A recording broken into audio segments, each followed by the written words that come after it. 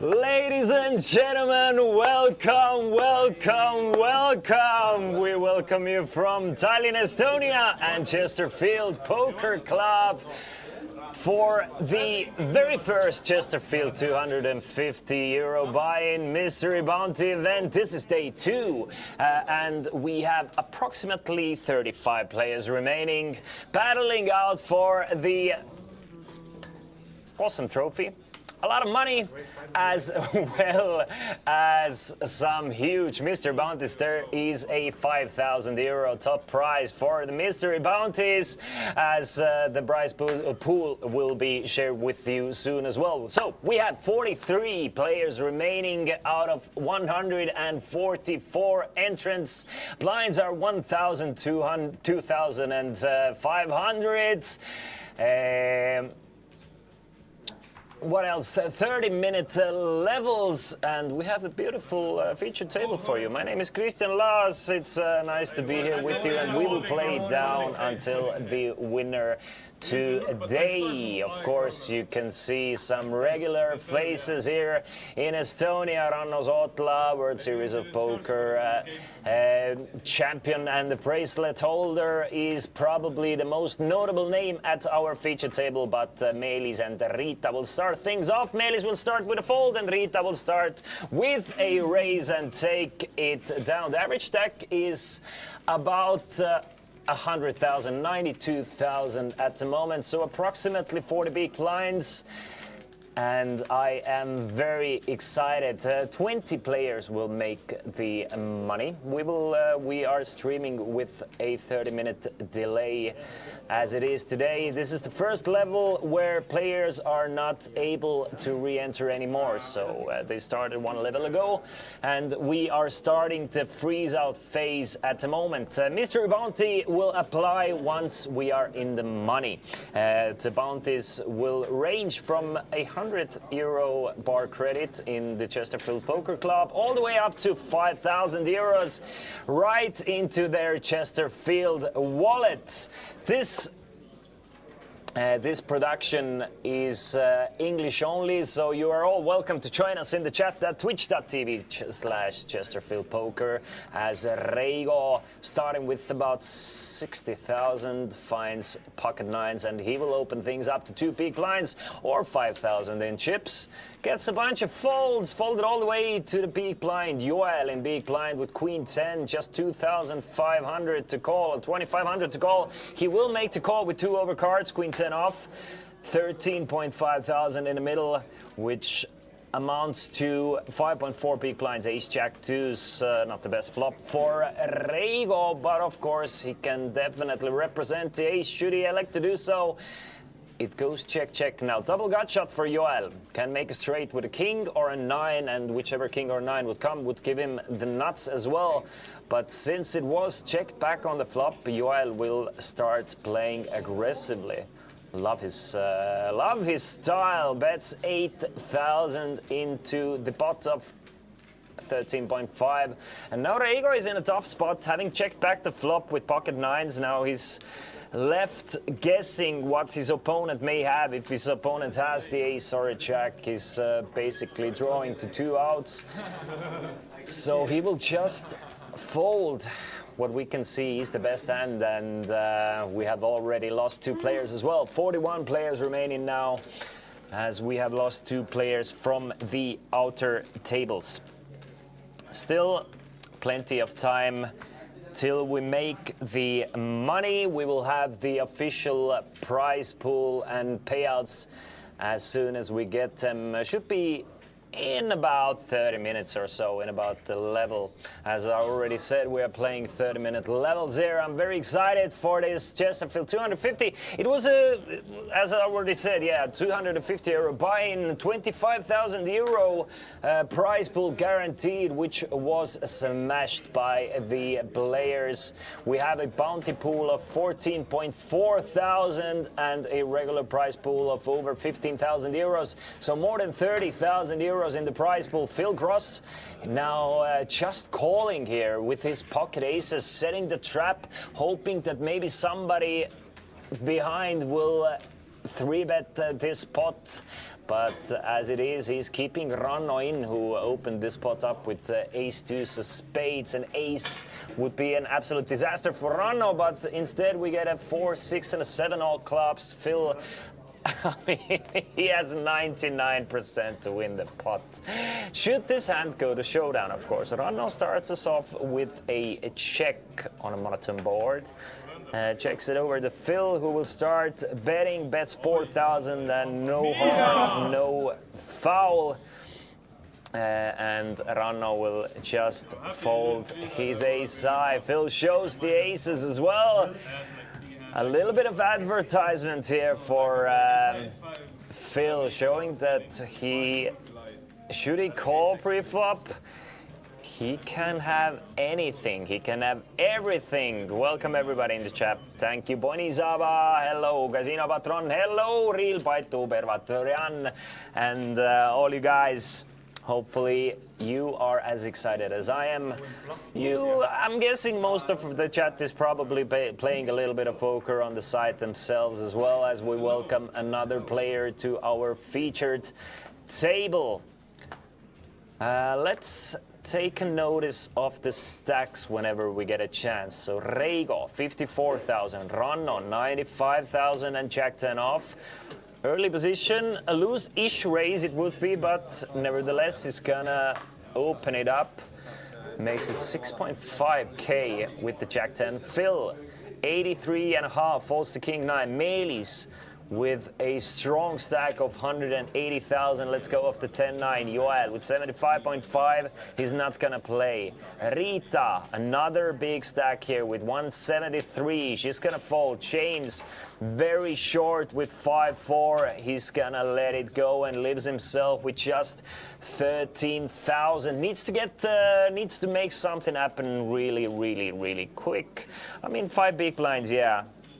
Not the best, but definitely a stack that you can spin up. So two big stacks. It's Rita and Meelis. Rita and Meelis with approximately 180,000. With the average stack being 96,000, they are about double the average stack, and we will see really soon how much does the new player bring to the feature table as well. Seems like quite a bit. Seems at least 100,000 is what it looks like. Something along that lines. Yeah, 120,000 starts this hand with, or he starts this hand with 119,000, and he's gonna limp from under the gun with the ace-9. Probably a little surprising. I expect Ranno to try and isolate the limp and punish the limp with the jack-10 of hearts. He's gonna do exactly that. Opens it up to 7,000 here with the jack-10 suited. Definitely having 40% of a royal flush pre-flop, definitely, and always good enough to punish the limpers and open things up with a raise. Especially now playing in position against Andres. I think Ranno likes it. I don't think he expects Andres to limp fold against such a small raise anyway. So he wants to keep Andres in and wants to play this pot in position. So everything going according to the plan at the moment. Ace-9 queen is a kind of a sick one, isn't it? Two pair, top and bottom for Andres. Open-ended with a backdoor flush draw for Ranno, and now is the best part of playing in position. Andres is gonna lead in for 10,000. Ranno is gonna make the call and smash the turn. Ranno gets the straight on the turn, and now, I mean, you're not getting away from the ace-9 on the turn if you're Andres. I expect Ranno to bet something that will help him chip it all in on the river. So I'm expecting something between 20 and 30,000 from Ranno. Bets 22,000. Andres is gonna check raise all in, and Ranno snaps Andres off, and we have a monster pot of 208,000. Andres is going to need an ace or a 9 to eliminate very dangerous Ranno's Otla from this tournament. Does not get the ace or a 9. Instead, it's the 10 of clubs on the river. I mean, probably if Andres calls the turn, he's gonna get away from it on the river. But as it is, really interesting check raise all in there. Like, I mean, I get it. Let's try and deconstruct the check raise. You're basically, if you're check raising the turn, you might get value from king queen. You're protecting against ace jack and ace 10. Basically, those are the three hands that you are beating or that you're playing against, but Ranno's range is so much wider. All the ace kings, ace queens, aces, kings, queens, being the pre-flop raiser, Ranno has those hands in his range. You can see the 10 jack as well. Of course, you're protecting against king jack, king 10 type of hands as well, but I guess you kind of want to keep them in. You don't mind keeping those hands in. I would have preferred the check call probably on the turn with ace-9, but that's the trouble that can happen limp calling hands like ace-9. That's exactly what could happen, and it did happen in these hands. We are starting this broadcast and this production with a cooler and very dangerous Ranno. Now our table chip leader with over 200,000 in chips, and poker made easy for this guy in this hand. Jack 5, he's gonna fold. Phil Gross with the king jack off. Probably good enough for an open, and he's gonna open it up to 5,500 is what it looks like. Yep, Meelis folds the ace 5, but Joel now with ace queen of spades. Can see Joel just calling against an early position raise. Can definitely see him raising it up with the ace queen. Let's see, Joel elects to just call with the ace queen of spades. We get a couple of folds from a couple of trash hands. Andres with just 13,000 remaining has to fold another big blind. So heads up to the flop. Phil Gross with the king jack. Joel with ace queen, queen 9, 7 on the flop. Top pair, top kicker for Joel. Phil with 1 overcard and a gut shot straight draw and the betting lead. So he's gonna put a continuation bet in. Looks like a large one as well. 10.5, isn't it? No, 7. My bad. Still trying to figure out the new chips here in the Chesterfield Poker Club. Tallinn, Estonia. Here's the place we are playing at, and Phil bets 7,000. Well, Joel is not going anywhere now. It's a very draw-heavy board for the top pair, top kicker, but he's still gonna elect to just call. Doesn't want to start raising on the flop here. Pot is 31,000, jack of diamonds on a turn now, completes couple of draws, 10-8 makes it, makes a straight, king 10 makes a straight, brings in another flush draw as well, but as we can see, all it does is gives Phil a second pair against Joel's top pair here. Now Phil is going to check this turn, trying to you know, keep the pot in check a little bit, and Joel checks behind. Joel really not interested in protecting his equity here after getting checked. I'm guessing he's worried about getting check raised all in and being in a blunder with the ace queen. River is the 10 of spades. Phil checks. Another attempt at a trap for Phil, but Joel does not bite. And Phil takes this one down with a runner straight. And now up to 102,000. Joel left with just 63,000. So quite a small bet. Both players playing this one really, really carefully. And by the end of it, it's Phil raking in the chips. Now, a basically average stack with 100 and something thousand for Phil. 40 players remaining, 144 entrants, total prize pool of 31,860 euros. Bounty prize pool 14.4, so it's more than 16,000 in the regular prize pool. So I'm guessing top prize today is something around 3 or 4 or 5,000 euros, probably.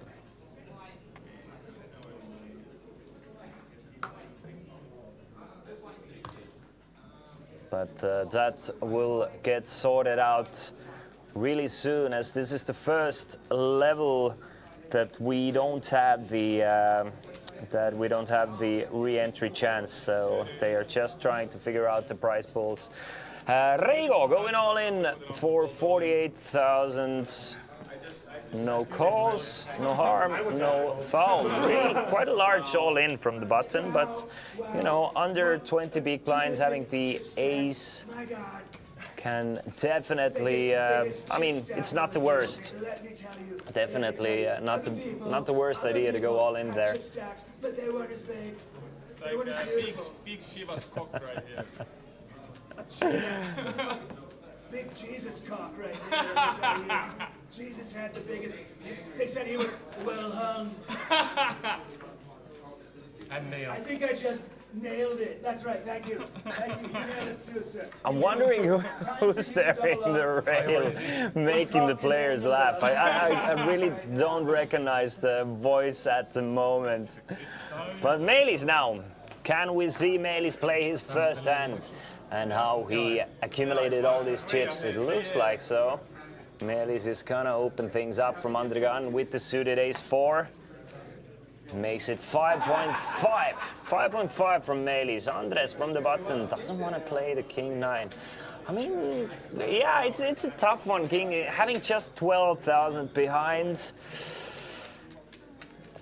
probably like decent enough for a gamble, but against an under the gun raise from quite a tight player. I would assume Meelis to be quite a tight player. He's gonna wait for a better spot here. Meelis on a 10, 2s, 3 board flops a gut shot straight draw plus 1 overcard, but Phil flops top pair here with his king 10. A continuation bet of 5.5k gets called from Phil. Melis needs a 5 or an ace to take the lead on this turn. Does not get it. Deuce of hearts on the turn, and now Phil leads out for what looks like 7,500. Really, like, it's an exploit play in this sense. Bet 7.5, expecting Melis to play his overpairs quite honestly. Melis just calls here, like a perfect spot for Melis to maybe turn his ace-4 into a bluff, but just calls with his gut shot. And a 7 of diamonds on the river does not change a thing. Phil now feels confident enough to go for a value bet on the river, really trying to milk Melis here with a bet of 11,000. Now, can Melis beat anything? I mean, sure he can beat something. He can beat Queen Jack of spades type hands, something like 6-5 of clubs that turn themselves into a bluff. But Melis thinking that Phil would not choose this sizing with those hands. He's gonna fold the ace high and do it correctly here. So another small little pot for Phil. Now up to 120,000 for Phil Cross. So he is cruising at this feature table at the moment. And starting off well, but our biggest winner in the first 20 minutes of this production is Ranno, getting a full double up and a bit extra after he turned a straight against 2-pair and got the full double up with this straight. Joel, 63k, folds the king 3. Rita folds the 9-5, the Dolly Barton hand. Doesn't want to play. James still looking for a hand to go all in with Reigo. 40% of a royal flush.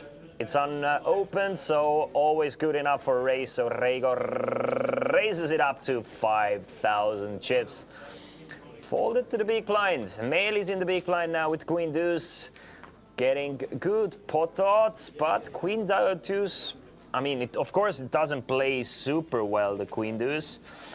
Heads up, you can probably call the Queen Deuce if you feel comfortable playing pots out of position. Of course, you're getting decent enough pot odds, but yeah, I don't mind just folding the Queen Deuce. And Reigo picks up the blinds and antes here, now up to 60,000 in chips. We have a total of 4 million chips, approximately 4 million chips in play. Everybody started with 25,000. We are on level 14 at the moment.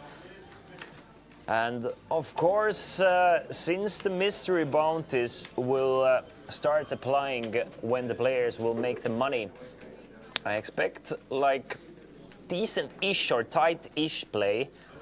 Or let's say, maybe not tight-ish, but I expect like a regular tournament strategy play at the moment.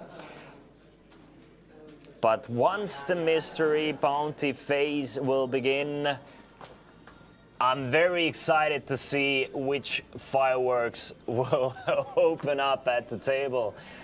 Since the top mystery bounty in a 250 euro tournament is 5,000 euros. It's definitely some motive to go after it. Let me tell you how the bounties will go. So we have one 5,000 euro bounty, we have a 3,000 euro bounty, we have a 2,000 euro bounty, and we have a 1,600 euro Festival Bratislava package as well.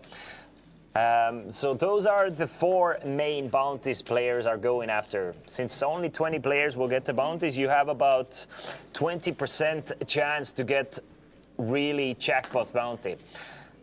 Other than that, we have a 600 euro wallet, we have a couple of 300 euro Shang-Chi 5-course meal experiences, we have a couple or 3 200 euro bounties, and we have 10 100 euro gift cards for the Chesterfield Poker Club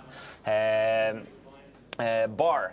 Meaning Chesterfield Poker Club has added all those restaurant experiences, all those bar credits is what Chesterfield Poker Club has added to the bounty prize pool themselves. This is why we have them. And this is why we get to give out those large top bounties as well. 11,600 euros for top 4 bounties is quite a lot for a 250 euro tournament with 144 entrants. James now finally finds a hand to go all in with. Goes all in with the ace-7 for his last 12,000 chips. Phil now trying to figure out if he wants to go after James' tournament live here with the king-jack.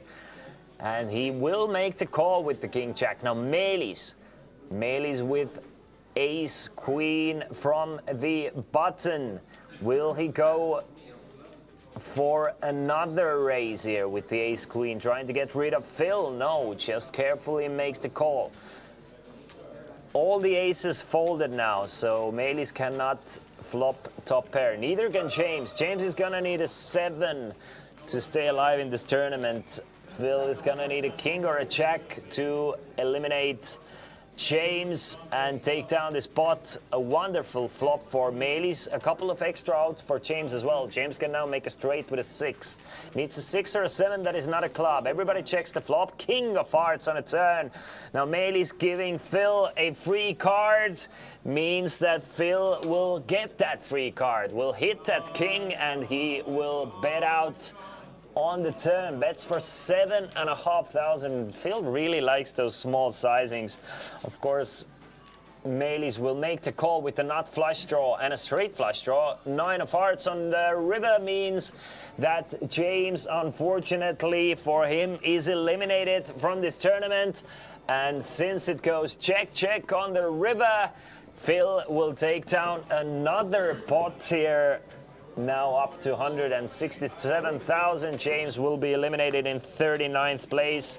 And Melis is left with 135,000. Melis really playing careful in this pot. Has cost him quite a lot now. Started with 180,000. Has lost about 50,000 of those chips. Letting Phil small ball his way to victory and to showdowns. Ranno is looking at those hands and is trying to figure out, give me those hands, I will show you how to get max value with those types of hands and how to not let Phil get the showdown. But he's up to 200,000 and gives his 2 cents or 3 cents even to the players, what he would have done. Ranno, our chip leader, with 81k or 81 big blinds. Andres with 4.8 big blinds or 12,000. So Andres now looking for a hand to go all in with, as we have just 38 players remaining. We will play down to the winner today, but first of all we need to get to the money.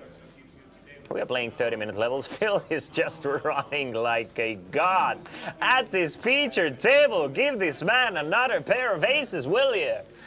Phil will open it up to 6,000. Melis has learned his lesson, so he's gonna fold the ace-8. Will anybody or anyone play against Phil's pocket aces? It's not looking good for Phil's pocket aces here. Reigo is not gonna play the jack 3. Will Phil show the aces one more time? Will he show the aces? Of course he will. He shows the aces one more time. Hasn't gotten too much action with the aces.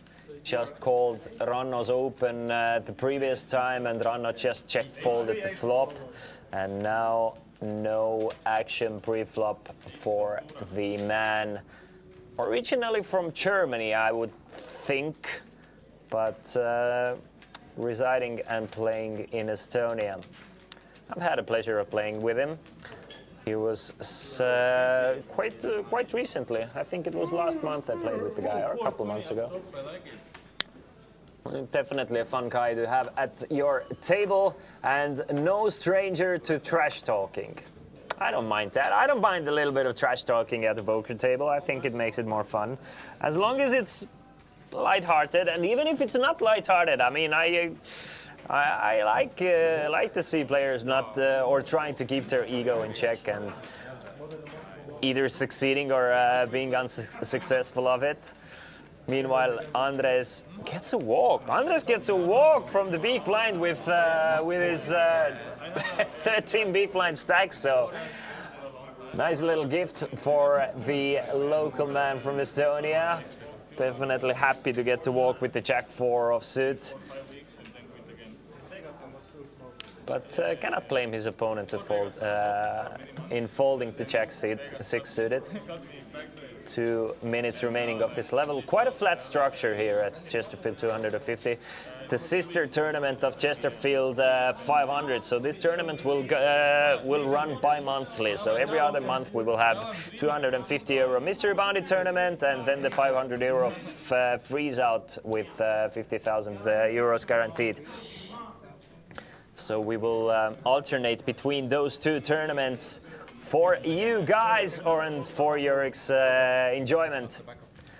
Reigo with King Queen. Phil has opened things up with King 10 of clubs from the undergun. Makes it 6k. Reigo makes the call. Andres with 12,000, with there being 18,000 in the middle. It's definitely worth considering going all in there with the ace-5 with the dead money, but does not do it. King 8-5 on the flop. Both players flop top pair now. Let's see how much money will Phil lose in this pot. Phil is known for his small ball poker, so he will start with 33% on the flop. That's 1/3 or 6,000. Well, Reigo is probably gonna just call with the King Queen and the Queen of Diamonds in position. But I'm proven wrong here. Reigo is not gonna just call. He's gonna raise it up. He's gonna try and get the money in on the flop. And Phil has exactly the type of hand that he might be able to do it with. Phil does not block diamonds. Phil does not block 6-7 type hands. So Phil is going to snap all in, and Reigo is gonna make Phil feel like he's ahead for a second, and then Phil will get a bad news, or will get the bad news that Reigo has him dominated, since Reigo is never folding here. He's gonna neutral a little bit and call with the King Queen, and we have another 100k plus pot. This time Phil with the worst of it needs a 10 to eliminate Reigo from this tournament. 10 or an ace now, or a 5 or a king as well. I mean, Phil is running like hell. You can't beat this guy at the moment. I mean, with a run like this, who can beat him? Who can beat the guy from Germany if he's, even if he only has 16%, he's splitting the pot. And Reigo, unfortunately, does not get the double up with the better hands. Now I know, against you it's pointless to go. But will add about 3,000 chips from the blinds and antes. It would have been better if he had aces. So no bluff drawn here. As we raise the blinds now, blinds will go up to 1,500, 3,000. 1,500, 3,000, level 15 of this tournament with 30 players, 37 players remaining.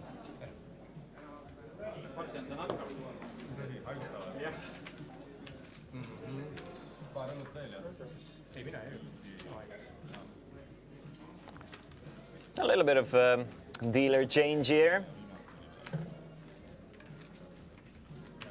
A little bit of Jessica in my mind. A little bit of do-do-do-do-do-do. Average stack now 106,000, meaning it's about 35 big blinds. Excuse me. 35 big blinds is the tournament average. So still plenty of playing room remaining. Very nice flat structure here in the Chesterfield 500s and Chesterfield 250s. Hold it all the way to Ronno from the small blind. He's gonna elect a just call with the ace-4 against the other big stack of Phil. Phil is gonna check behind, so heads up to the flop. Rana is probably going to stab a lot of those boards. Maybe not check 9-4, but bottom pair for Rana here. Phil flops top pair. Rana's still going to take a stab at it. Still going to bet 3K. Phil is going to snap the 3K. So still heads up. Rana is going to need an ace or a 4. 3 of hearts looks like a safe card. Doesn't change too much. But Rana is still going to check, and Phil is going to check behind. And a really sneaky check behind from Phil here. I mean, Rana is probably going to put Phil on either a 9 or something some draw that actually has equity. Maybe, I mean, what can Phil's range be here after calling the flop and something like a 9, something like a 4, or something like an ace high, or maybe, I mean, I'm guessing Phil is going to start bluffing the 10-7s or like queen 8s on a turn. So he's probably not going to check those hands back. So Rana is going to bet for 3.5, kind of trying to keep the pot small here. Trying to get a call from the 9 or a 4 or the ace high. But Phil is going to click it back. Phil is going to, I mean, I know that Phil thinks he's the best player at the table, but what is this? What is this? This is a funny move. I mean, Rana is considering laying this one down, I guess, against the clickback. Just doesn't think that Phil is ever bluffing here, but at the same time, he's getting almost 10-1 here. Very difficult spot for Rana. Probably worth it to just pay the 3.5 to see what Phil placed his hand with. Like, just to get the information. 3.5k, it's like one big blind. It's not the end of the world, but maybe Rana just has played so much against Phil that he just doesn't even need to see. Doesn't even want to see. Doesn't want to play the extra one big blind and just kind of knows. Because I guess I would pay the 3.5 just for the information. Just to see, like, what are you doing this with? What are you checking back the turn with and clicking back the river? Very interesting line from Phil. Not sure I'm in love with it, but at the same time, everything is working out for the man.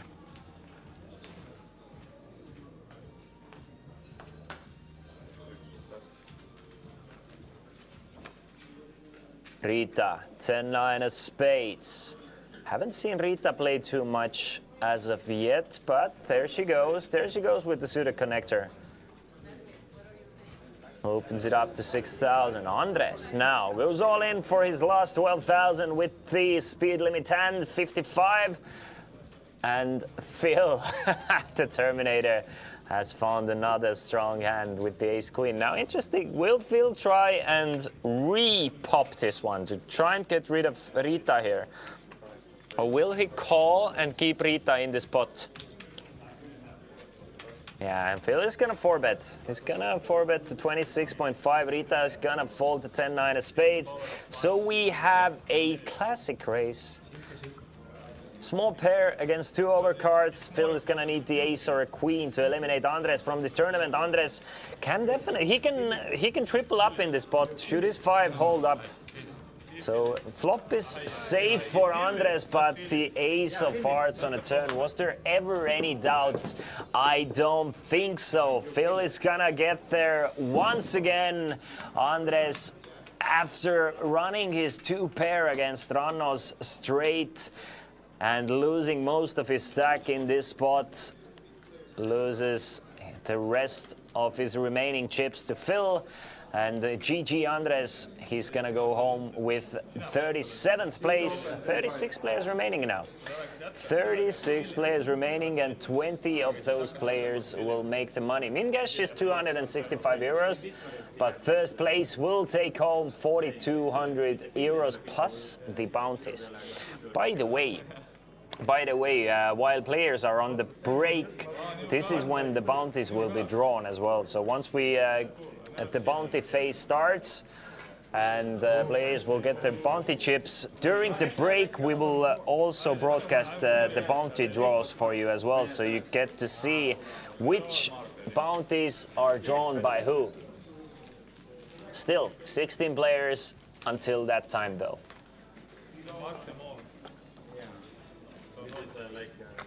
Bounties will range from €100 bar credit to €5,000 straight to their Chesterfield wallets.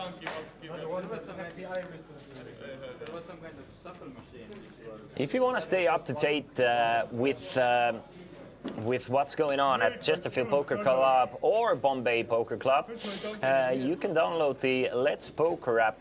The Let's Poker app lets you know all the cash games running, all the tournaments coming up or running. Usually have 2 or 3 daily tournaments every single day that Chesterfield Poker Club is open.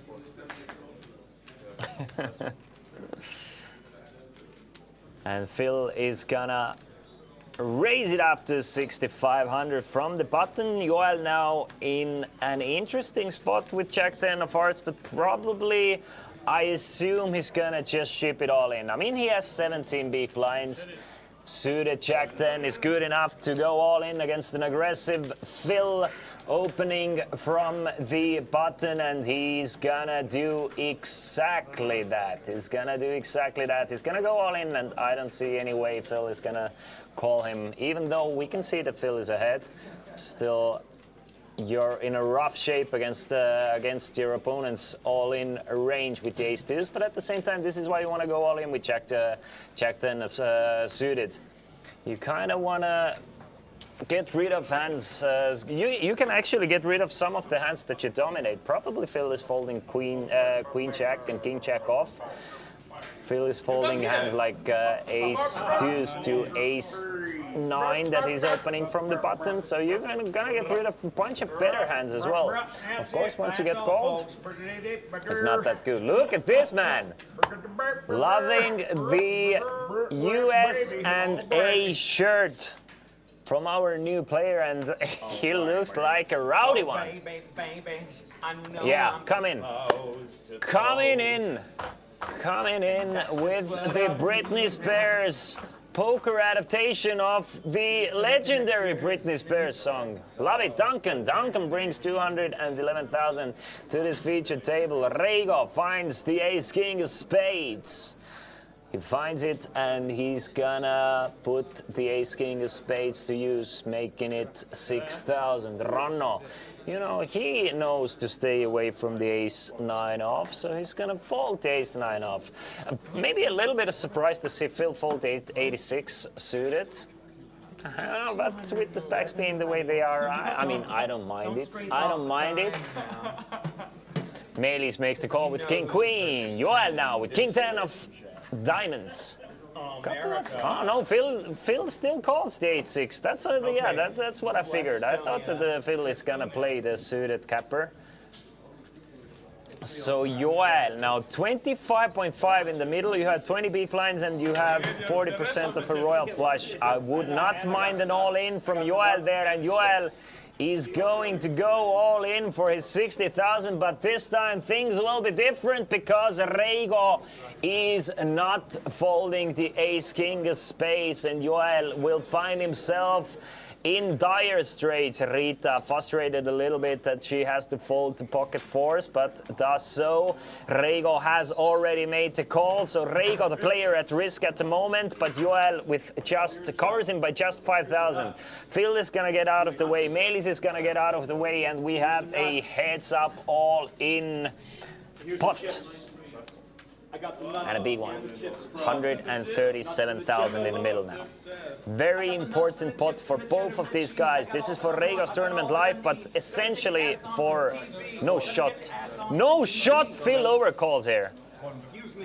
No shot Phil overcalls with the 8-6 of spades. He actually gets the right odds against specifically hands like ace-king, king-10, but Phil making the call, going after two players here. This is This is wild stuff here, guys.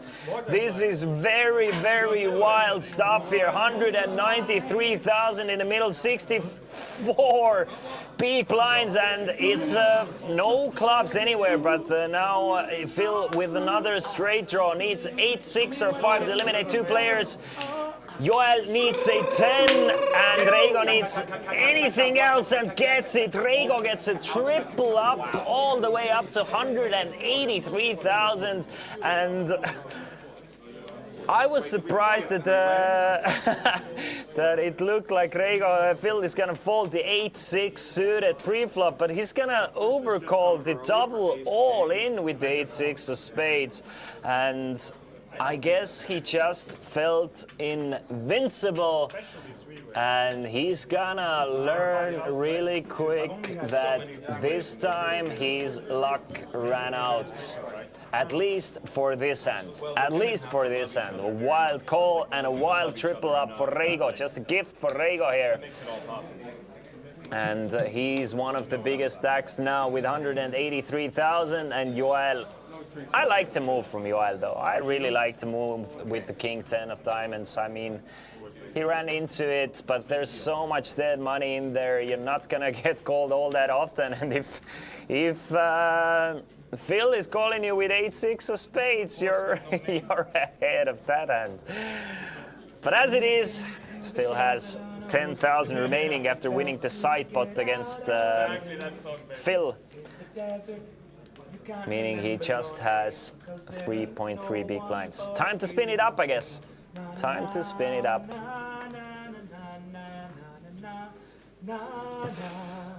What is this? What is this?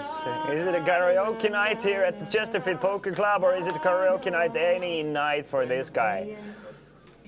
Other players at the table really trying to contain their cringe. Like 2.1 X's, I exit instead. But I just can't fold like any. I mean, this is why. That's what you get when you get singing comedians playing at PokerStars big game. You get Duncan's trying to do the same thing. Duncan calling from the big blind with the queen 5 after Ranno makes it 6.5 with king jack. Jack 6-4 on the flop. Let's enjoy the singing.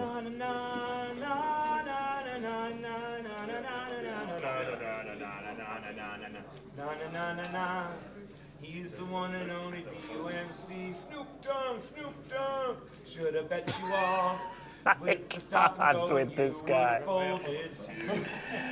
I can't with this guy. Run off flop stop pair and takes this one down with with this c-bet. That was the main reason why I chose to come to play today. Why? To end up with you on a TV table. Wow, good manifestation. Thank you, baby. Now we don't have to fight each other. We don't have to fight each other. We don't have to fight our brothers. We just have to fight everyone else here and divide and conquer, baby. That's the way the Vikings did it. Yep. And that's Casino Win says, not bad. No, it wasn't bad singing. It's some mighty fine singing, I have to tell you. Fine.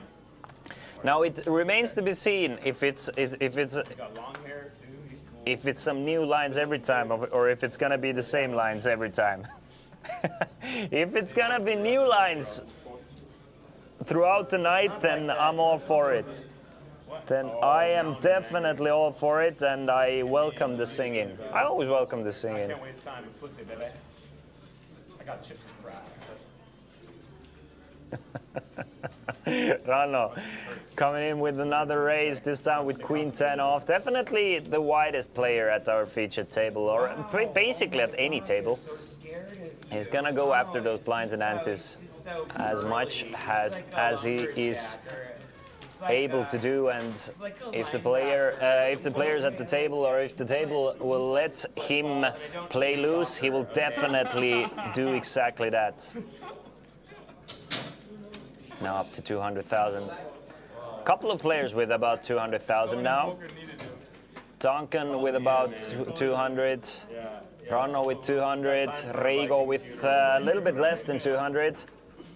Now, Teddy Rita told me with to guarantee 150, Phil with about 150-ish. Melis about I still wanna see 120 left now after you know, maybe we get back by 5. really getting anything going just yet. Yeah, we go earlier, yeah? Yeah, Phil now. His turn with Queen 10 off. Otherwise, if he was Gonna do exactly the same. Open it up to 6,000. Melis, ace 9 off. I mean, I really don't like a call. I prefer a fold, but 3-bet against Phil every now and then feels quite nice as well. A few folds all the way to Duncan in the button. Let's see how willing Duncan is to play the suited small connector. Yeah, he's gonna hop in there from the button. Reigo now with pocket 10s. Prime spot for a 3-bet. A little bit of shakes. A couple of shakes. Duncan is not a fan of seeing the potential 3-bet coming in.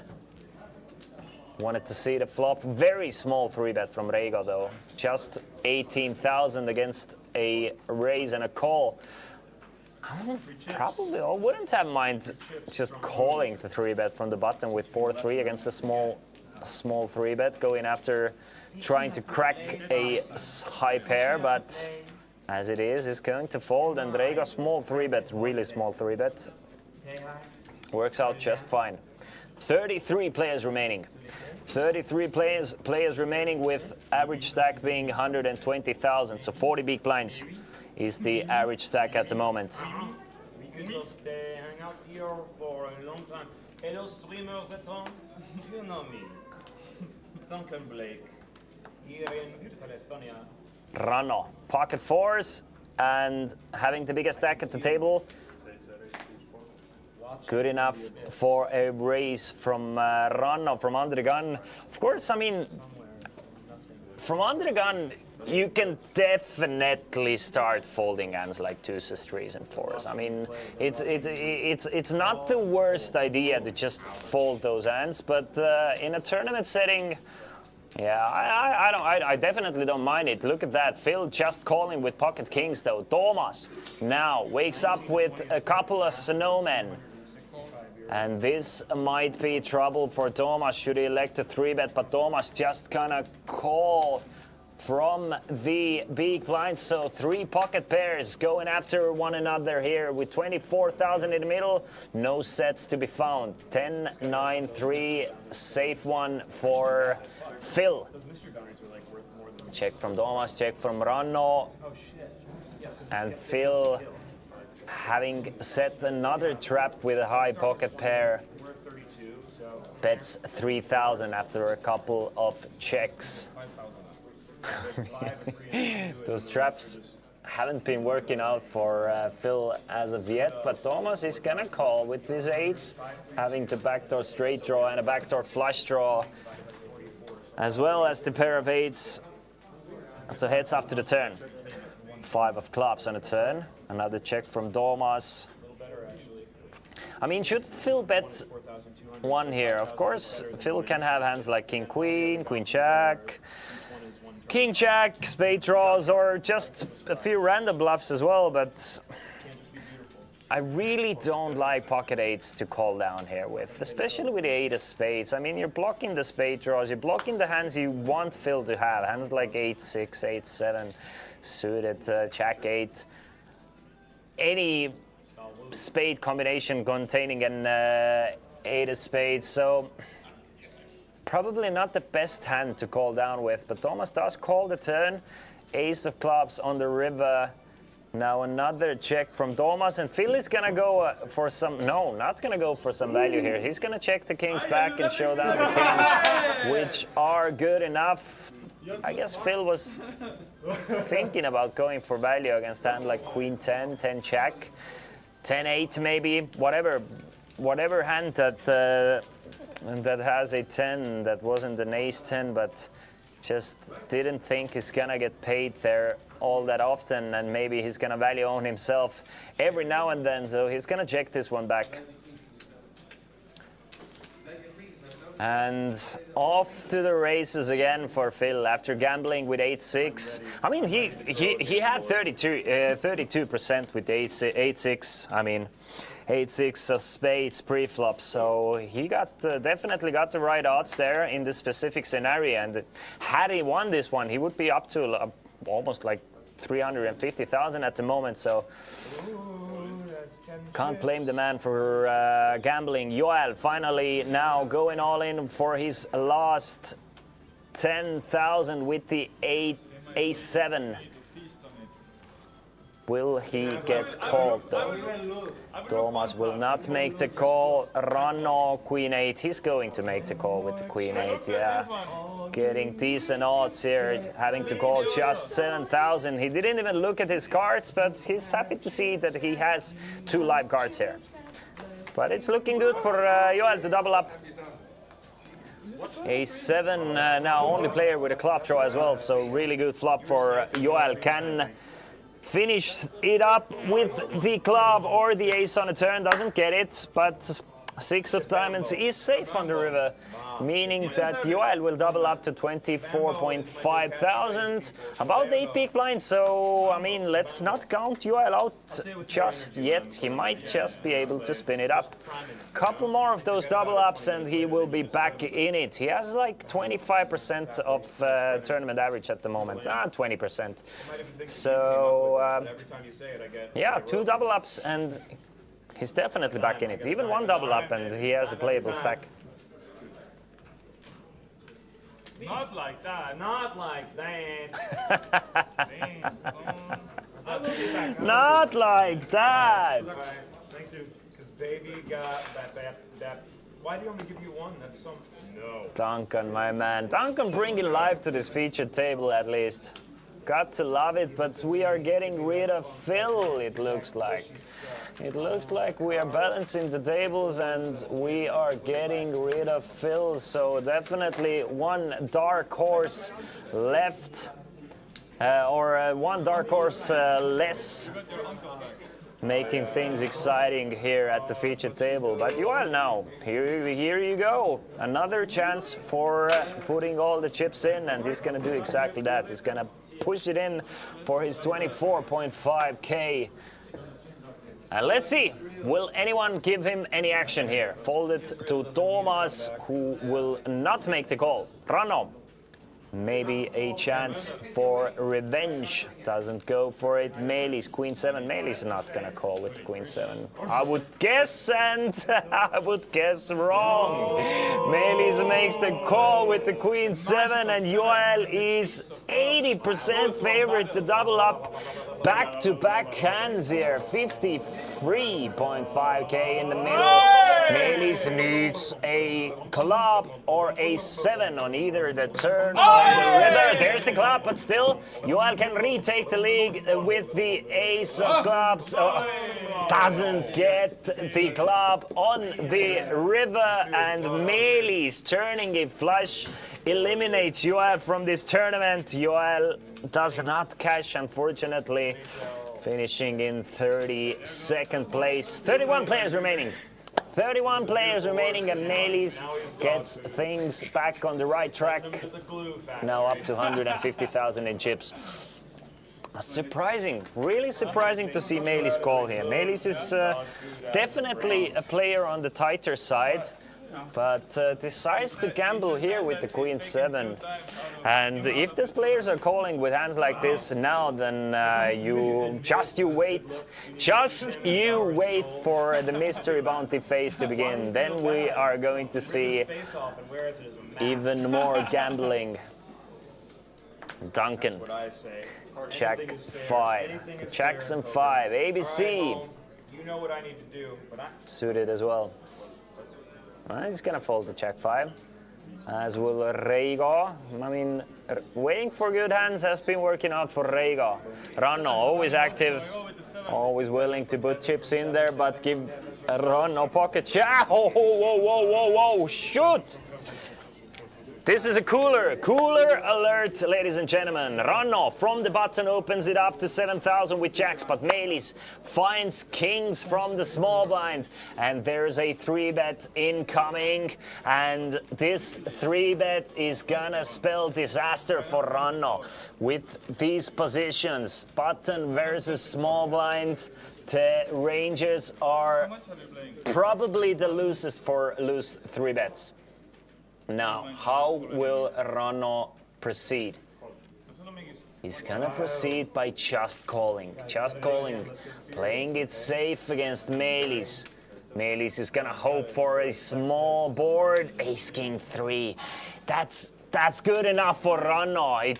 I mean, Melis is gonna hope that Ranno has the ace, and it looks like a great board for Melis, but as we can see, it's an action-killing board for Ranno. 2 overguards for his jacks. Having the ace and a king there, especially the ace, Melis 3-betting from the button with a lot of ace X hands as well, so Ranno not super happy with the board there. Even a couple of Melis bluffs getting there. Melis now with a set of kings plus the nut flush draw. Ranno with the jack high flush draw. The 8 of diamonds might get Ranno in a bit of trouble. 15,000 is the bet. Ranno is going to make the call. Now a diamond or a jack would be awful for Ranno's pocket jacks. It is exactly that. It's the deuce of diamonds. Now, Ranno is thinking, I guarantee you, Ranno is thinking, I'm losing against ace king with the king of diamonds, ace queen with the queen of diamonds, and king queen of diamonds. Those are the only 3 hands I'm losing against. So after Melis checks it over to Ranno, Ranno is going to feel probably safe enough to try and value bet this hand. I think Ranno is thinking that if Melis has the king of diamonds or a queen of diamonds, he's gonna bet for value on this river. So Ranno is going to instead go for some value, trying to get calls from ace king without a diamond, pocket kings, pocket aces, something like pocket 10s with a diamond, and so on. So Ranno is betting 40,000, and Melis is gonna spring the trap in about... I would really like to see Melis take his time here. I would really like to see Melis take his time there, but he's gonna go all in, and Ranno is annoyed, but he's gonna figure it out. He's never gonna call there. Like, never ever. He's not gonna put Melis on a bluff, taking the line with a bluff as a check raise. Like, you're not check raising as a bluff. You're check raising as value almost always there. Like, check raising as a bluff does not make sense. Ranno can definitely have the king of diamonds. So you need to have the king of diamonds to make the check raise move. Like, almost always. But what a sick hand. What a sick hand. 230,000 in the middle. And should Ranno make the call, it's a 300,000 hand. He's trying to put the pieces together. He's trying to figure it out. And I'm very confident that Ranno will figure it out. It's just such an underbluffed move here, going for the check raise on the river.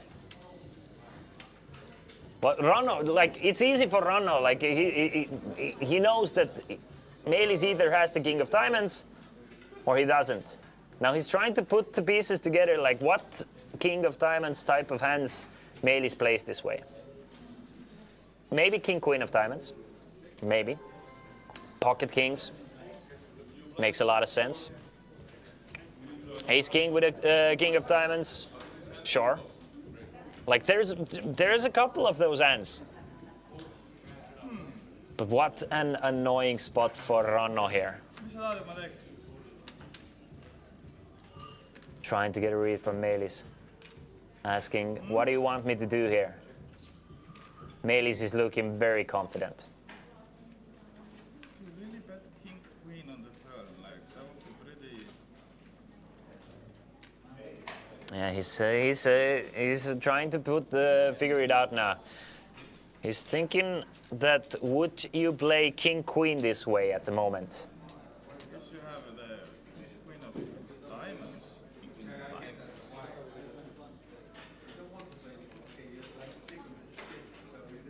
diamonds. Let's listen. Let's try and see. Will Ranno figure it out? I can have all the strong timers. Yeah, that's the problem. Ranno has just said it. I can have all the strong diamonds. Exactly. This is why I think it's underbluffed. The fact that you can have strong diamonds going for a check raise all in is like almost never a bluff, especially from Melis. I just don't see how can I hold my hand. Really like the fact that Ranno is going over all the possibilities here. Like, what do you guys think? What do you guys think? Will Ranno find the fold or will he make the call? 5% of the time. Mini cooler, yeah. 5% chance for a 5k poundy, 5% chance for a 3k poundy, 5% chance for a 2k poundy, and 5% chance of a 1600 euro poundy. So about 20% chance to get one of those jackpot bounties.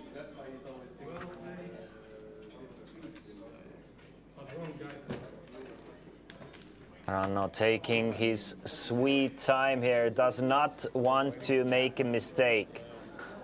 The problem for Ranno is that his opponent is only representing the King of Diamonds.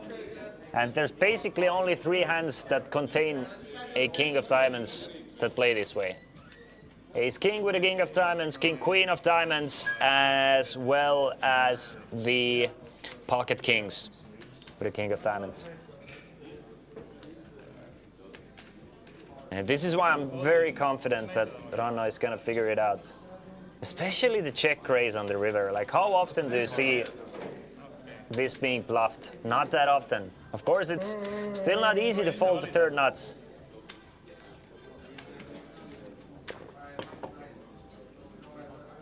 Melis is really trying to talk Ranno in the spot here. Not an easy spot to bluff, right? I have all the strong hands. Not an easy spot to bluff. That's the key. That's the key word. I think Ranno is figuring it out at the moment. Not an easy spot to bluff. I think he's gonna focus on that. The check on the flop is puzzling Ranno at the moment. Why is he checking the flop? Pocket Kings. Makes sense. Ace King, King of Diamonds. Yeah, he's going over all these hands that we were talking about here. Wait for us, everyone. Morda is thinking that Ranno is gonna fold. Homeboy Ranno for making you Me too. because he loves you so much. Hola, Zargava. Welcome, welcome, welcome. Zargava, you have joined us at a critical moment where Melis has check raised all in with the nuts and Ranno is trying to puzzle it together with his pocket jacks and the jack of diamonds with his third nuts. Take me out to the ball game. Take me out to the crowd. Blinds have gone up. Meanwhile, Ranno has taken about 5 minutes now trying to figure this one out. But he will not look back 'cause it's root for the home guy. Are they both For some reason, he's really suspicious of Melis in here. He does not want to fold and be shown the bluff here. Ah, everybody waiting for me. Yes. Ah, everyone. Well, then I will take even more time. Oh, he's a vampire. I thought he was a Viking. The world is a vampire. Nice fold, Ranno Sotla.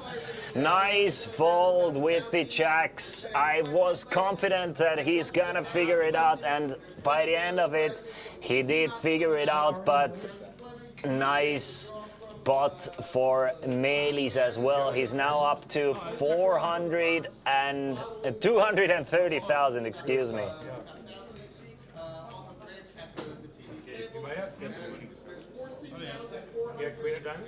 So there is an announcement going on at the moment from one of the tournament staff to all the players. Announcement about the mystery bounties, so the clock has been paused for the announcement. Let's listen to it. Prizes. There's one 600 wallet prize, a 1600 Bratislava package, and then the top 3 prizes are 2,000, 3,000, and 5,000. That's the grand prize. So, good luck. Obviously, the biggest prize for the bounty is bigger than first prize, so a lot to play for. And when you get knocked out, make sure Gambit knows that you knocked someone did you wait after me? Because he just wanted to do his announcement. So as it is confirmed, the top mystery bounty is 5,000 euros, meaning the top mystery bounty is bigger than the tournament win. So definitely a lot of incentive to go after those mystery bounties should we get to the mystery bounty phase. That's why I got the applause for you. One other guy did it though, that counts. And there's a question that how long is the time bank that Ranno could think for about 5 minutes. In live poker we are not playing with a shot clock. So no shot clock players get to think as long as they want or once. Well, the rule is pretty vague, to be honest. The rule is that there needs to be a reasonable amount of time to think. So once the players think that players have crossed that reasonable amount of time, they can call the clock, and after which there will be 1 extra minute. So whatever you think reasonable amount of time is, usually about 3-4. Maybe if it's a really tough spot or a big pot, there's even 5 to 10 minutes. But it's just dependent on the table. Anyone has the option to call clock on a player if they're thinking or tanking too long. Yeah, exactly. There are some exceptions as well. Gasuf has always 10 seconds, and rightly so. Yeah, if the players are maliciously taking too much time at all times, then definitely they can be put on a shot clock. But as you can see, Ranno just had a tough spot, and he usually plays quite fast in these spots. 69 and 96, 69 and 96. Sweet vagina, suck a dick. Sweet vagina, suck a dick. So the blinds have gone up to 2,000, 4,000 now. 2,000, 4,000, average stack is 131,000. So 33 big blinds average stack. Every time the blinds have gone up, we have gone down to 33, and by the end of the level, it's about 40 big blinds, and I expect that to continue. As the tournament goes on, Thomas now with the King Queen of Diamonds. He's gonna raise it up to 8,000.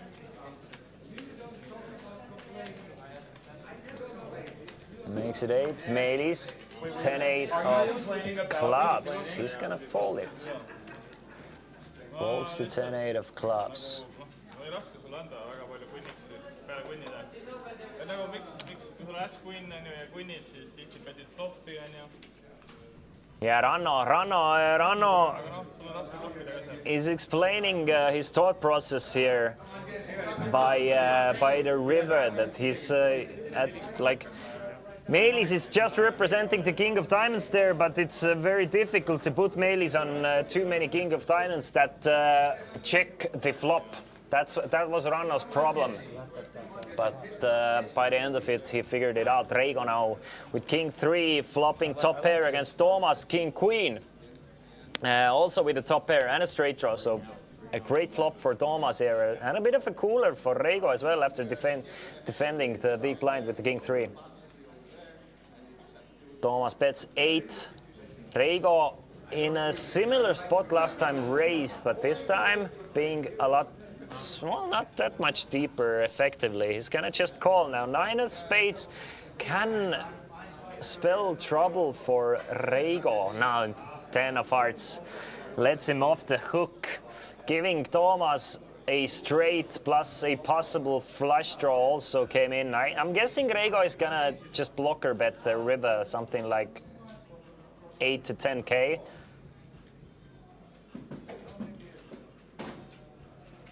And trying to get value from something like ace jack, ace 10 maybe.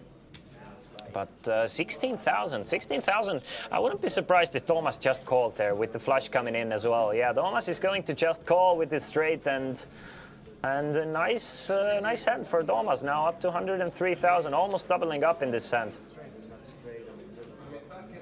In some recent tournaments, players have time bank cards for extra time. Yeah, river flush, you have time bank cards if we are playing with a shot clock, but in Chesterfield Poker Club, we're not playing with a shot clock. So some of the tournaments players always have 30 seconds to act, so they get a certain amount of time bank cards to use them if they need more time.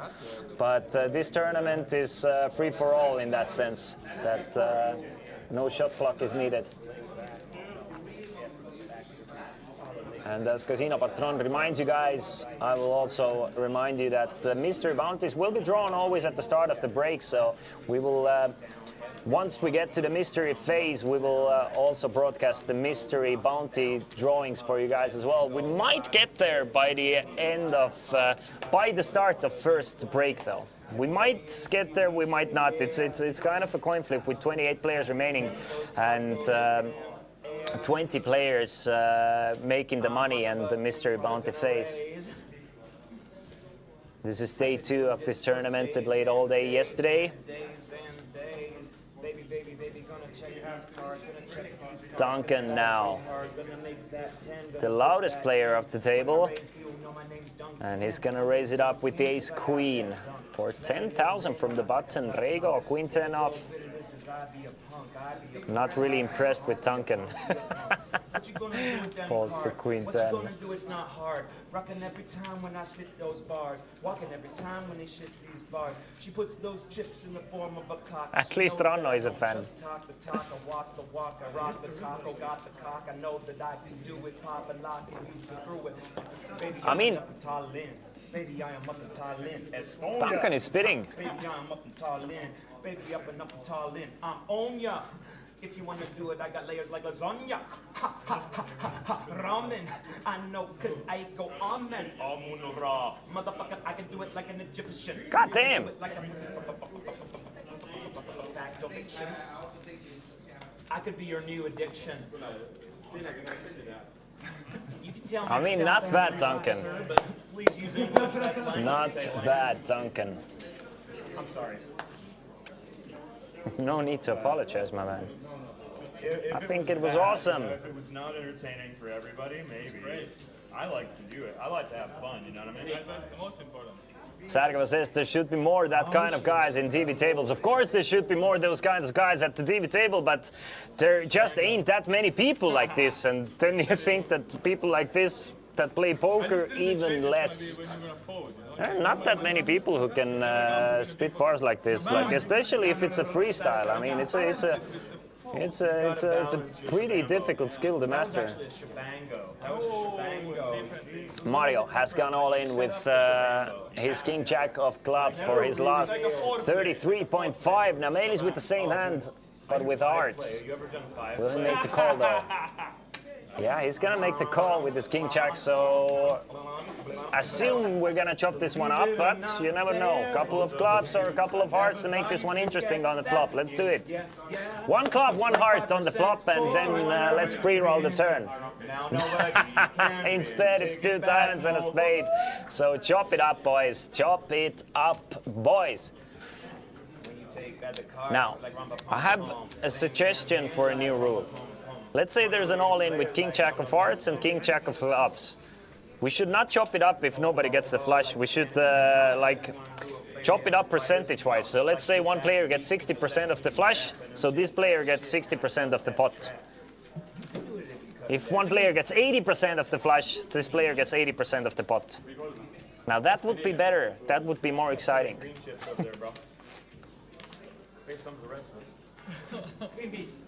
Yeah, Casino Patron, let's do it. Exactly. That's what I figured as well at the moment. Who am I to diss your dreams? I just want one. You don't need like 2. Ship one over. I'll save one for you. Where's Duncan from? Casino Patron, do you have any information about Duncan, this Duncan guy? One of them want to use you. Some of them want to get used by you. He's from Lululand. Why not La La Land? Rego, ace-9 of hearts. Yeah, I'm wondering, like, does he do like stand-up, or is it something he does all the time?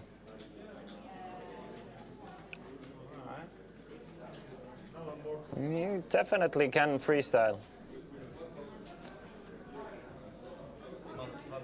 Rego makes it 8,000. Ranno now left with just 100,000. So basically right back to where he started this feature table with, running his jacks into pocket kings and getting away from it on the river as well. I think Duncan is singing quite well. I don't think he's singing bad. From 1 to 10, I'm gonna give him a solid 7. Like a strong 7 for Duncan. For his freestyle abilities, I'm gonna go for an 8 even. Ace, jack, jack. So Ranno and Reigo both with top pair, or 2 pair on this flop. Ranno 3-betting to 28,000, Reigo making the call. The 9 kicker plays at the moment. Ranno starts with a check. And Reigo is gonna bet out 20,000 now. Another trouble of some spot for Ranno here. Has Rita played any hands in the TV table? He's played 2. But one of them she had to fold pre-flop after getting an all-in and a call. And one of those hands she took down pre-flop. So she hasn't been able to play too many hands. Hasn't found any spots just yet.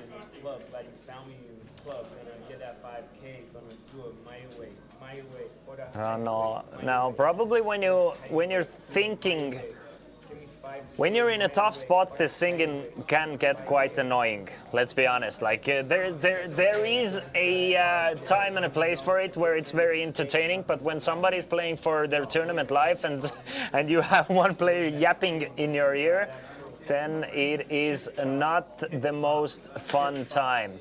Well, the Jack of Hearts this time saves Ranno. Both players with a full house, Jacks full of aces. This one is gonna get chopped up, and the kicker does not end up playing for Reigo.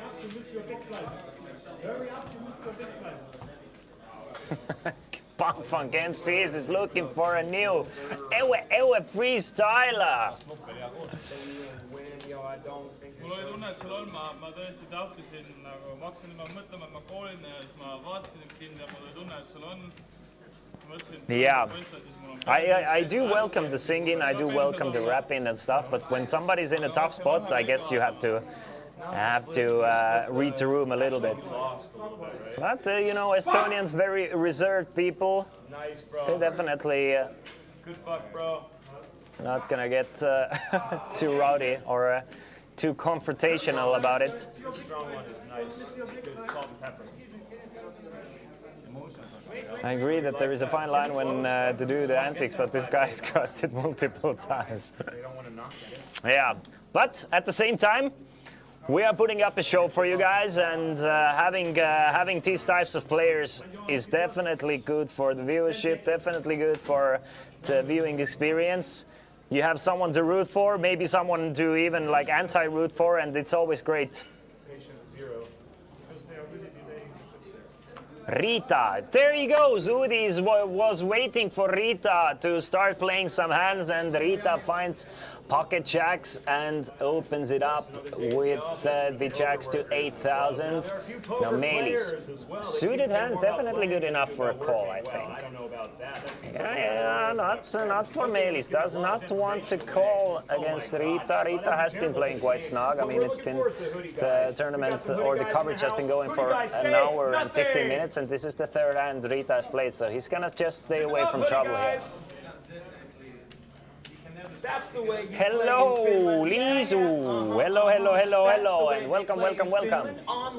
26 players remaining now. 20 players will make the money, and after players make the money, the mystery bounty phase will start as well. One more time, 5,000 euros is the main prize for mystery, so which is even bigger than the tournament win. 3,000 mystery in there, 2,000 mystery in there, 1,600 package in there, and plenty more. But in the end, Duncan now, in the end with the King 10.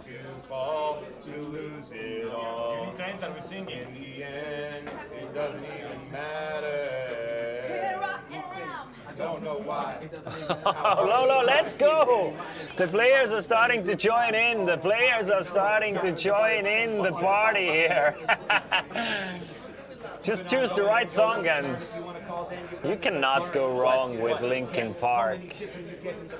What if you're doing it liking it hot? Like Now, this one is more difficult. I got some cards, you got some cards. Baby, baby, isn't that hard? Duncan making it 12,000. I don't know, but I sail this ship and I go Or so 3 far, big so blinds hard, from so under the gun.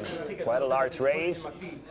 Folded all the way to Rita in the big blind, and she's gonna fold the suited 8-7. Video me, video 2, video 3. Video killed the radio star. Video killed the radio star. In my home or in my car. I can't go back, we've gone too far. This video killed the radio. This is it's like a prime example of a screenager. It's just someone growing up with Adderall. It's just endless energy.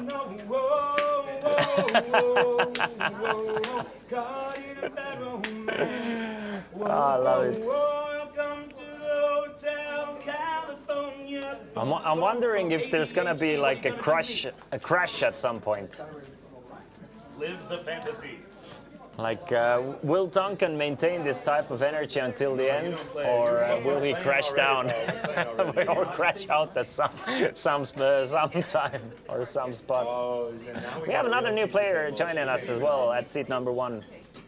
No, they don't have to translate a pop song. Everybody knows pop song. But they want to, Oh, I know they want to. I'm giving them something to work for.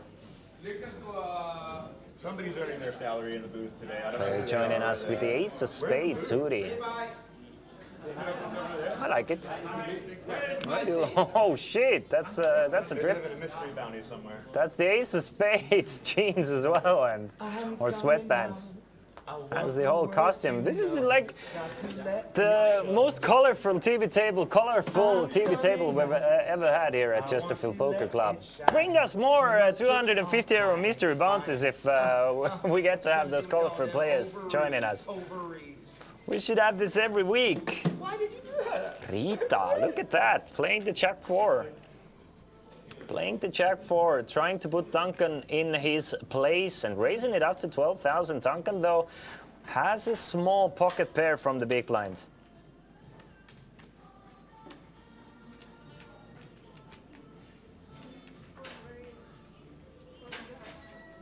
And Duncan is not going to just call. He's going to 3-bet it to 39,000, showing the threes as well and taking the pot down. Rita not choosing the right time and a spot to go after Duncan here, but I like the effort. I really do like the effort from Rita. What do you mean most colorful? Christian, you played WinTV Live at final table once. That was loud as fuck. Yeah, this is why I said in the Chesterfield 250 or Chesterfield 500 series. WinTV, you can it can be even more colorful, yeah. Gert Martin, how do you remember those things? How do you remember that I busted 7? Have I repeated it so many times?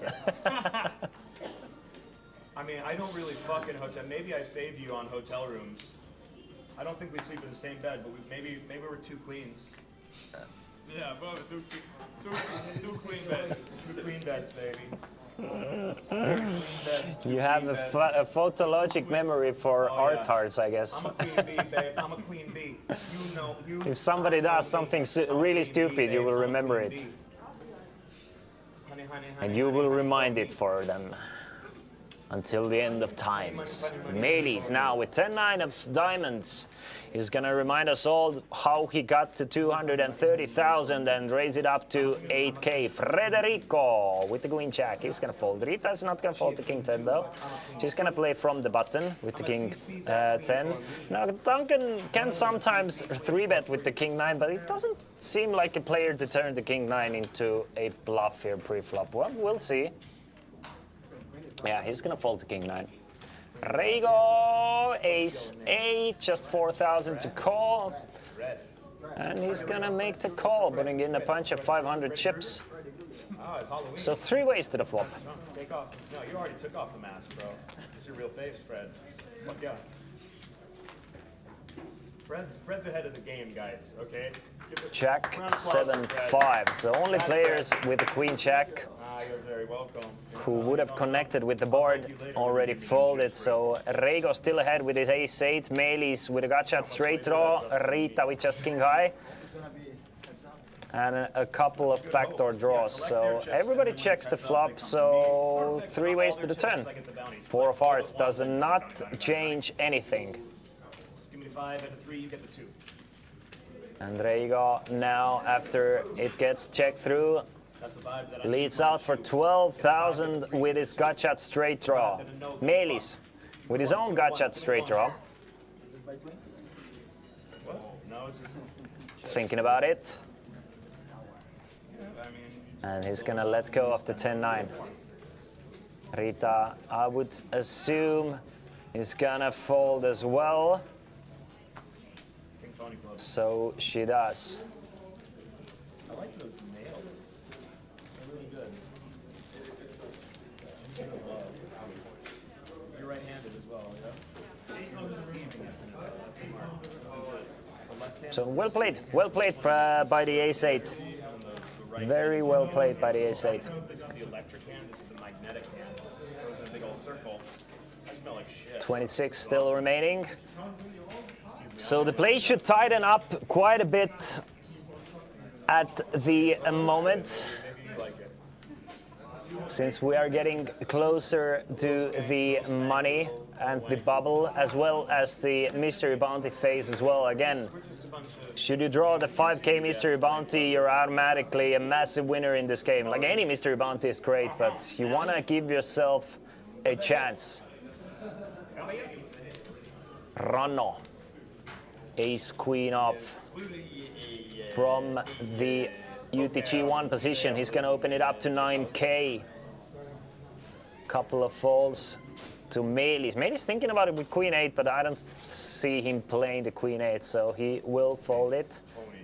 As will Federico and as will Rita. Duncan now from the button with the a6 against an early position raise. I really want to see him fold the a6, and Duncan does exactly that. Reigo will fold the check 3. So only the big blind remaining, and the big blind will fold as well. Yeah, that one. Mario leaves himself with just 30,000. Ranno shows the ace of diamonds and takes down the blinds and antes. I believe you. Average stack is 152,000, so we are creeping closer to that 40 big blind mark that usually we will get to by the end of the level.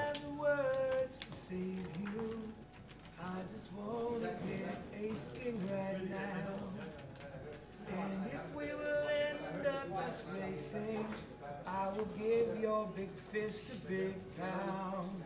I will give your fist a big pound. Ranno folds the 7 deuce. Kristel. Bite size, but I thought that you can't lose too much energy with your She tiny has she has brought 214,000 to this table, so a nice chunk of change. Melis, a bit more for Melis, 216,000. And position for Kristel. He's going to raise it up to 9k. Federico with 2. So we have like 5 players with 200k-ish stacks. Quite deep stacked at the feature table. Quite deep stacked at our feature table here. And Melis is going to take this one down as well.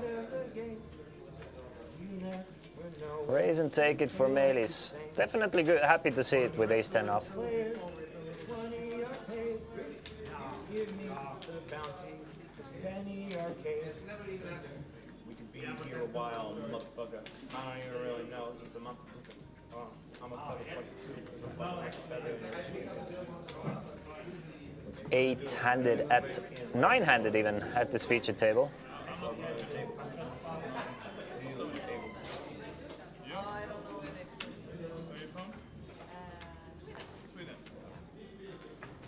She would like to request a Sweden song.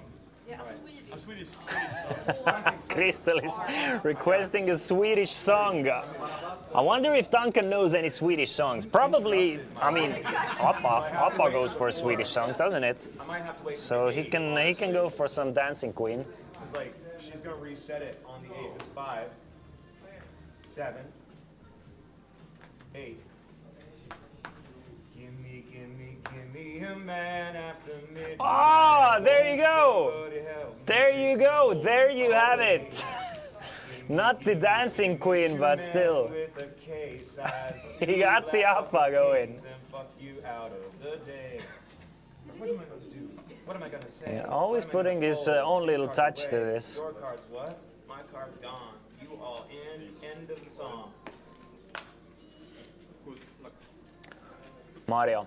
Now for his last 27.5k, he will move it in from the button I don't know, like I could sing you any with the Britney ace Spears 10. song Now Thomas, all written by a tough Spears spot for Thomas here. I mean, Mario is definitely wide enough to make that call, but at the same time you have Ranno behind you, and you're sitting on 20 big blinds yourself. You really don't want to risk too much of it. I'm guessing Thomas would have called from the small blind. Now Ranno also with a tough spot. King 5, just 7 big blind all in. But Ranno needs to maintain as well. Throws over his cards. The 5 of hearts flicks over as well. So Mario is gonna take down the blinds and antes now up to 40,000 almost. We need more color commentary. We have a good guy in the booth. Oh, thank you, Ranno. Thank you very much, Ranno. What's your origin story? You were bit by a radioactive Kind words. poker bat. You turned into radioactive Viking, bit you, and turned into poker Viking. What? Very close, actually. Tell me. It happened on the 18th. 16 and pregnant. Well, You're pregnant? one thing is sure, Duncan has Son of our Lord Jesus come to this 16 and pregnant. Do you know this deal? final feature table, and he's definitely the captain of this feature table. Maybe not by his play, but with his table antics. Duncan not gonna. Well, he might play the 7 deuce. You know, with a hand like 7 deuce, you never know. Players tend to go crazy with the worst hand in poker. Sometimes they just want to play it for the memes. You're multi-tabling? Why are you doing this? Meanwhile, Rego raising it up to 10,000 with the ace queen. Why are you multi-tabling? This is a bad Because there idea. is a satellite to Bratislava. What is Bratislava? It's in November. Is it good? Christelle from the big blind, king jack off. I think she's gonna defend the king jack off. We're trying to figure out the stacks. How much did Rego open from? 176,000 from for Rego. And Christelle will make the call. So heads up to the flop, 26,000 in the middle. Here in the Chesterfield 250 Mystery Bounty Tournament, king jack 4. Crystal smashes this flop with top 2, but Rego not out of it. Rego 1 overcard and a gutshot straight draw. Check from Crystal, trying to set the trap, but Rego checks behind. 6 of clubs brings in the front door flush, but Crystal still way ahead with her top 2 pair. And now does not want to give any more free cards. Bets 7,000. Rego makes the call. Rego does not want to make an ace on the river. Doesn't do it. 4 of spades on the river. 40,000 in the middle now. Christel feels comfortable enough to go for some extra value. Trying to get value from hands like ace jack, queen jack, jack 10 that might check back the flop. Also, sometimes queens, 10s to 9s might look her up, but Rego is just gonna fold the ace high, and Christel now up to 233,000. Chips ain't free. Oh, they had to go from your stack to mine, so pay. I've got rockets. Nothing wrong now, alone for yesterday. Everybody yesterday. Yeah. So I hope you guys are singing along. Since it is like it's turning into a karaoke night. Why not? Why not? It's Saturday. It's Saturday. It's 7:36 p.m. It's time to never too early to start singing some karaoke with poker. They don't show you those videos. I'm hoping at least one person sang along. I think Liso is singing along.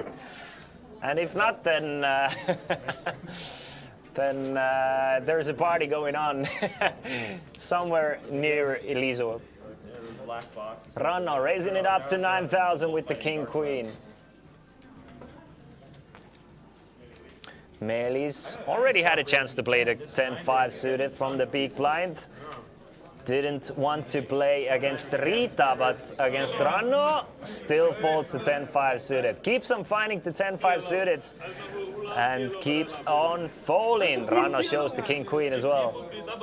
It's not a good, no, it's not good. Why are you promoting this behavior which only one person is comfortable with? I don't think only one person is comfortable with it. I think it's fine. Queen 10. As I already said, like in between hands, it's I think it's fine. Your card.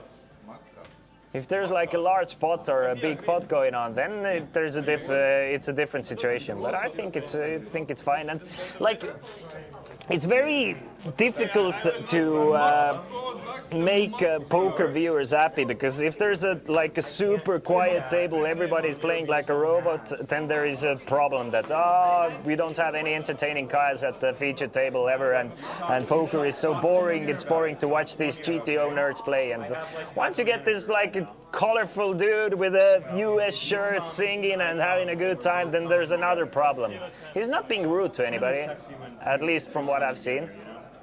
Maybe a bit of like a bit annoying to sit next to him, but at the same time, I don't think he's crossed too many lines as of yet. Meanwhile, Mario has gone all in 37.5k. Good luck, all in player. That's my opinion on it. And it's always, I mean, and it's. I think it's a nice addition at the moment. Especially, like, as we talked with Casino Patron in the chat as well, especially if a player like this has a shut off button as well, then it's perfect. Meanwhile, Melis is thinking about calling Mario off here with ace-7 off. I mean, I think it's a snap fold. It should be a snap fold with 8-7 off, and thinks about it for a little time and finds the fold with the 8-7. And I like it. I like it. I like the fold. Melis well played. Federico has an easy one with Queen 4, and Mario still hangs around. Still hangs around with approximately 10 big blinds. The blinds have gone up to now 2,500, 5,000.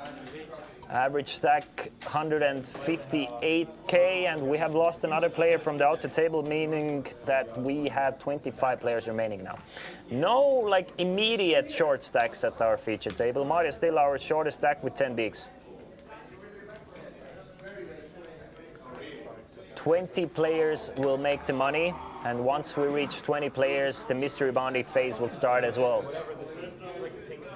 Reivo.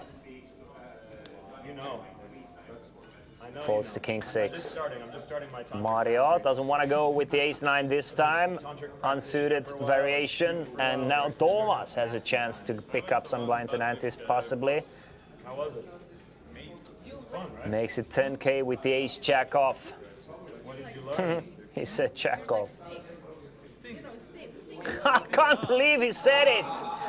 He done said it. Oh, Gert Martin Ahman, he said it. He takes down the blinds and antes. Takes down the blinds and antes, which is a great result opening from less than 20 big blinds. Anytime you pick up the blinds and antes, you are happy if you're opening from a short stack. Unless you're opening with aces or jacks, or kings, or queens, or tens, or ace-king suited, or ace-queen suited. But with ace-jack off, you're very happy. Ace-jack suited now for Rego. Opening into Duncan's big blind as well. Duncan has, he's been willing to play some pots. And Reiko not opening, just calling. Just open limping from under the gun of 30 big blinds. We'll see. We'll see what the plan is. Maybe he wants to play Duncan MacLeod. Get in the Highlander. My favorite show when I was a kid. The Highlander was my absolutely favorite show when I was a kid. Yeah. And then God here, damn, all the heads flying off. They have this, All the life force I think about the going into Duncan. yeah, yeah. Sick. That was a sick show. Like some people who don't know, like they, I wonder if I would still like it if I watched it now. King, 9 deuce, 3 ways to the flop. A pair of kings for Rita now. Taking the lead in this small 20k pot. The limp does not work out for Rego at the moment.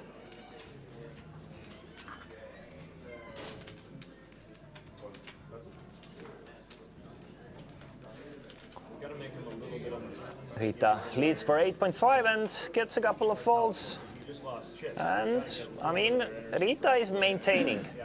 She started the feature table with about 170, has dwindled down to 132, but, I mean, almost 2 hours of play and not too many hands she's been able to play, and she hasn't picked up too many strong hands as well.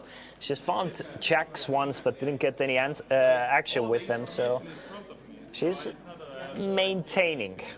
I think she's doing fine. we are here, baby. All the information right in front of you. Exactly. That's right in front of you. Yeah. Queen bees are made of bees. Who am I to disagree? I'm not gonna diss you, B.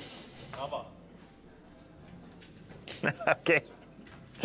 I mean, you gotta miss some of the shots you take. Girls just. But there's a saying, you miss every shot you don't take. And Duncan is taking shots, though. He's trying. And Ranno is also trying. Ranno finds a couple of cowboys here. Opens it up to 10k. Crystal also with a very pretty looking jack 10 of hearts, so she's gonna make the call. Folded to the button. Rita folds the queen 8. Duncan probably not gonna play the 3 deuce suited, but you never know. It's a suited connector-ish hand, and he did play the 4-5 suited once. So maybe he likes those small suited connectors. Yeah, he's gonna make the call at least. Yeah, he's doing it. No call. Just a casual 3-bet to 40k, but what a bad timing to 3-bet to 40k. Ranno has the pocket kings. And Duncan is gonna learn really quick or really soon that he chose a bad timing for the bluff 3-bet with the 3 high. Ranno going all in for 116,000. Duncan folds the 3 deuce. And will Ranno show the kings? Yes, he will. He will show the kings. You better love me back, okay? You better love me long time. That's 35 hard-bought chips right there. Donation. That was 40,000. Fucking donation. It was a donation, bro. to be honest. There was no need for the 3-bet with the 3 deuce. I love the effort though, but at the same time, I was wondering. yeah, if I it was didn't gonna do work that. I was out. like, I'm making a donation to my buddy. I appreciate your kindness. Deuce 3 of clubs. Yeah, really. Really? I love deuce it. 3 of clubs. It was a deuce 3 of clubs. Exactly, it would have worked if you don't have it, and I like only wanted to do that bluff at the bottom of my range. Ranno is egging him on. He's like, yeah, it's gonna work. Keep on doing that with 3 deuce of clubs. Yeah. It would have worked if I didn't have it. Definitely. Please continue, sir. You're more than welcome to continue 3-betting to 3 deuce of clubs. Of course you are. Why shouldn't you be? These few STDs that you have, you look very healthy. Frederico hasn't played any hands after joining the featured table, but now finds the ace-8 of spades to open things up to 10.5k with. And Rita, straight to his left, has the pocket 9s now. Rita, will we see a 3-bet or will we see a call? Say to yourself, here. I don't think we're gonna see anything Did not have to lose but Now, No. I did or not. I anything chose to else. lose them to you. I know you choose. Rita is really contemplating 3-betting the 9s here. Why did I do that? Against the highest jack open of Frederico. I like the 3-bet, to be honest. I really do like the 3-bet. Something like 25 to 30k makes a lot of sense to me. Goes for 26k. Like and love everything about it this far. Couple of easy folds from the button and the small blind, but Mario finds the ace-king now. Gets to put it all in with the ace-king of hearts with a raise and a 3-bet in front of him. Well, Federico should get rid of his ace-8, and Rita is gonna be pots committed with her 9s. Federico with the ace-8 of spades. I mean, it's a 3-bet and an all-in after you probably have to fold the ace-8, so he does exactly that. Rita should snap it off, and she does exactly that. So we have a race, ladies and gentlemen, with 25 players remaining. Rita's pocket 9s ahead of Mario's ace-king, but it's essentially a flip here. Mario's gonna need an ace-king or 3 hearts at least to stay alive in this tournament. King 9-8, and Rita flops this set of 9s, and Mario is eliminated with the quads against the full house. Look at that for a run out for Mario. Makes the full house, but Rita has the 4 9s and takes out Mario from this tournament in the soft bubble. 25th place, 24 players remaining, and 20 of those 24 players will make the money, and much needed chips for Rita as well. Rita now up to 190 or about 200,000. Let's say 200,000. With the average stack being 164, she is cruising. 2,500, 5,000 are the blinds here. And our featured table is quite deep stacked, I'm guessing, compared to the outer tables. Plenty of players with more than the average stack here. But no like super large stacks. We don't have any runaway chip leaders at our featured table at the same time. Like, everyone hovering around that 150, 200,000 mark. Why do you love it? And Rano. Another strong pocket pair for Rano in a short succession, raising it up to 10,000. Gambledore is fucking like 22-year-old Latin American chicks. Yeah, Folded all the way to Duncan. Now Duncan, will he go for some revenge against Rano? Last time he went after it and it didn't work out. Will he? Sometimes the ego will hop in and you kind of want to try and outplay your opponent once one move doesn't work out. Not this time for Duncan. He's going to fold to 7-8. Folded all the way to Thomas in the big blind with the 86. And he's going to let the 8-6 go. Rano picks up another set of blinds and antes, and now Rano up to 186,000. It was awesome. It wasn't stupid. That was so fun. 23 players remaining now. We have lost another player from our outer table, so 3 players till the money. 3 players till the money. But maybe not. No, I feel and 3 players until the mystery bounty phase will start and the real exciting phase will start. The top mystery bounty worth 5,000 euros. There's a 3K1, 2K1, 1.6K1, etc. gross. Crystal now with a couple of ladies, pocket queens for Crystal, opens it up to 12,000. Meili stays away from trouble with the Jack 9. Seat back in my stack, bro. Seat back in the stack, all right? Federico doesn't want anything to do with it, with the big lick. 9-6 of hearts. Oh, yeah. I want it back, baby. Can I eat the energy of that seed back?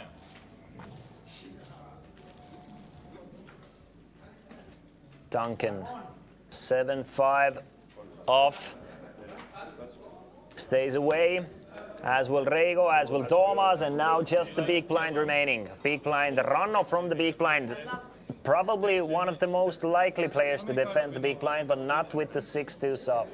Well, it's like a shop game. So you have a 5-card hand and you have the... You have the 4-card hand?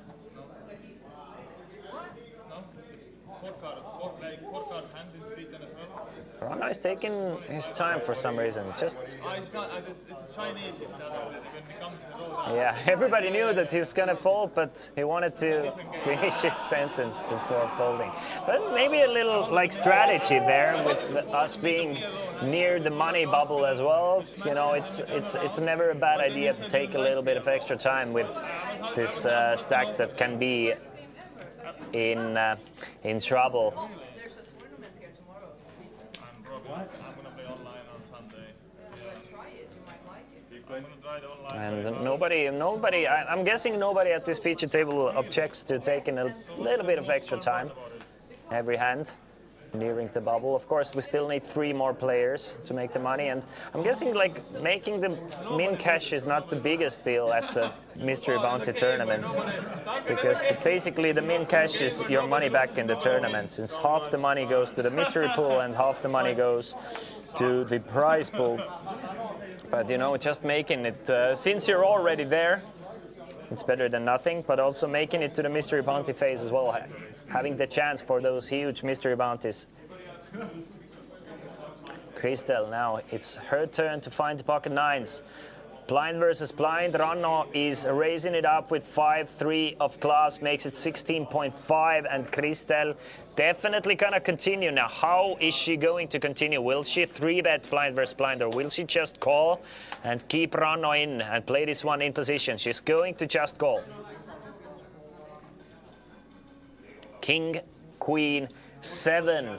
A great spot for Ranno to try and steal this one away now. 2 overcards for Crystal's pocket nines. Ranno with a flush draw as well, giving him some extra ammunition. Bets 10,000 on the flop. Now, it's not going to be easy for Crystal to play her nines, most likely.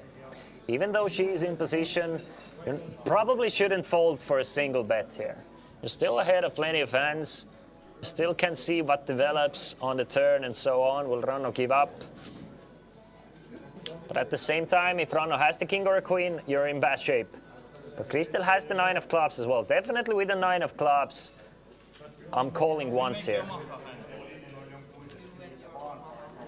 And Ranno says something to Crystal to make Crystal just fold on the flop, and what a great result for Ranno here.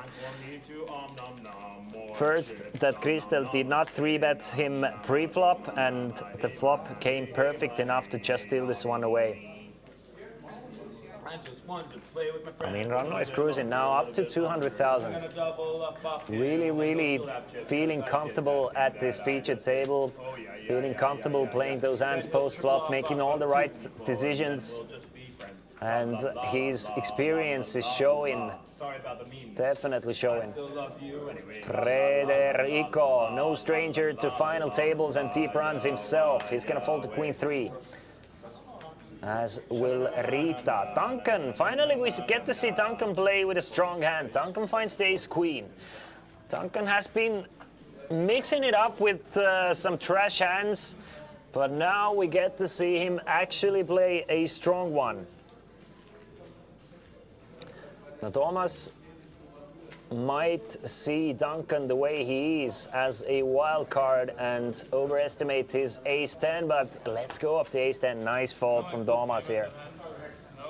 Ranno, back-to-back 5-3 of clubs. Last time it worked out great, but this time you have a raise in front of you, so he's going to fold the 5-3. Just the blinds remaining. Crystal came 4.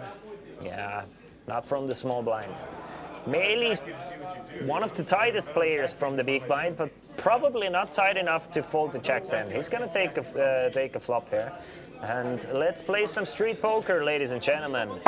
Off to the streets. The first one being the flop, 3 cards.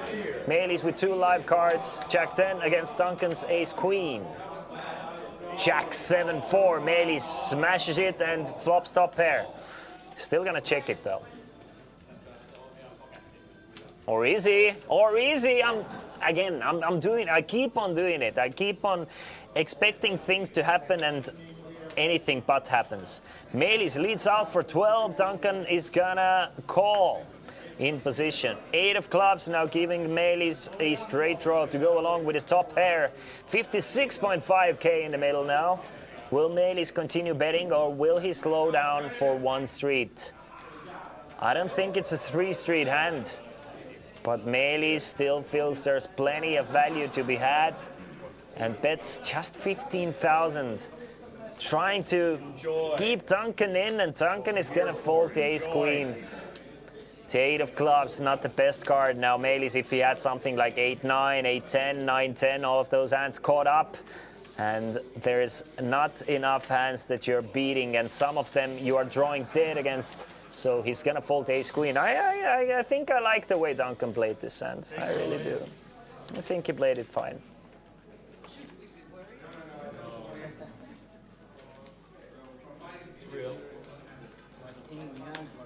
And so did Melis. Melis got his opponent off of equity. And it's never a bad thing to get your opponent off from equity with a small bet. Thomas hanging around, hanging in there with 16 big blinds, folds to 10-9. Rano, 9-6. Now Crystal, we'll see how Crystal plays from the bottom. It's folded to her, ace-5 off. Not stacked yet. We can definitely see her going after those blinds and antes. There's 12.5 thousand in the middle to go after 4.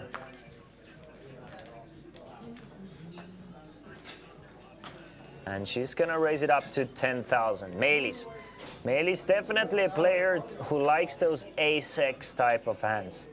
If he is tight-ish from the blinds usually, then I have personally seen him play those ace-X's quite aggressively, but he's gonna fold the ace-4 this time. I like the fold. Federico takes 3 cards with the king-8, so heads up to the flop. 22 or 27.5 in the middle. Jack 7 deuce does not change a thing. Couple of hearts, both players with a backdoor flush draw and one overcard.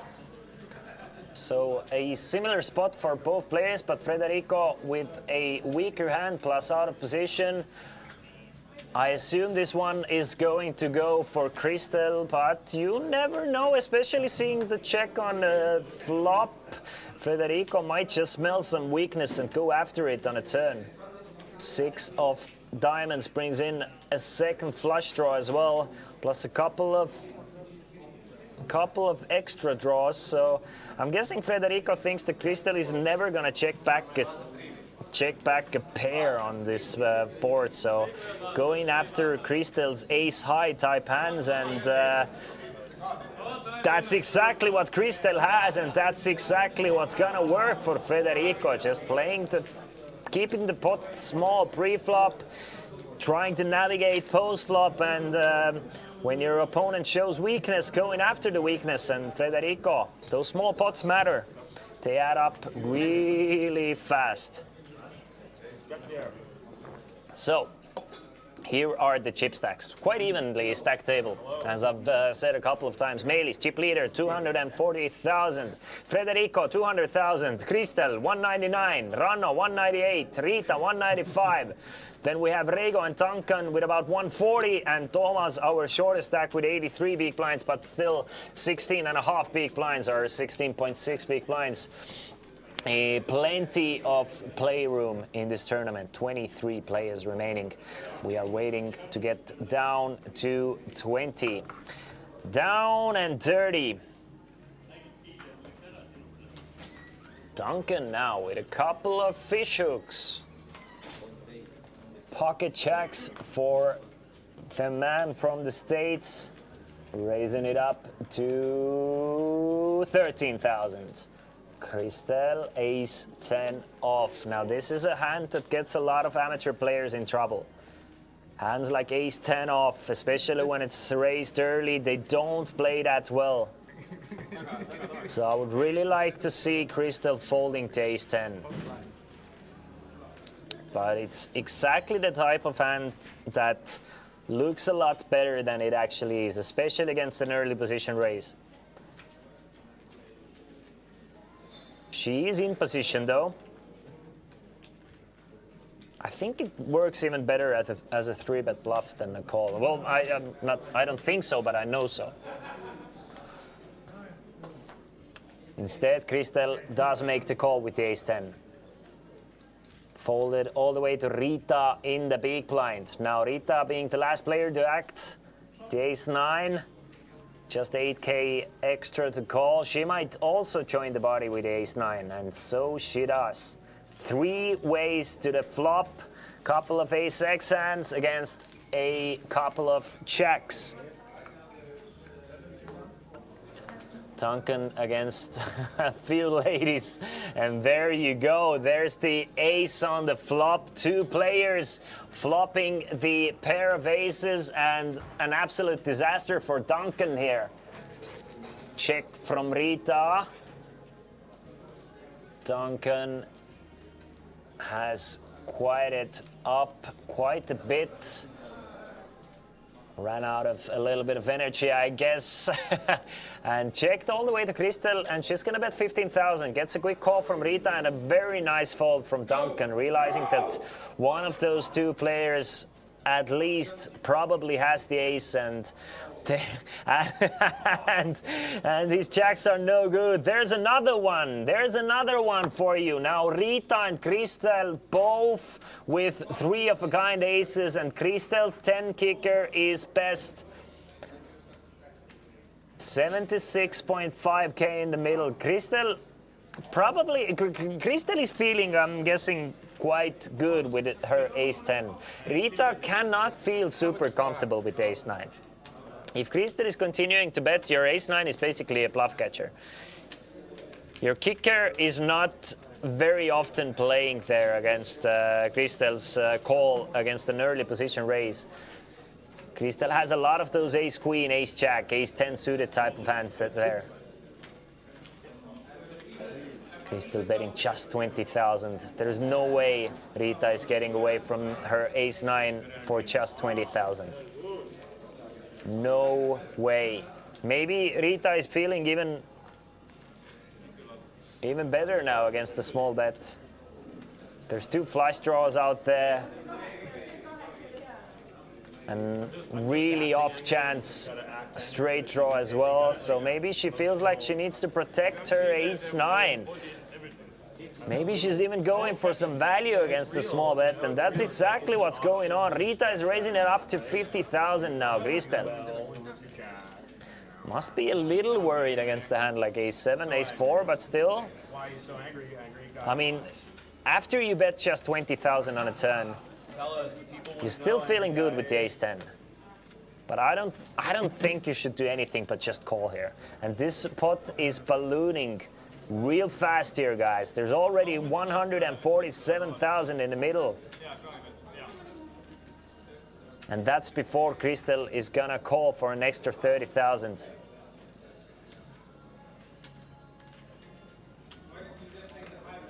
And I don't see there's any way that Kristel is gonna fold. Of course, you're worried a little bit. There's still a chance that there's a 4, 7, or 10 on the river. If you're behind, you're ahead. As you can see, a couple of value raises as well. So Kristel will make the call. 177 in the middle now. Now the question is, will Rita check the river, especially with the front door flush coming in now? 3 of clubs on the river. Both players must be a little worried about this river. Ace-3, definitely a possibility. Sometimes there's a chance of 5-6, a club draw. So check on the river, and Kristel will take down a nice pot worth 177,000 chips, while we are in the bubble situation here. So a super good hand for Kristel, and Rita is left with just about 100,000. 100,000 or 20 big blinds, and Duncan cannot shut up. He's doing his Mickey Mouse impression or something like that. I'm not sure what's going on here. Pluto. I'll bring the fires of hell upon your house. Last stand, guys, before we're going on a break. Last stand before we go on a break. We're not going on a break in the money, so 15 minutes of stretching time. The online name is Ruku Ruku. But will we go there with 23 players or will we see another elimination? That is the question. Folded all the way to the button. Frederico folded to the blinds. Blind versus blinds. Rita, she doesn't want to play against Duncan here. And folds the 6-3. And we have 23 players remaining. Guys, 15 minutes break. And we come back to this elusive Mystery Bounty phase, hopefully very soon once we come back. Don't go far. We're chipping up the 5.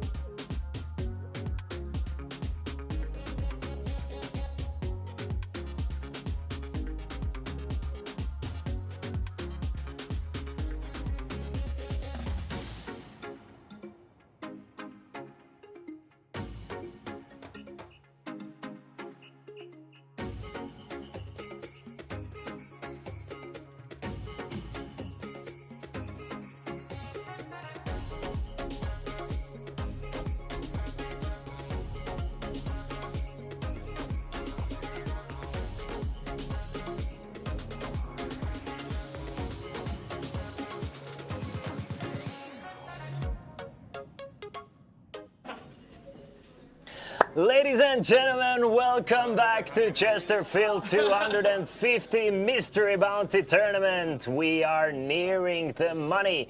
23 players remaining, 20 of those will make the Mystery Bounty phase and make the money as well. My name is Christian Laas, and let's get on to this most exciting part of the tournament. Of course, 3 players will have to be eliminated without getting anything for their troubles. This is day 2 of the tournament. We are continuing with 3,000, 6,000, big blind ante 6,000. This is level 18, and Thomas will open things up with an all-in with the ace queen of clubs for 83,000, or about 14 big blinds.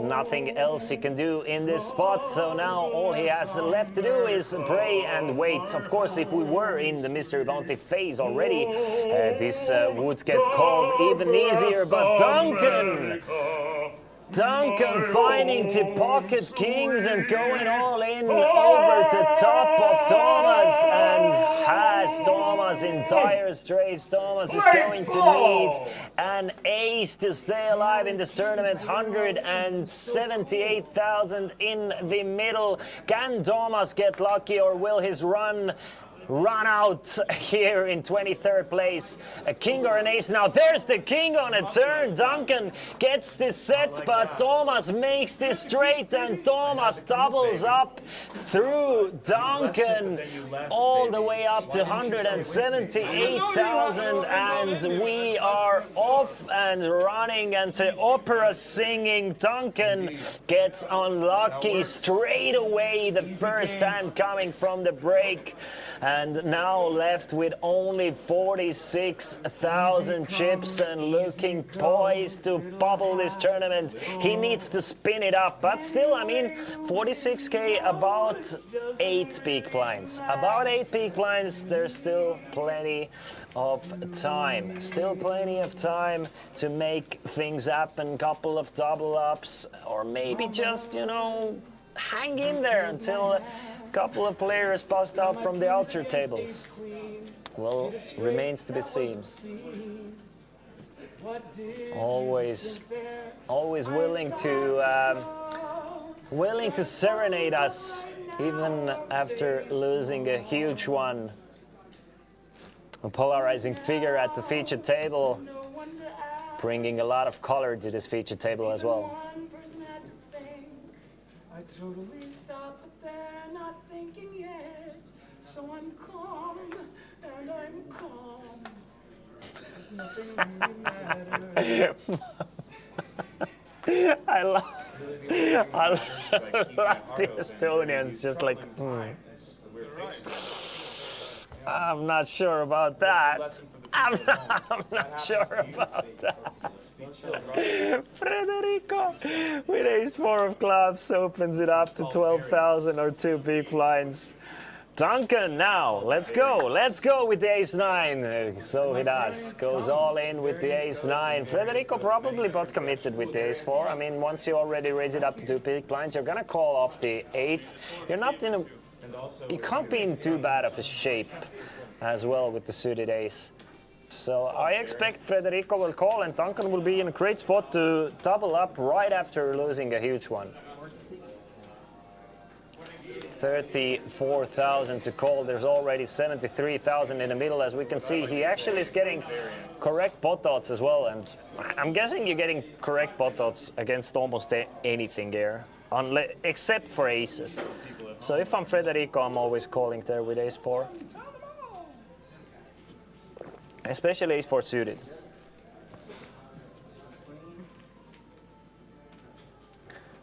And also a chance to get one player closer to the money as well. Federico finds this situation a lot more difficult than I would have.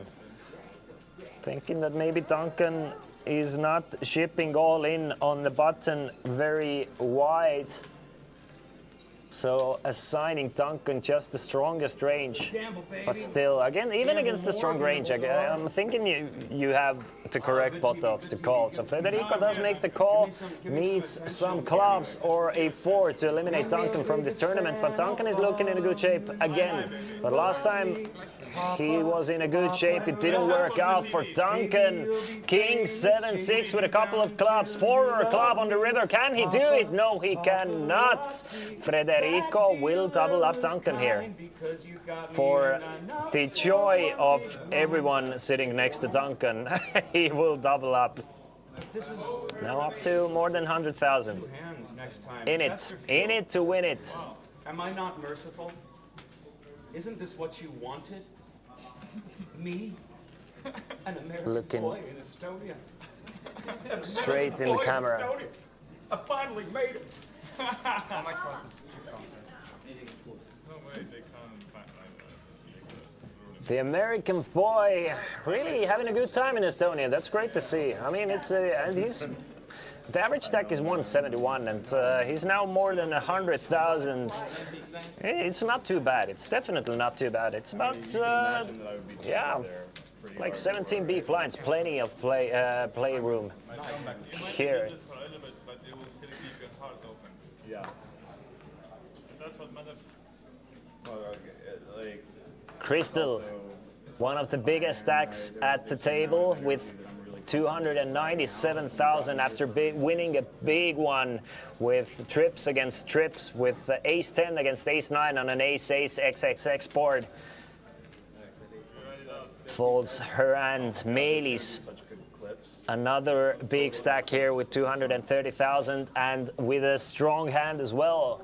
Ace-King, good enough for 13,000 for Melis. Bonnie Tyler was here last Wednesday. Will he get any action though? Thomas from the small blind. Oh my God. But we had the Queen check off against an early position raise. I do not recommend playing this hand. At least, definitely don't recommend playing it as a call. From the big blind, it's a different spot, but you still have Ranno to act behind you. He's gonna fold the Queen Jack, and Ranno's gonna let go of the 9-4. So Melis takes the blinds, takes the antes, hardest and takes down the pot. won't happen.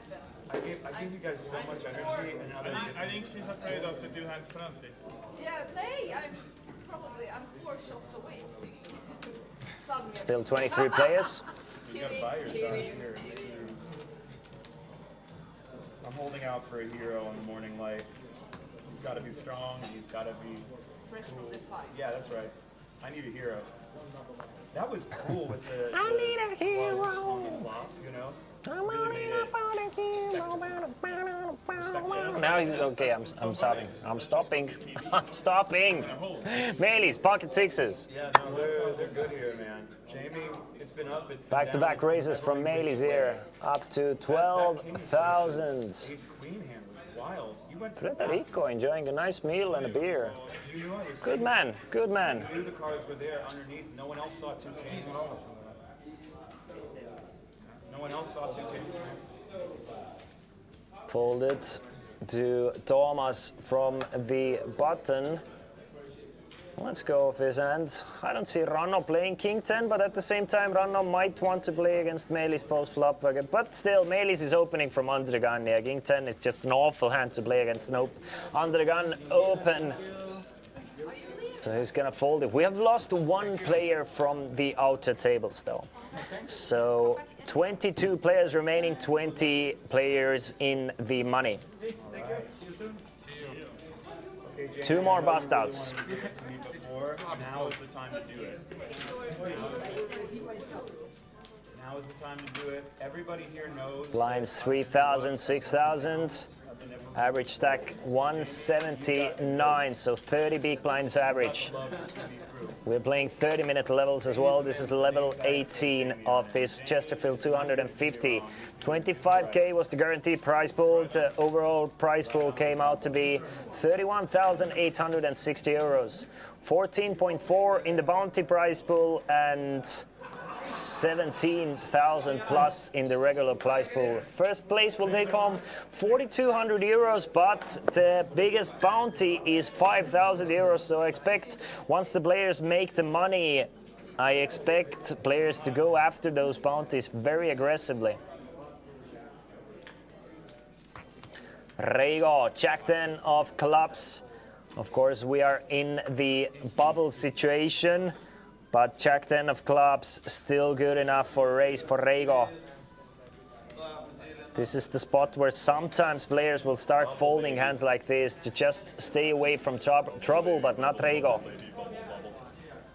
Reigo still wants to accumulate more chips, and so he does, picking up the blinds and antes up to 142k now.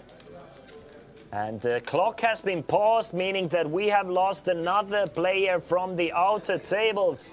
We are in a hand-for-hand situation now. Hand-for-hand situation, 21 players remaining, 20 of those players will make the money. So we need one more bust out. Will we see it from our feature table? Will it happen in one of the outer tables? That remains to be seen. And for hand means that we are finishing to play in all tables once we deal another hand. So players will wait for all the other tables to finish their hand, and then we can begin another one.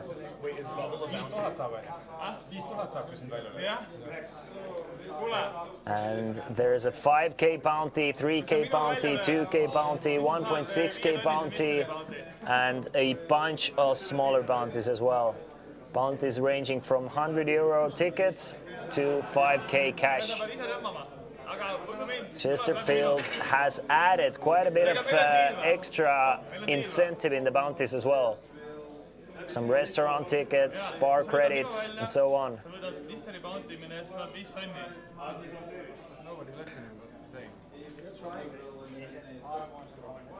Very exciting, those mystery bounty tournaments, in my opinion. I really do enjoy them myself. And I love the adaptation of adding them in a live setting as well.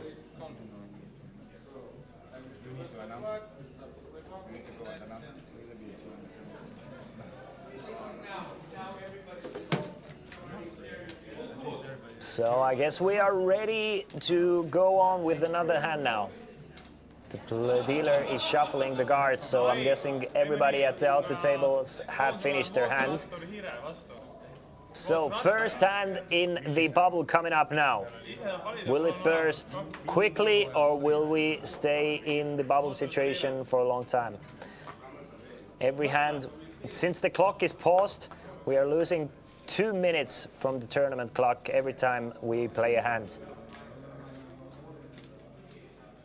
Pocket fives for Reigo. I would definitely stay away from fives in the bubble if I'm Reigo, but Reigo is not a coward like me. Reigo is gonna raise the fives and opens it up. Yorip. Everybody's winning who's still in this one, I think. But it's Kristel with the chip lead. Kristel crushing it. Federico making the call with the ace-deuce of hearts. Rita, she might join the party with the queen nine, just 6k to call. So 3 ways to the flop. Surprising, 42k in the middle.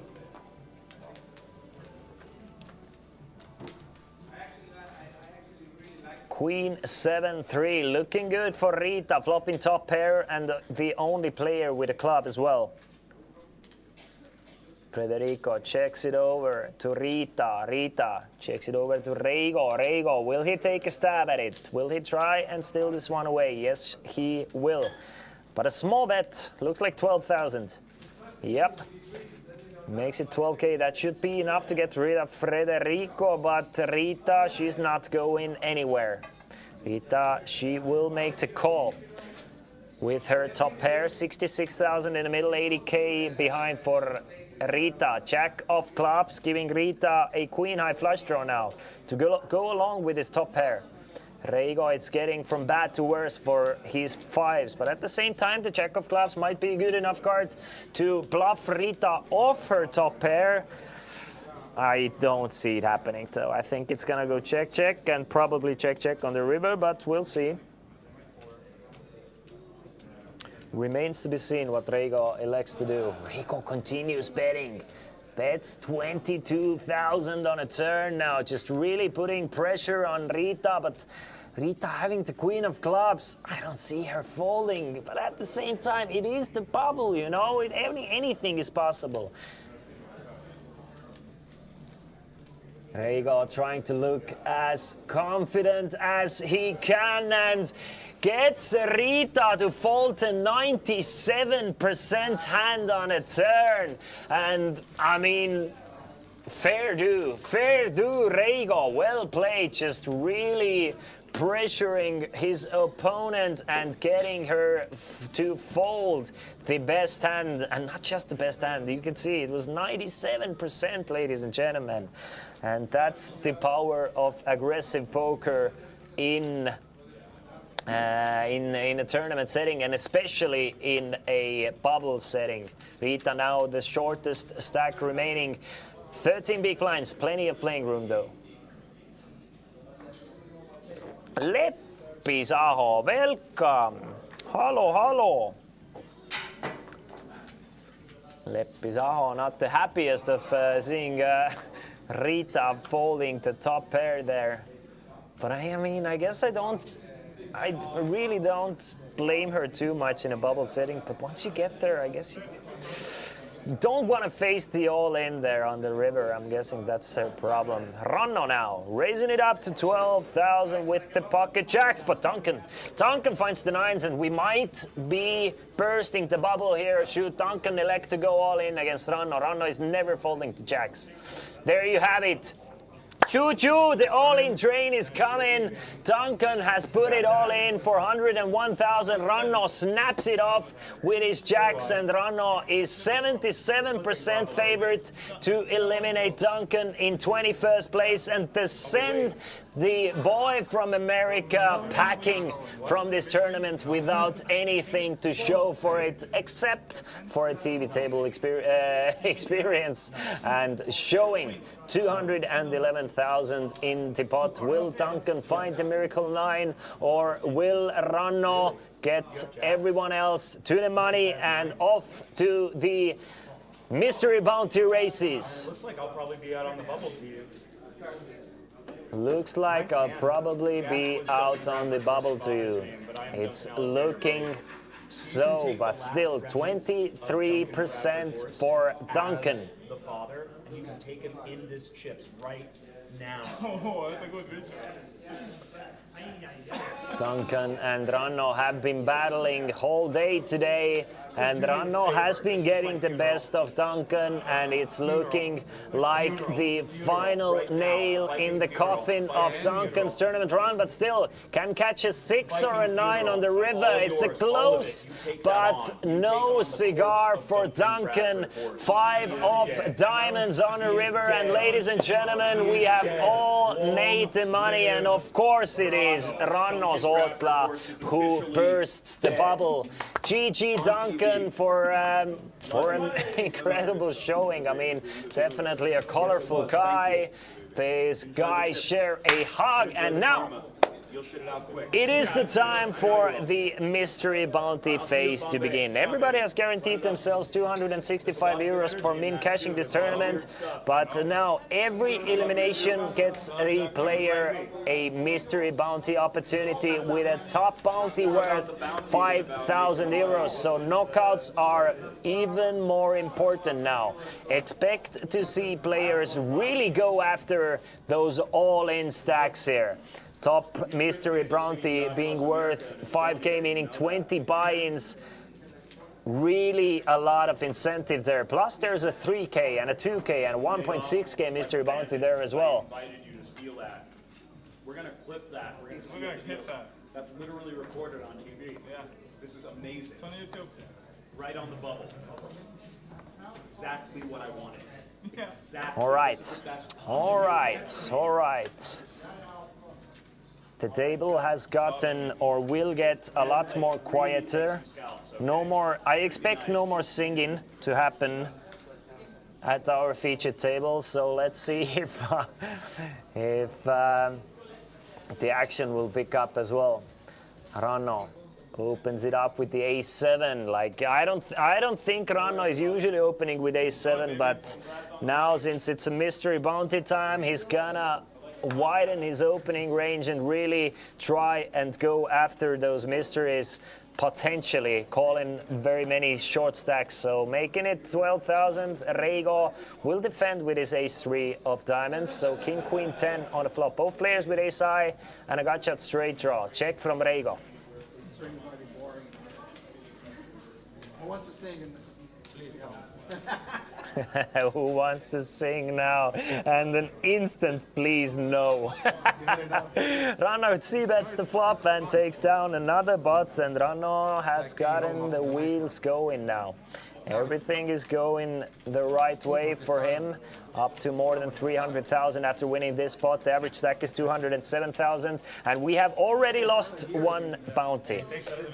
One player has already busted from the outer tables, 19 players remaining. Once we make it to 18 players, we will go for a short break and a redraw for final 2 tables.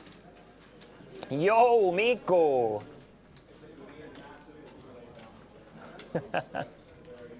What do you mean a guy is out of the table and still loudest the featured table?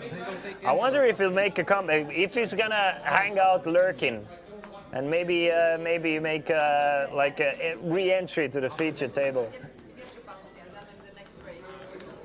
It seems like Duncan and Ranno were meshing quite well. Maybe he's gonna come and root for Ranno. Take a seat next to him, like, give him advice.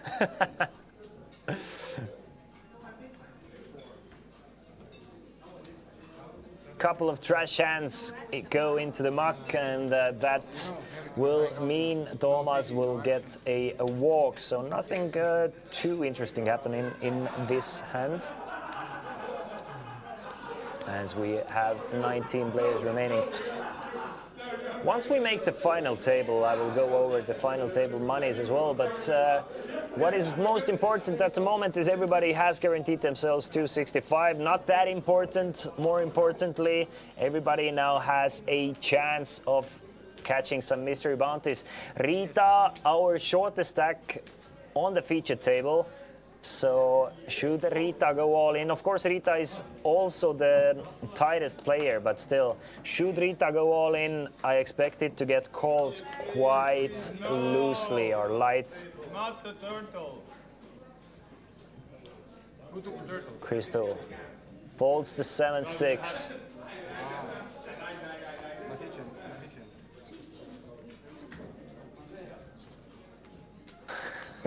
Shut the fuck up, Gert Martin. Reigo. Couple of 4s for Reigo. From the button, raises it up to 18,000. Thomas folds the king jack. Maybe a bit surprising against the button open, but still. Reigo opens quite large as well. Makes it 3 big blinds from the button, and Reigo not afraid of those small pocket pairs whatsoever. And we have lost another player from our outer tables, meaning we will get a redraw. We will go on a short break, don't go anywhere far. We will have a couple of new players for you guys as well, so see you guys soon in about 6 or 7 minutes.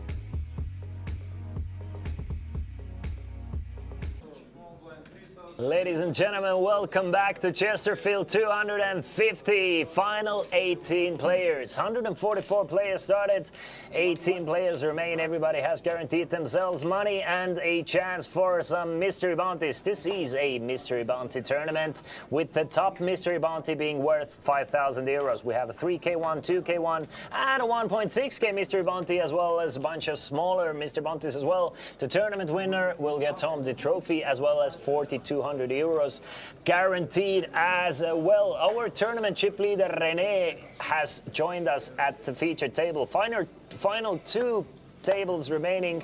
My name is Christian Laas and I welcome every one of you who is enjoying this beautiful Saturday evening with us here in the Chesterfield Poker Club, Tallinn, Estonia. Jani, a couple of short stacks as well. As I saw, we have about 4 or 5 players with 100k or less. With there being an active mystery bounty phase, you being with less than 20 big blinds puts you in immediate danger at all times, since players will go after those mystery bounties whenever they get a chance.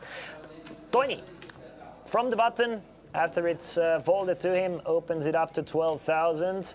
Oleksiy does not want to defend his big blind with the queen 3. So first hand coming back from the break, no harm, no foul, no blood, no nothing, just a couple of blinds and antes going over to our friend from Finland.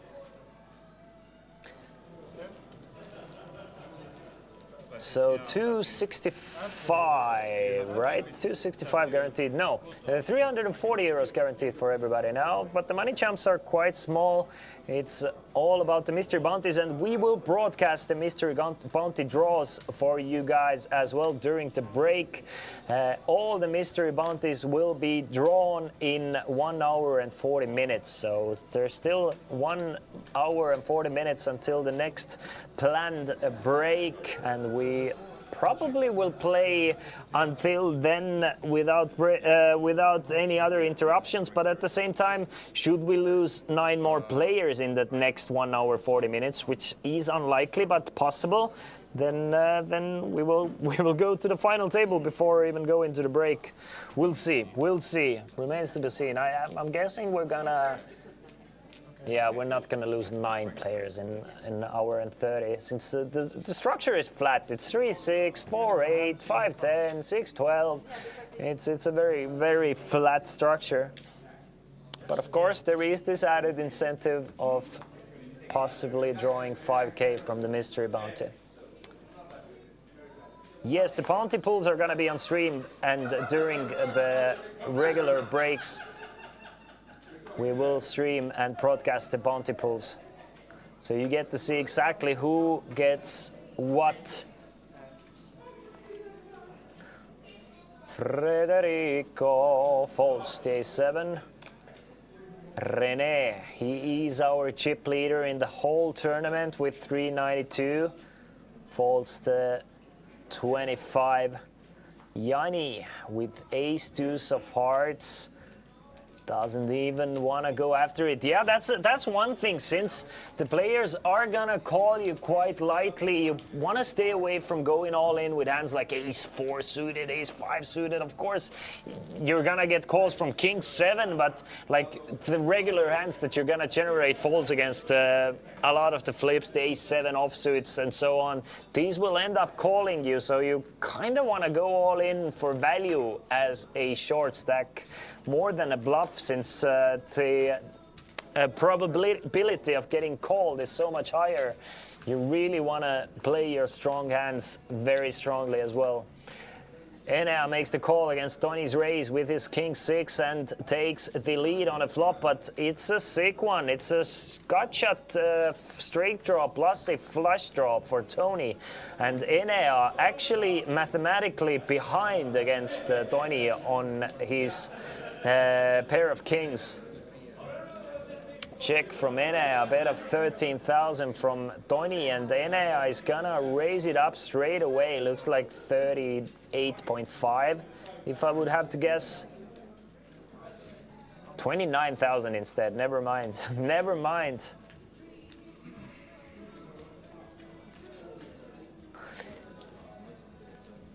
Let's finish this hand, and then I'll see what Ron is writing down.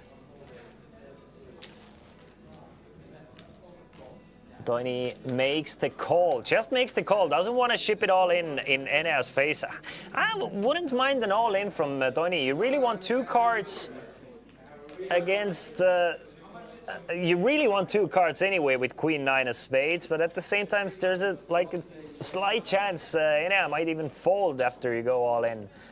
Deuce of clubs on a turn. Enea checks it over now to Tony. Interesting, really interesting play by Enea with the king 6. And Tony takes a free one, so he gets the 2 free cards, but doesn't get the fold equity now. 5 of diamonds on the river doesn't change a thing. Another check from Enea. Now, I don't think this one is gonna work for Tony. Seeing the cards, I really don't think this one is gonna work. Enea is gonna snap it off. Of course, remains to be seen how much Tony bets.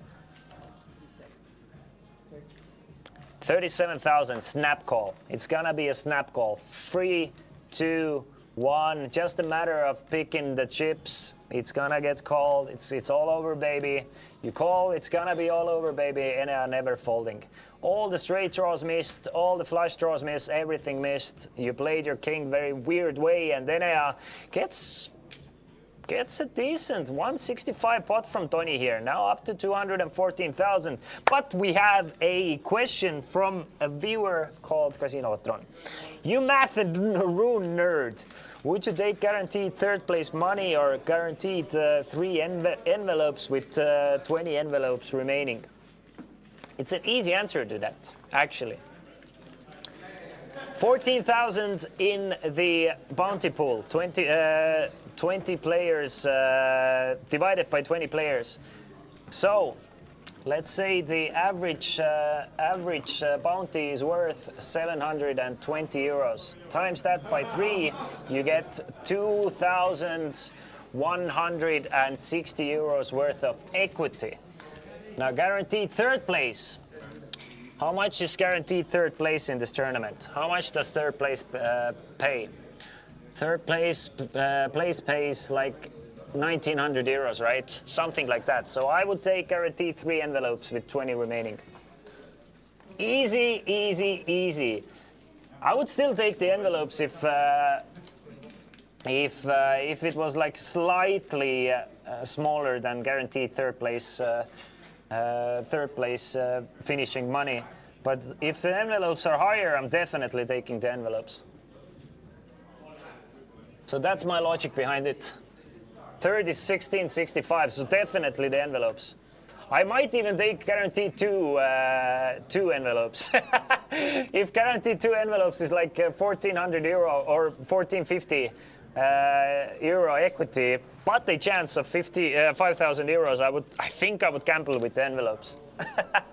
But with 1665, I would go for 3 envelopes for sure, and probably pull 3 100 euro part credits. But still, you have to go for the long run better money. Plus, one of those prizes is a 1,600 euro package to the festival, meaning that you will have to end up paying like 4 or 3K playing the festival. So that's like a negative EV as well. 3 empty, yeah. Get to the just go bust. Ooh, look at that. Meanwhile, Reigo and Enea have found themselves in a bit of a pickle. Reigo has opened it to 12,000. Enea making the call with the ace-jack, and the Reigo and Enea both have flopped a pair of aces. Reigo continues for 12. Enea makes the call, king of clubs. Changes a little bit. Now players can chop it up with a river 3 or a 9. But Enea still ahead with his pair of aces, jack kicker. Reigo just keeps the pedal to the metal. 18,000, quite a small bet. Gets a call from Enea, and I'm guessing if the river doesn't change anything, it's gonna go check. And then in that case, I like Reigo's line. But instead, it's the last remaining ace on the river, and Reigo might feel might feel like he has to go for some value here, and he's gonna value own himself. Again, the last remaining river, exactly. I'm not really trying to figure out, let's see, like, what is Reigo attacking here? Reigo is trying to get calls from 9x, I'm guessing. So if he's trying to get calls from 9x, I like the small bet here. 32k, Enea just calling with the ace-jack and running really hot at the beginning of this featured table, now up to 300,000. But still, I like the call from Enea as well. I think it's a decently played hand. Only thing, I'm not sure if, even though it is Mystery Bounty phase, I just don't like the ace-7 offsuit type of hand openings. I'm just not a big fan of those ace-6 to ace-9 type hands unless you 3-bet them. And even then, I don't like it that much. Heads up, sure. Button versus blinds, sure.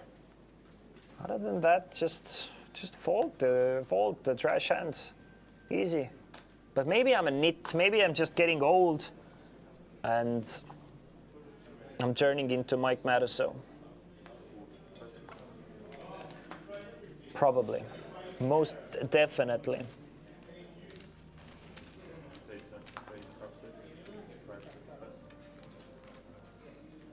Meanwhile, Reigo. Another hand good enough for a raise to 12,000. Crystal, Reigo is now quite short. Reigo has 17 big blinds. How do you fold in a Mystery Bounty phase with King 10 of clubs? How? And she just showed me how. King 10 of clubs folds to King 10 of clubs in position. Federico, Jack 10 of hearts for Federico. Will he take a few cards off? Yes, he will. You see, even from the small blind, he'll try and get in there, but Maxim, it's looking like a great spot for a potential Mystery Bounty, doesn't it? You have ace-king, you have two opponents with less than 20 big blinds putting money in. I'm guessing Maxim is just gonna ship it all in and hope for the best. That's what I'm guessing. What I actually would do, I would try and just build a pot, just play it like weirdly, and I would raise 3-bet to like 40k or something. But I don't mind. Yeah, of course, you're going all in. It's the best move, definitely the best move, and you're hoping to get called and to get a chance of this beautiful, beautiful Mystery Bounty here. There you have it. Maxim has gone all in. Reigo 92k behind. King Queen hits the muck. Federico, will he feel like gambling with the Jack 10 of hearts? No, he does not.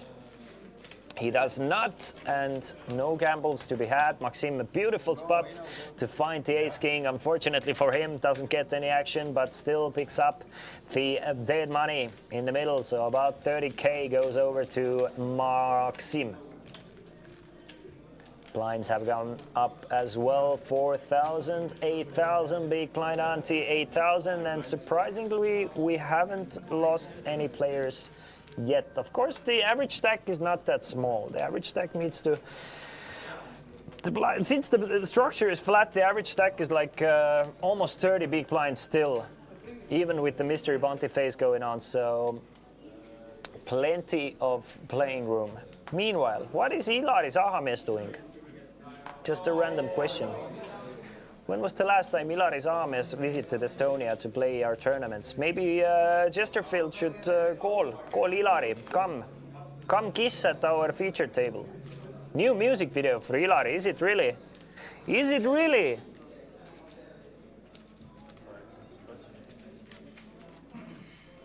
Pojatko poiki, toro. Ah, no. Okay. Thanks, Minikuuler, then. Yes, I did, Gert Martin. I got linked it in Discord, so I finally listened to it. Like it, love it, approve it. Good shit. Meanwhile, Christel makes it 16 from UTG 3. And René, still our chip leader with the ace-6 from the big blinds. Defends the ace-6. Couple of bigger stacks going after another ace-king 5. Pair for both. René flops better though with the pair of aces. Crystal, quick check behind with her pair of kings. Now, after it goes check on a flop, if I'm René, I'm starting betting, but I'm not betting that large here. 15k sounds good enough to me. Yeah, I want to get calls. I definitely want to keep in all the jacks, 10s, queens, and king-queen type hands. So I'm betting small here, and I'm betting... Now, depending on the river, I might go like a pot size bet. Something like a 4. There you go. Something like a 4, I'm betting large. There you have it. 4 of clubs on the river, and now I'm polarizing. If I'm René, I'm going close to pot. I really expect, well, 23k is gonna get called. Sometimes the 23k even looks stronger than a larger bet. This is why I'm not a big fan of that 23k. I really like a large bet here. You want to generate folds with hands like 6-8, spade draws, queen 10, jack 10, all those hands that you might turn into a bluff on the river. So I really want a bigger bet on the river. You basically have the nuts as played. Something like, I don't know, 60 to 80k, but yeah, 23k at least is always gonna get called. And René is gonna add to his chip lead now up to 450,000. Crystal loses a small one now. Still up to still has about 225,000 remaining. So she's cruising for a bruising. Well, hopefully not for her, but still cruising to win it. René, our first glimpse to see how René accumulated those chips. Just recognizing he was best here and going for small value for a couple of streets. I like the betting though. I like the small bet on the turn, and of course there's no one single good answer on the river. Just I personally like a bigger bet on the river, since I find myself bluffing a lot in these spots, so I need to go bigger. But if René is not bluffing that much, I like a small bet as well. Alexi, pocket tens, just ship it all in. Give your opponent's chance. Like usually, I want to raise with a hand the strongest tens, but in a mystery bounty phase, I would ship it all in and let your opponents go for a potential mystery bounty. Let your opponents make mistakes as expensive as possible, since they are incentivized to make a call. There's a potential 5k bounty on Alex's head, so I'm expecting big blind to call quite. Well, I mean, big blind is not covering. Now maybe not. Yanni just has 76k, but if big blind was covering, it's a potential call with king 3 there, for sure. Especially if you're like, if he's covering by a small margin. Let's say Yanni has something like 130k, right? Then you might want to take your odds, go for the possible mystery bounty, and try and spin the stack up, because the money jumps are not worth that much at the moment. I would take that risk with king 3. I agree, Gert Martin. I agree. I am a fan. I was watching him while grinding Hydra before the tournament as well, before coming to the studio. Just listening to the guy.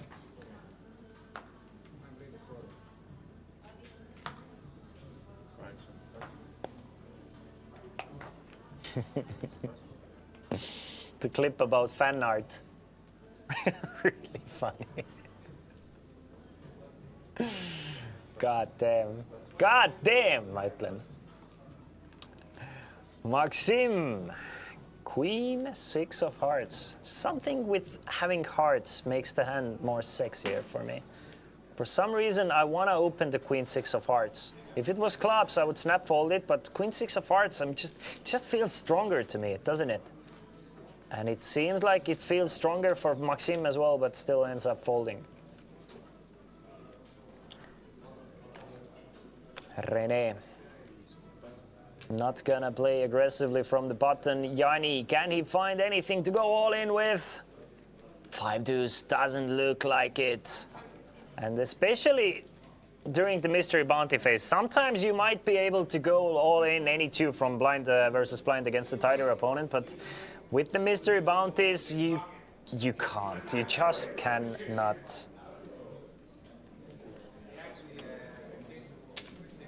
There you go, and Reigo gets a walk. Reigo short stack himself as well. So I mean, there's about 3 players at our featured table who might go all in at any point. Reigo, Yanni, and one more player who just moved in with the 10s. Can't remember the name at the moment. Even though there is 100% reason to remember his name, I still don't.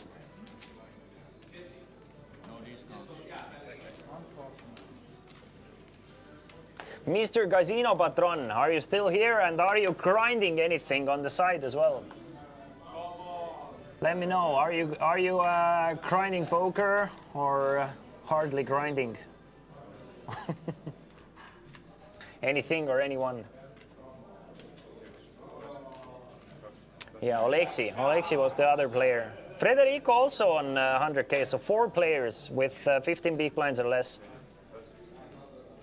Folded all the way to our chip leader, playing patiently, waiting for his spot. Another one, like Yanni can definitely go all in with 10-9 off from the button on a regular tournament, but on a mystery bounty phase, I would fold to 10-9, just expecting I'm not gonna generate as many folds as I would usually. Reigo going all in with King Jack. Does Tony feel adventurous with the 10-3? I think 10-3 is a bit too wide. Yeah, it is a bit too wide.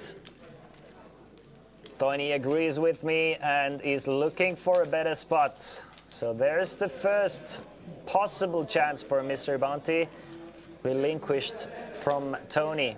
I'm guessing he's calling with something like 10-7 plus there. I don't know, Tony. Maybe not. Maybe Tony is playing just a regular tournament strategy, but I'm thinking I'm calling with 10-7 plus there. Maybe 10-5 suited I'm also calling. Yeah, I think I'm calling 10-5 suited.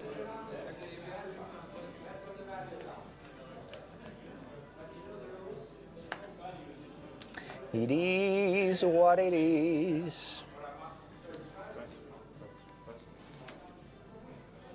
Frederico folds to 82.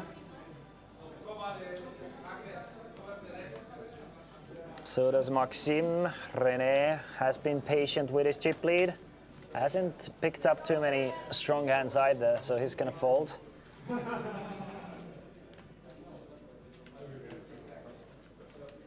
All the way to the blinds. Now Tony versus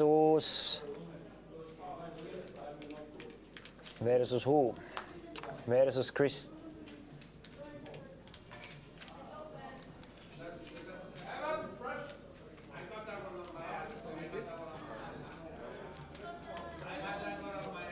Crystal, yeah. And Tony's just gonna fold, so Crystal gets a walk with her queen jack.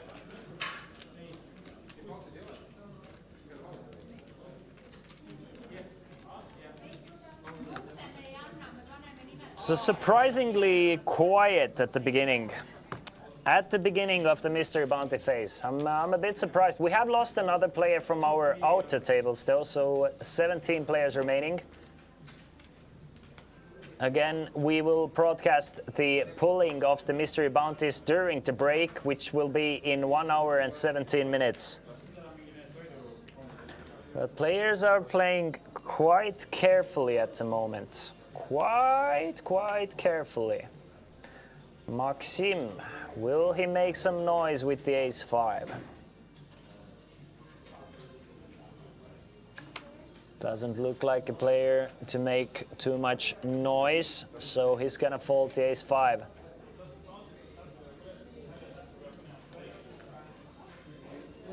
René folds the 8-7 as well. I would have expected René to maybe keep the pressure on, especially with the players playing as tight as they are with the chip lead. Let's fold it all the way to Tony from the button. Now again to the blinds. Crystal versus Alexi. And Crystal just folded 10-7. Again, I would have expected Crystal to ship the 15 big blinds to go after the mystery bounty. Alexi would have called with the pair of eights, but just folds the 10-7. So mystery bounty really surprising me at the moment. I'm guessing like Ranno and some regulars in the outer tables, they're really going after it, but we have been blessed with a reserved featured table this time.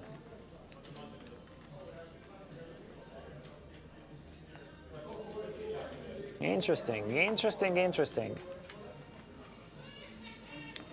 Gert, would you have gone all in 15 big blinds, effective blind versus blind from the small blind with the 10-7 off, with there being mystery bounties, 5K, 3K? Well, average mystery bounty being about 700 euros at the moment, a bit more. Opponent had 120,000. You have 230. Blinds 4 and 8. Are you shipping it all in, taking the fold equity and just running with it should you get called? Yes, sir. Yes, sir. Meanwhile, Maxim raising it up to 16K with the ace-jack, so a proper hand. And I expect a lot of folds, unless somebody gets a good hand as well.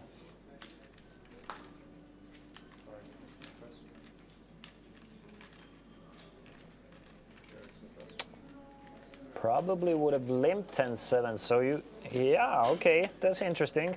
Usually I would have limped as well. But the mystery, though. The mystery, the chance. Like, there's no bad things that can happen if you ship. They fold, you're happy. They call, you get a chance to play for mystery. Maybe that's the gambler in me. Maybe that's just the gambler in me. Probably. Meanwhile, Maxim makes it 16, and then will defend the big blind with a suited jack-7.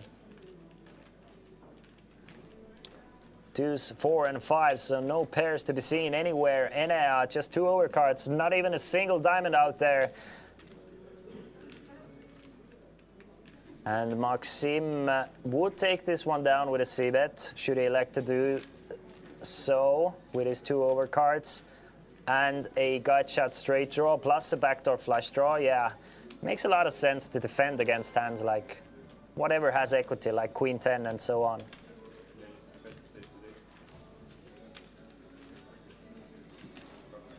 Maxim bets 17 and gets a quick fold from Enea. Maxim now up to 265, Enea 276. Very similarly stacked.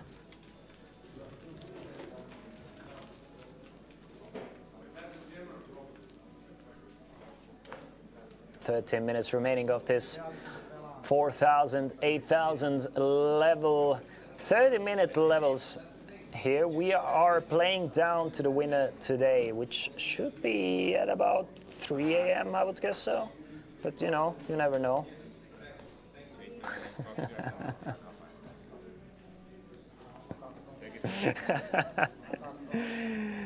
Die-hard gambler Gert Martin Ahman.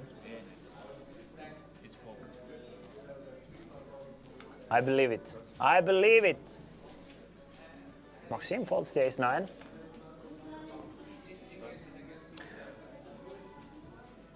Now, the short stacks are just waiting for something decent to move all in with.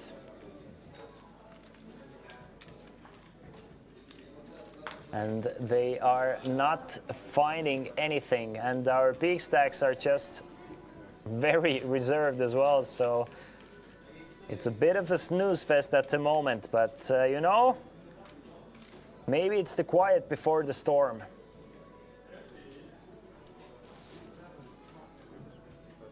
Just one double up, one bust out, one anything can just switch the whole dynamic. Look, Enea, he's not too worried about getting maybe running into a good hand. He's going all in with the queen 8, rubbing his hands together like, yeah, that's my chance for a mystery bounty. And if you fold, you fold. That's the blinds and antes to me. Enea, my man, he's like Vetelainen. Not worried about anything. I like it. I like having Enea at our table, going all in. I think there's a couple of players at this table who would have just folded the queen 8 as well, so I like it. Hello, Diga Magicas. Welcome, welcome, welcome. 17 players remaining. Everybody has guaranteed themselves a little bit of money, plus everybody's playing for a chance to pull this 5K mystery bounty. As well as the 3K, 2K, 1.6K. There's a 1K one. There's plenty of big mystery bounties to go around. But to be able to pull them, you need to eliminate a player. We haven't seen that happen at our featured table just yet. All the action has been happening in the outer tables at the moment. But at least 3 mystery bounties will be pulled at the break or during the break. Reigo now finds a hand to play with ace 10 of diamonds. And he's gonna raise it up to 24,000. Interesting strategy from Reigo. Raising it from 14 beaks up to 4-3. Toini slightly covering Reigo, considering gambling with the queen 10, but thinking better of it. Let me know, Diga Magicas. Who do you think will win?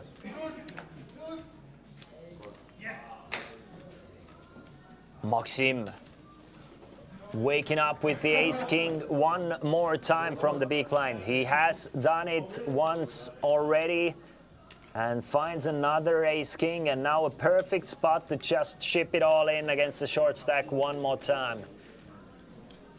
Reigo has already committed 3 big blinds of his 14 big blind stack. Maxim, perfect chance to get a chance to play for a mystery bounty.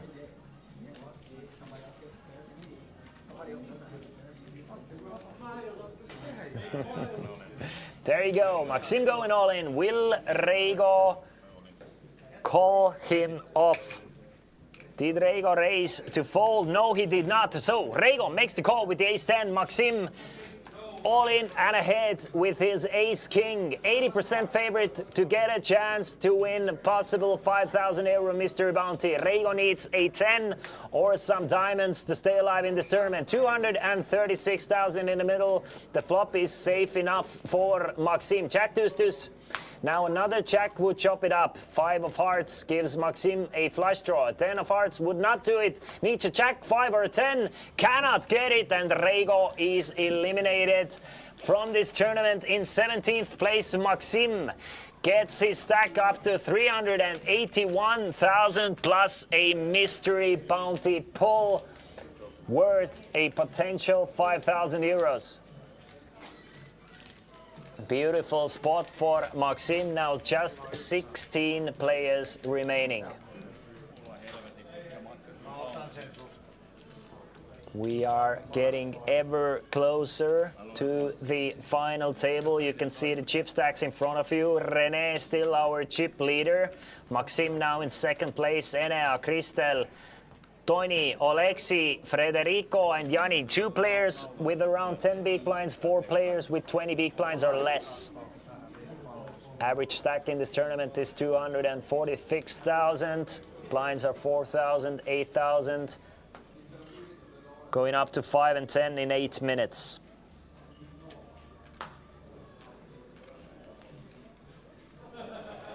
Now ace-king for Jani.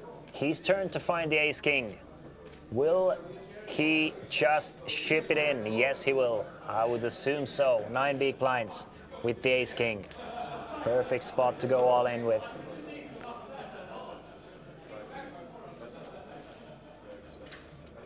I mean, he's gonna raise it to 22K instead. Leaves himself with 50k behind. It looks really strong. I have to admit, it looks really strong, but at the same time, if I'm Maxim, I'm taking a flop off here. I'm taking a flop off with Queen 9. I'm giving myself a chance to go for another mystery bounty out of your phone. Now, René, please, our chip leader. Mystery bounties are worth a lot. You're not risking that much. Take at least a flop. Take at least a flop. Yeah, he will. He will. If René connects at all with this flop, he's going with the Jack 9 of diamonds. There you go. King Jack 10 with the 2 diamonds. That's a perfect flop to get it all in. Yanni will ship the 50k. René will snap.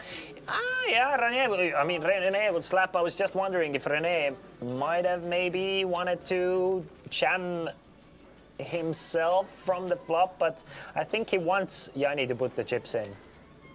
So whatever gives him the best chance to put the money in with a pair plus a straight draw plus a flush draw, he's willing to gamble here.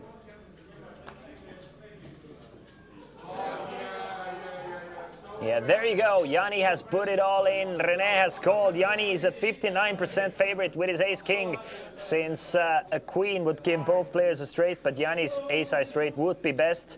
But René needs a jack or a 9 or a diamond, and he's gonna need it on the river to eliminate Yanni. Otherwise, Yanni will double up to 156,000. 10 of hearts on the river, and Yanni gets the double up. Yanni gets the double up. René, our chip leader, down to 366. Still doing good. First chance for René for a possible mystery bounty does not work out.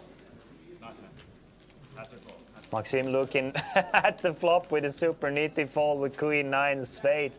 No, Queen 9 suited, Queen 9 of clubs. It was the flop was King Jack 10, right?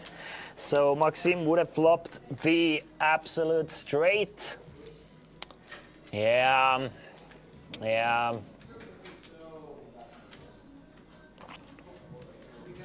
You have to adjust your strategy in the mystery bounty tournament.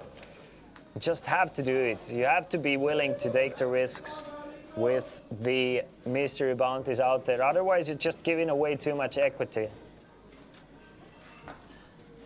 Nah, Dige Maasikas.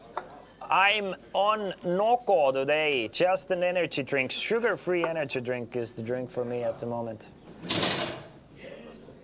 It's gonna be a long poker grind for me tomorrow. So unfortunately, no beer as well. Federico going all in with ace 3 for 10 big blinds. Now, René not making the call. Yanni, chance for a mystery bounty. You have to call the king 6. You have to call it, Yanni. You have to do it. Unfortunately, I'm sorry. I know that you don't have to do anything in poker. It's a free country. I'm sorry, but you have to do it. You have to go for it. Yanni, do it. Put the chips in. Put the chips in, my man. Do it. Just do it. Do it, Yanni. I believe in you. Please don't fold. It's 10 big blinds.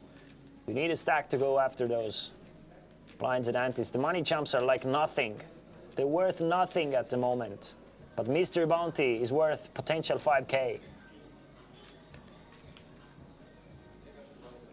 Stop thinking about it. Put it in, Yanni. Yanni, please. Yanni, please. Please. Don't fold the king 6 of diamonds. Federico, definitely very happy to get the blinds and antes there. He is happy to get the blinds and antes there.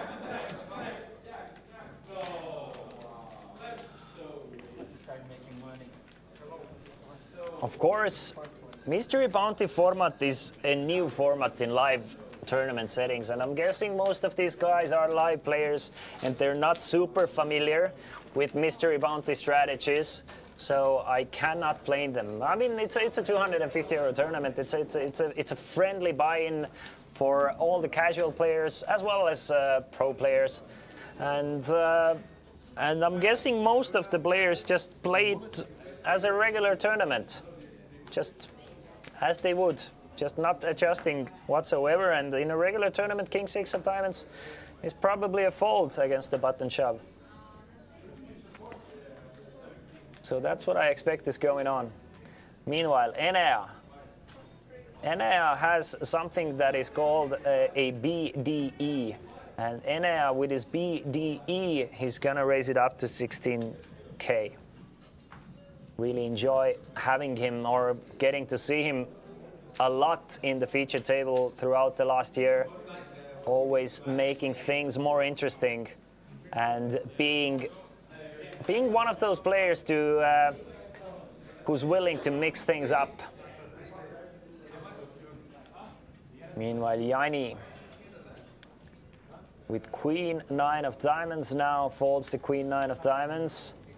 And Jani and Toini, brothers Jani and Toini with a couple of queen highs will fold, and Enea will show his strength. Maxim looks like he doesn't want to be at the poker table at all. Welcome, Gatre. I mean, Maxim always looks like this. He's like very composed. One thing I can say, Maxim always has the best posture at any players sitting at featured tables. Whenever I see him, always sitting with a straight back.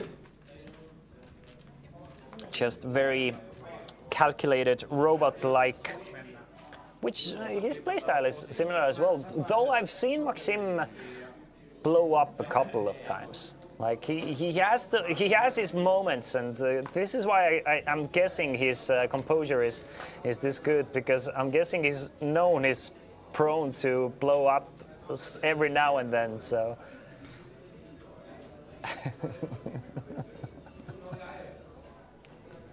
Meanwhile, Maxim folds the ace-high. René, former chip leader, with the jack-7. I like the raise. I like it, René.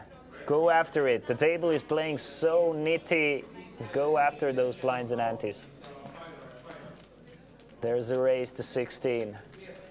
Gets a quick fold from Jani, as well as his brother Toini. But Kristel, she's been quiet, but definitely hand you can take a flop with.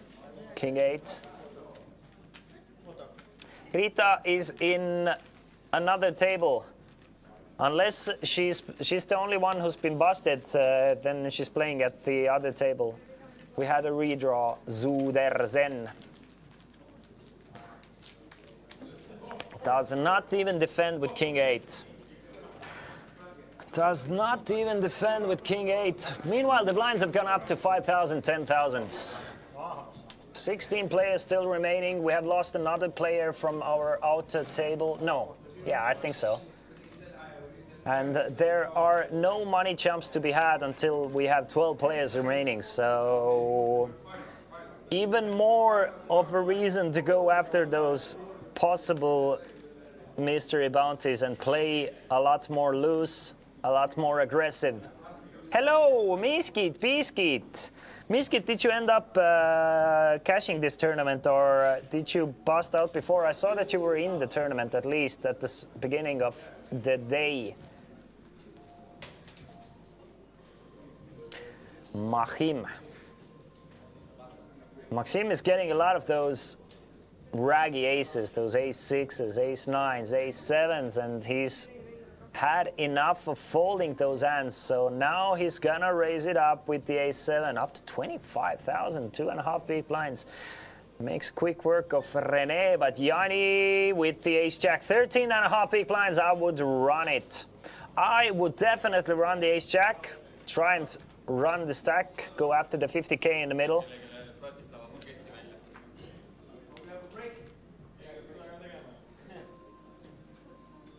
Yeah, sweetie. I just busted a tournament with pocket aces against Jack-6 pre-all-in. You don't want my my poker luck. You really don't want it. Biscuit is still in. Love it. Love it. Biscuit, good luck in this tournament. Take it down.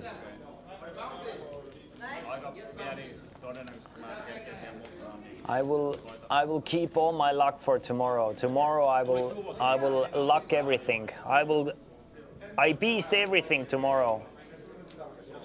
At least 5k in cashes, if not more. We'll go for 10k tomorrow. But today we have a couple of players sitting at this table who are also going for at least 10k. I'm sure of it.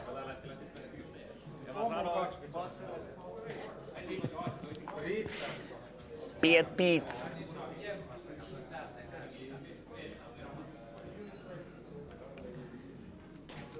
Maxim now up to more than 400,000. He's been really cruising. He's like a quiet assassin at this featured table. Slowly but surely adding to his stack. 25k at a time.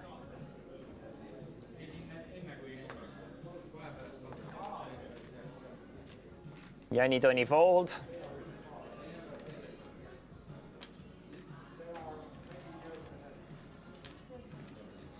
Jani Toni folds, and Alexi from the small blinds with 10 big blinds, queen high. Tough one, but Alexi will let go of the queen deuce. Enea gets a walk with a slightly better hand, queen three. Not much happening at the moment at our featured table. Now the average stack has fallen down to 246,000, or, well, not fallen down to, but fallen down to 24.6 big blinds. If not much is gonna happen anytime soon, the blinds will make things happen themselves. Even though it is a flat structure, it will pick up from level 22, I would think so. I think level 22 is like 8 and 16 or 10 and 15.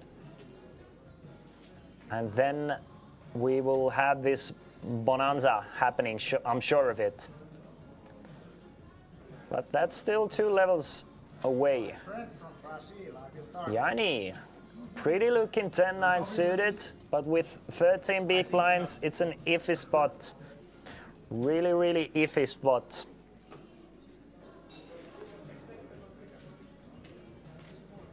So he will fold to 10-9. Everyone,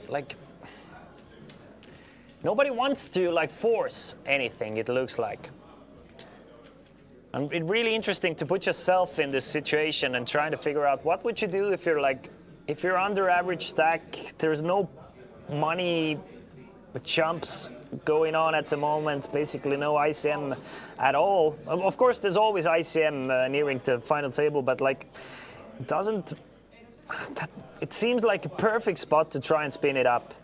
Potentially go for mysteries, or at least put yourself in a situation where you cover opponents. Or you bust. Of course, every time you risk it, you risk busting the tournament as well, but it just feels natural to me to try and really, really take more risks than usual. Meanwhile, Alexi opening it up from the button with 9-3 off. And Federico trying to figure out if he covers or not. He does not cover. I don't think Jani and Toni are really brothers, but they might be. They might be poker brothers. P brothers. P bros. Popos. The 5-0. Federico. Thinking if he should put it all in with the ace-3 instead, he's gonna end up calling. Alexi has Federico covered by 4k. Ace, queen, jack. Alexi is not going to win this pot most likely. A pair of aces for Federico.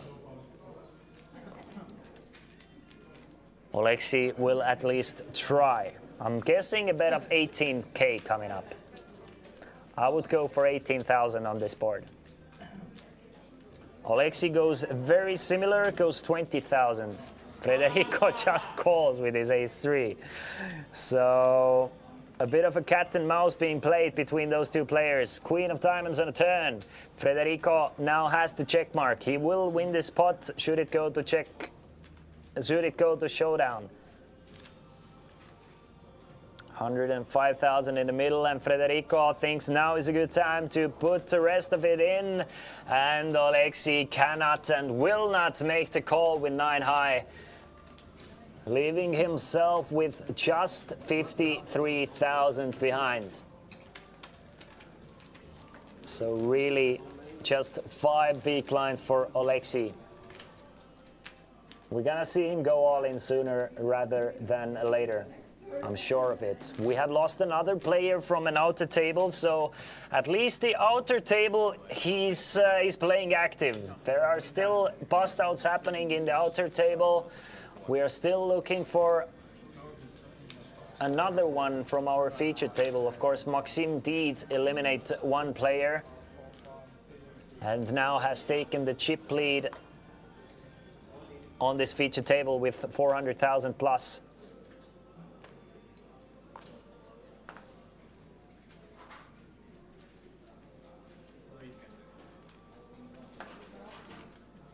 Hello, Odelwein. Hello, hello, hello.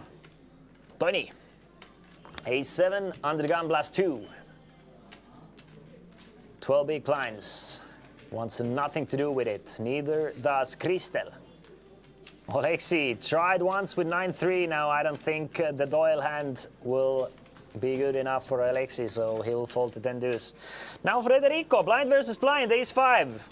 Just ship it all in. Just ship it all in with the ace 5 suited.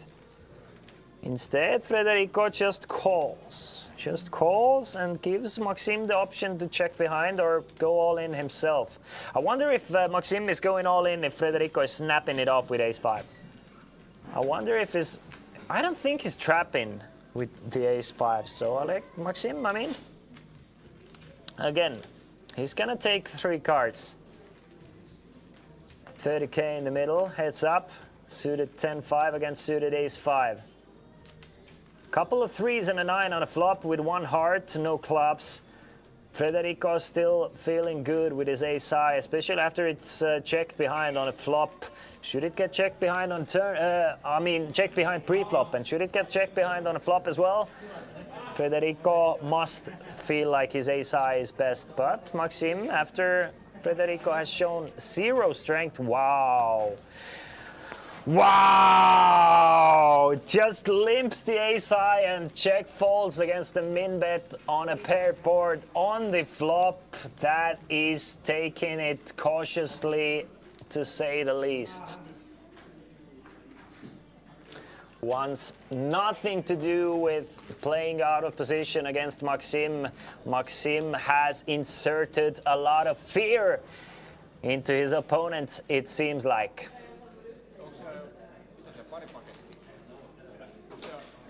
Or at least in Federico. Just nothing for Federico. Odelwein players are already in the money. Top 20 made the money. And we have 16 players remaining.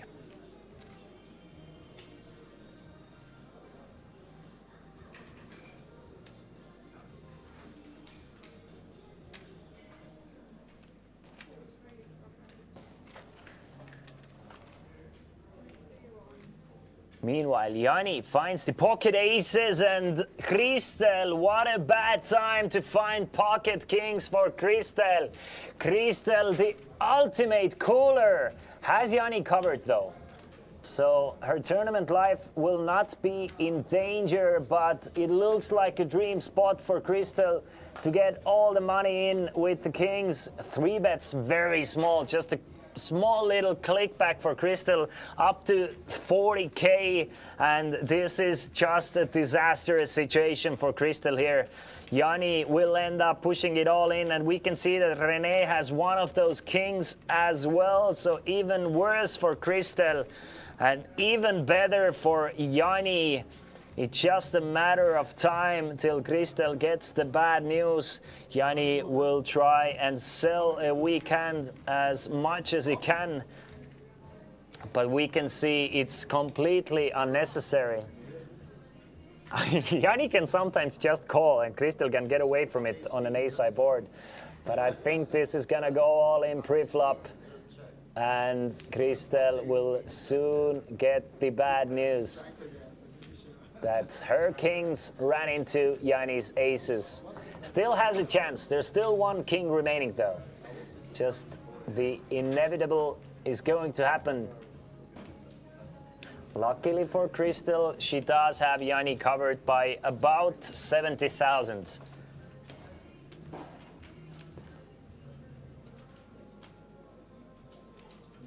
Interesting. Very, very interesting.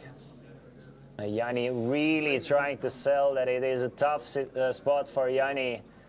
Takes down back the chips and basically moves all in. It is a 4-bet still for Yanni. How much is it though? Yeah, there's an all-in for Crystal. Yanni makes the call. Aces versus kings, the worst possible spot you can find yourself in. And we can see that one of those kings was folded by Maxim as well, who folded king 10. So just one king remaining for Crystal. Still 13%. We have seen crazier things happen. Will we see it happen one more time? Crystal needs the one remaining king to eliminate Yanni in this tournament in 15th spot. Spot 10, 5, deuce is safe. Deuce of the clubs is safe as well. And a 7 of spades seals the deal. Yanni doubles up to 297,000. And Crystal is left with just 68,000. And I was saying the feature table was playing quite nitty. It's not nitty at all. I mean, players are putting chips in. All you need is aces versus kings, and you can easily see an all-in situation happening. Just aces versus kings is all we need. So let's keep it up, dealer. More aces versus kings in this table, and we might see a few more all-ins. Unfortunate for Crystal, though. Yeah, it really is.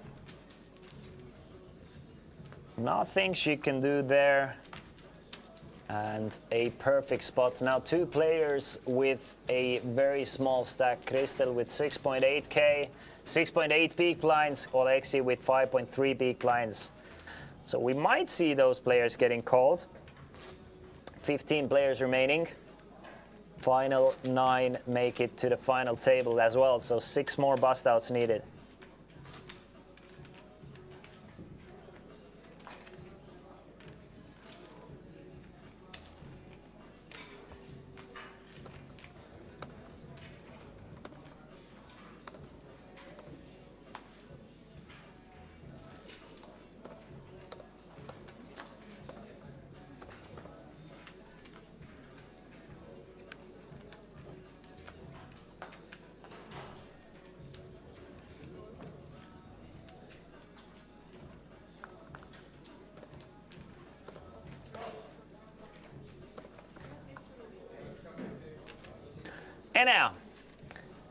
Enää with the king jack. Of course, if Enää gets a decent hand, he's gonna raise it up.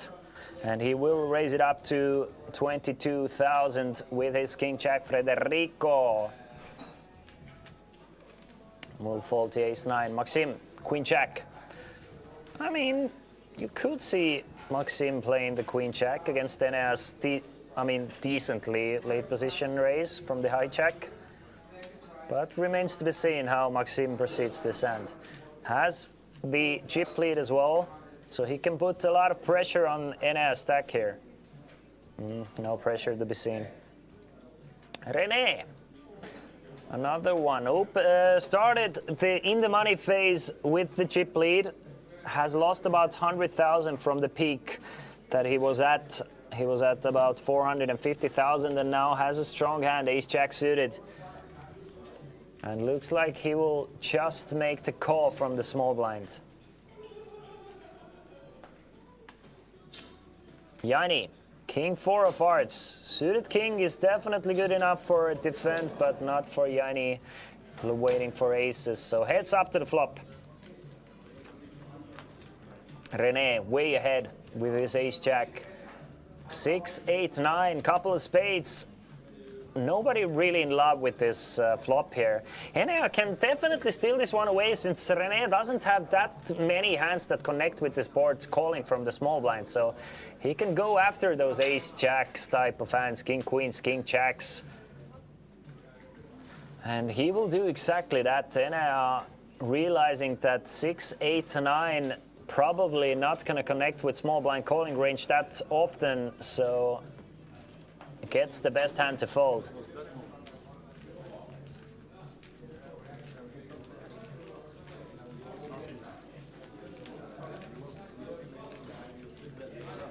Nice hand. Well played from Enea here.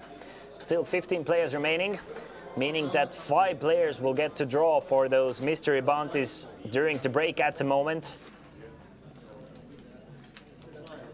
But I'm sure we're gonna get a couple more. We have 2 very small stacks at our featured table looking to put the chips in. I didn't feel good.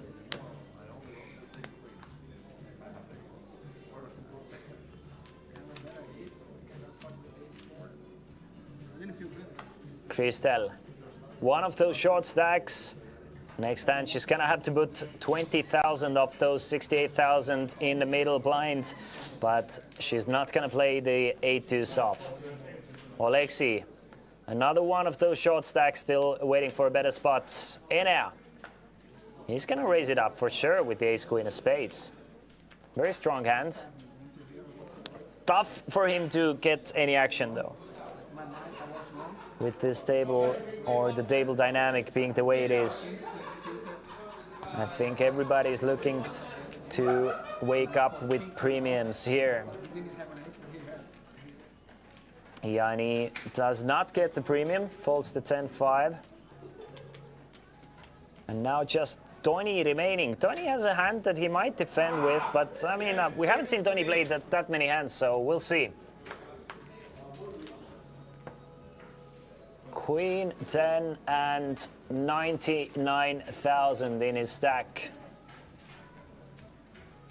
Against Undergun +2 open and another fold from Tony. Leaving himself with less than 10 big blinds now. 3 players with less than 10 big blinds. Still 9 minutes remaining on this featured table or on this level.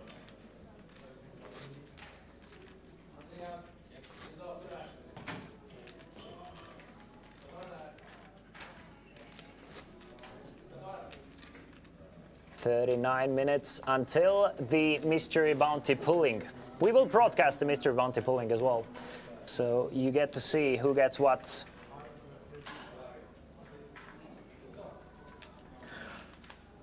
I'm gonna need some coffee if it's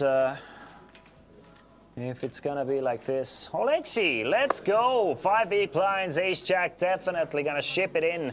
Finds a really nice hand to go all in with from under the gun. Really a good spot.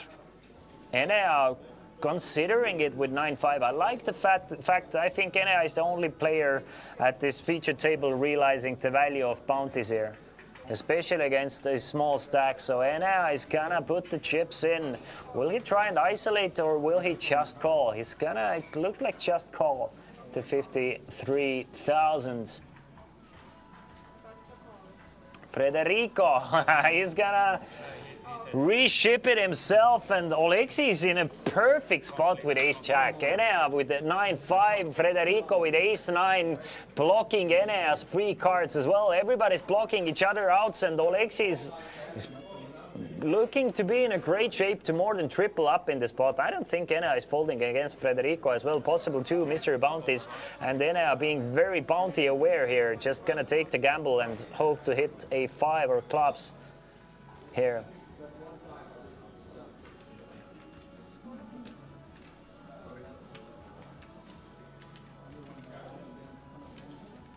Tony with the 10-8. Meanwhile, there's another small stack in the B client as well, Crystal, with just 48k behind. She might even put it in, but no, she's gonna fold to king 3. Enea is gonna make the call, so a possible double bust out here. Enea is gonna need, look at that, Enea has actually 31%, but Oleksi in a great spot. Federico not, I mean, Federico might win the, is looking in a good spot to win the side pot and still win some chips in this pot. So let's see. 3-way all in, 366k in the middle. A lot of different possible opportunities. Should there be a 5 or some clubs?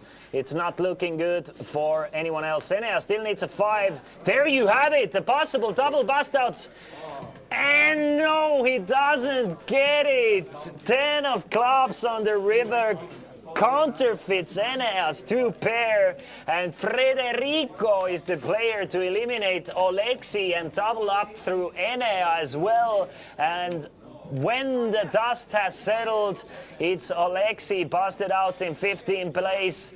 Federico more than doubling up to 366,000, and Enea gets an unlucky river and a lucky turn, to be fair, to fall down to 235,000. We are down to 14 players.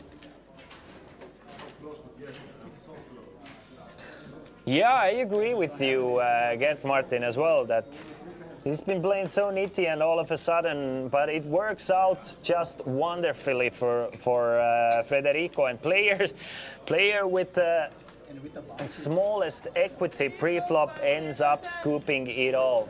And now gets a chance to pull a mystery bounty as well, so we'll see how it goes for Federico. During the break, Crystal now really short with just 48,000. 14 players remaining. Maxim still our chip leader, Federico and René close behind. Yanni with 27 and Enea with 24. One card away from Enea having 600,000 in chips and really starting to roll over this table, but it wasn't meant to be for Enea. Average stack now 281,000. Odelwent, it's a mystery bounty. They will draw the mystery bounties during the break. So the mystery bounties vary from 100 euros to 5,000 euros. So the best mystery bounty you can get is 5,000 euros. But they will draw the envelopes during the break. And then they will know. Maxim folding to King 9 on a 7-handed table as the chip lead from under the gun. Fine. Fine, I guess.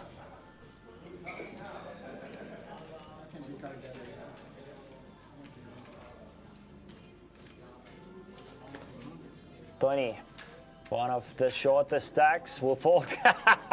No way. No way. The kings didn't work out for Crystal.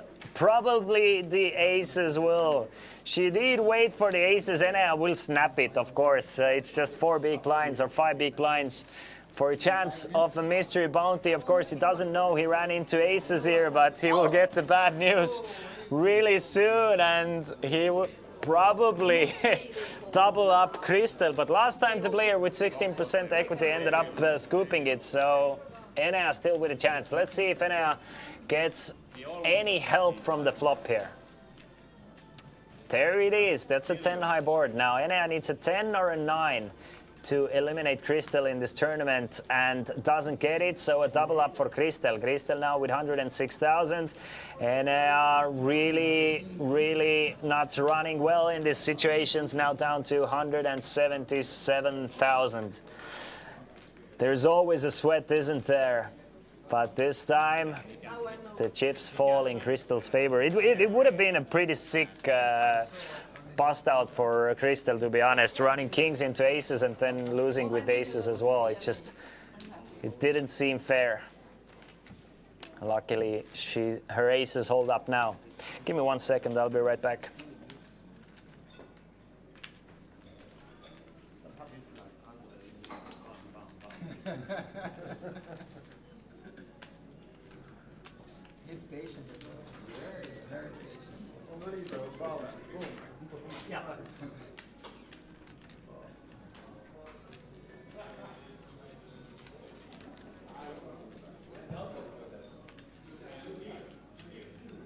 Yo, I'm so back. Interesting seeing someone trying to get those bounties though. Yeah, and the thing is, the player going for those bounties has been running into it as well.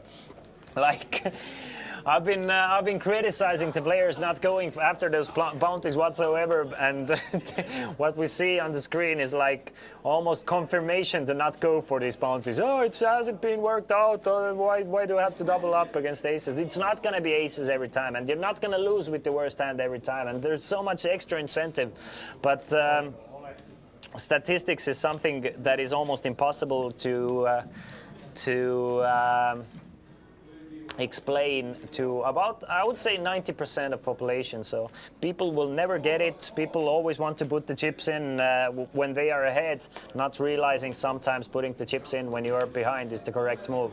It is just human nature, and I have given up trying to explain it to people. And I will just say what I say, have my opinion, and agree to disagree with most of people. I think Enea has played it well. With the 9-5 suited, I think he played it well. With the 10-9 suited, it just didn't work out.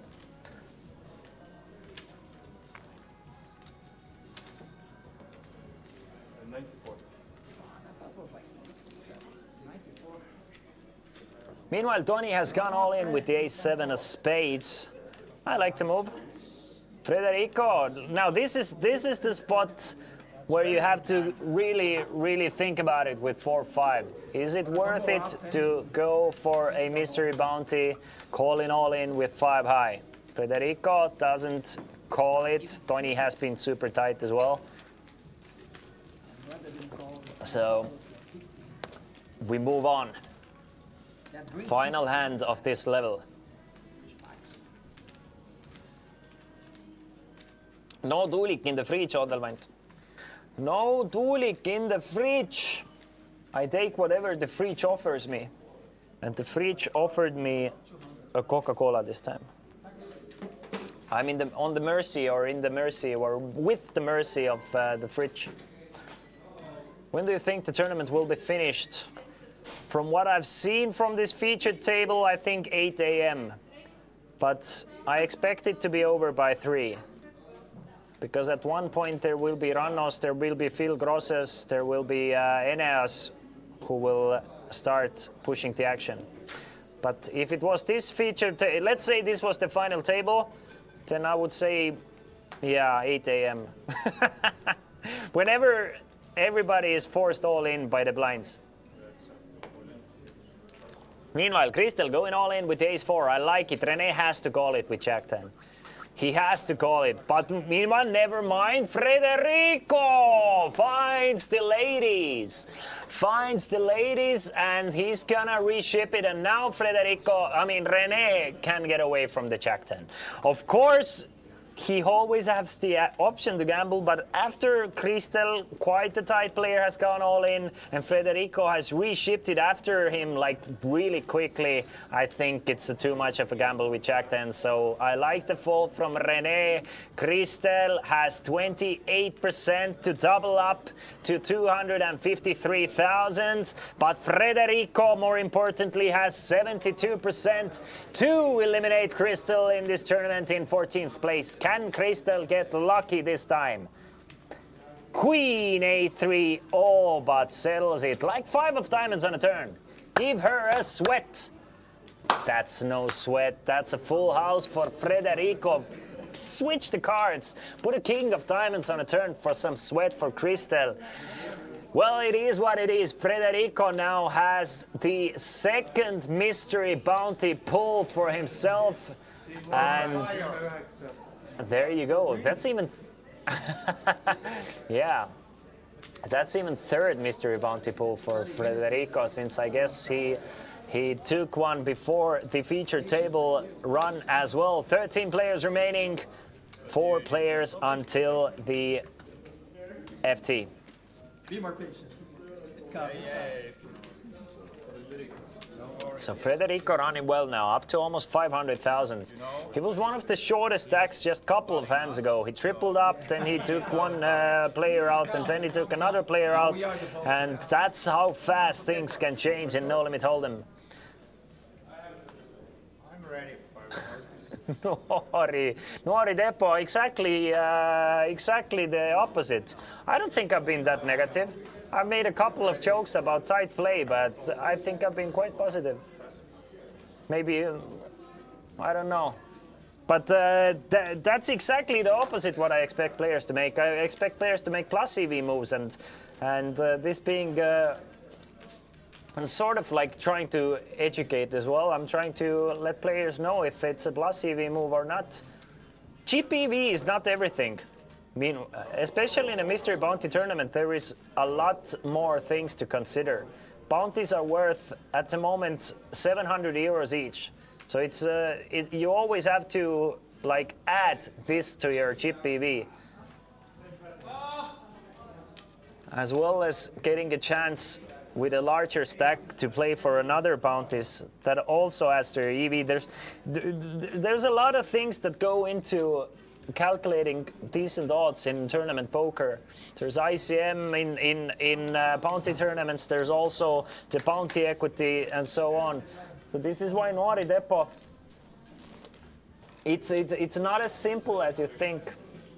At least if you want to play the correct way. Of course, no, you can play however you want, but I feel like it's almost like my spot to point out those differences as well, and bring out some of the mistakes.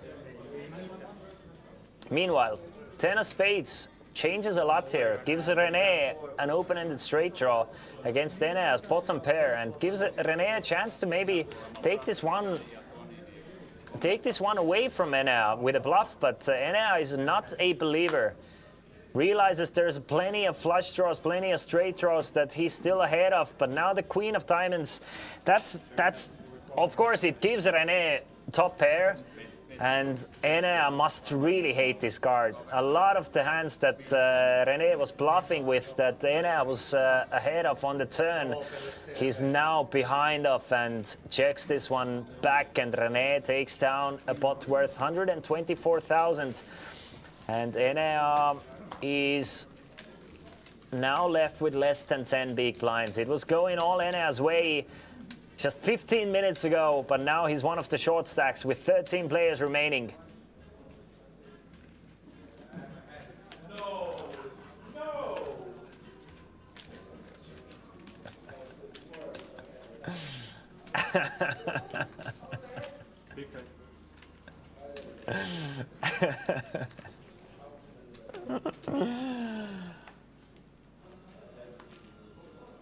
Four players until the final table. And 24 minutes until we start pulling to mystery bounties. Meanwhile, Toini now, perfect spot to go all in, I think. I think you kind of had to. Pocket sixes is a strong enough hand to ship it in. There's 30k in the middle. Kind of want to start accumulating chips as well. I like the all in from Toini. Let's see if anybody wants to gamble for the potential 5,000 euro mystery bounty. I assume so. Of course, it's probably one of the tightest players on the big blind. One of the least likely players to call with the 10-8. I think, like, mathematically, it is definitely a call with the 10-8. Especially if Yanni could see Donny's hand, he would make the call. But if I would guess Yanni is not going to call the 10-8. Yeah, and Tony will pick out the blinds and antes. Now up to 150,000. Yanni leaves himself with 248.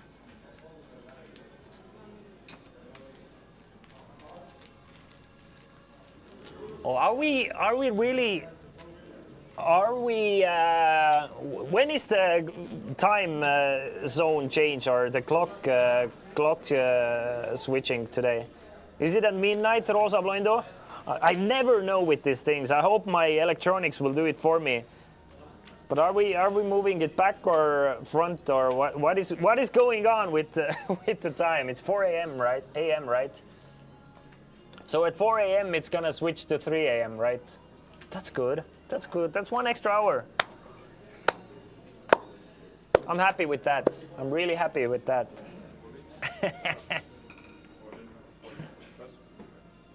Hey now. He's not afraid to gamble. He's gonna put it in. with the king 9. Will Maxim go after Enea though? Maxim has Enea dominated with the king jack. Should he make the call? Odelwant. How much? Which mark? Let us know. And what's the what's the playlist for vodka?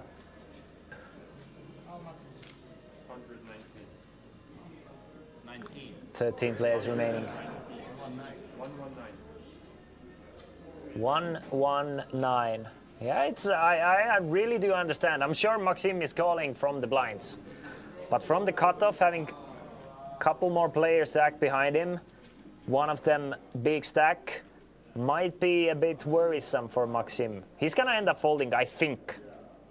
Like if I would have to guess, from what I've seen from Maxim, yeah, he does fold.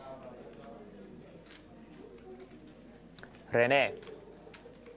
Definitely not gonna play the king 6. Now just Yanni and Tony. Yanni and Tony remaining. Yanni will get rid of the jack deuce. Will Tony wake up with a hand that he can call with? Again, 4-3 of hearts. Now, players in the chat, would you make the call covering Enea by one big blind, or would you fold and look for a better spot yourself? With 13 players remaining, money jump's not that large at the moment. Average stack being 300k. It's 4-3 is a wild one, right? Riff will make the call, I believe you. I believe you. I believe you, Riff. Gippel. Happy birthday, Mr. Gippel. Is it really the big 4-0?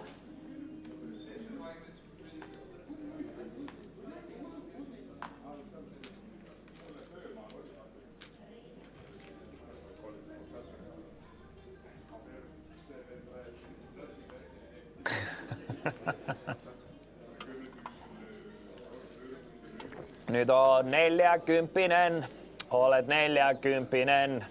Pa, Kippel 40.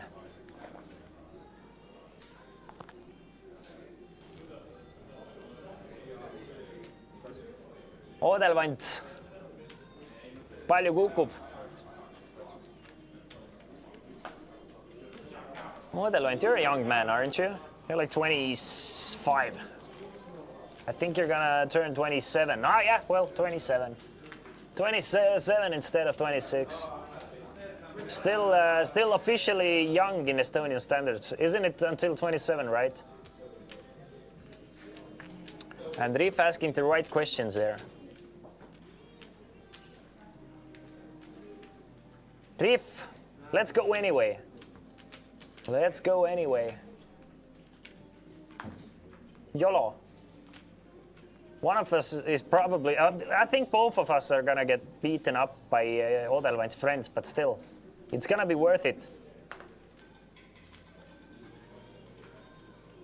Meanwhile, Maxim, king deuce of diamonds, not gonna raise. Another potential raise candidate for sure. Those small and high cards are really good from early position to raise with the chip lead in a tournament setting. And the tighter the table is, the better they are. Covering those small, high and low boards.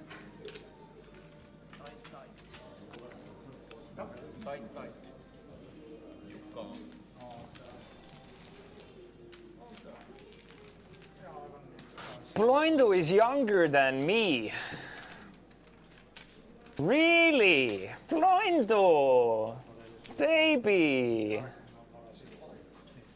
Pesamuna!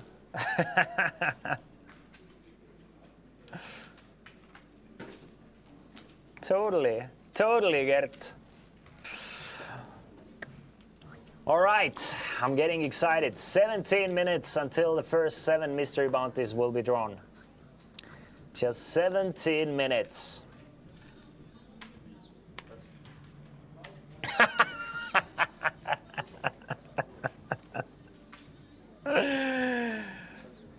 Mr. Yanni with the 9-7 is gonna let it go. Mr. Tony with the 10-6.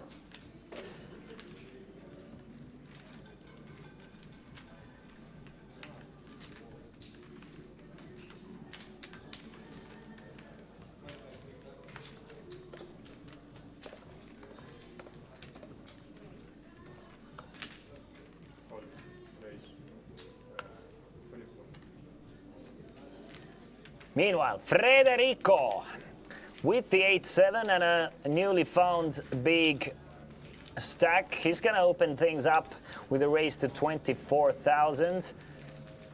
And the min raise will do it against Maxim. Now 523,000 for Federico.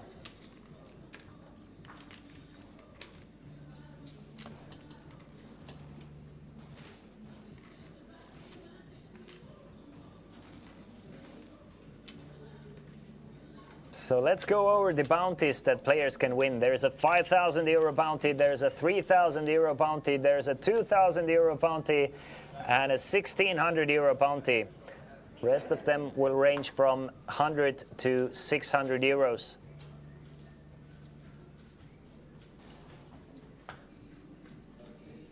So very, very potentially juicy bounties to be gotten.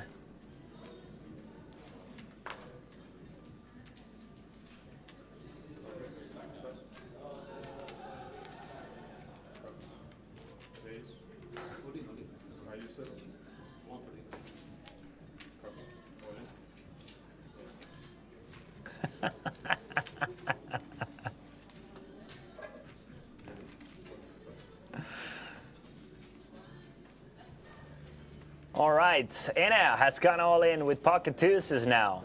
Will we see any calls? It doesn't look likely. René lets go of his 3 high, and Enea slowly picking up blinds and antes again and slowly building his short stack again as well, now up to 180,000. Mini cooler, I'm not sure. I guess we have a pretty international field as well, and we have a couple of Finnish viewers here. Make some noise, Mr. What was your name again?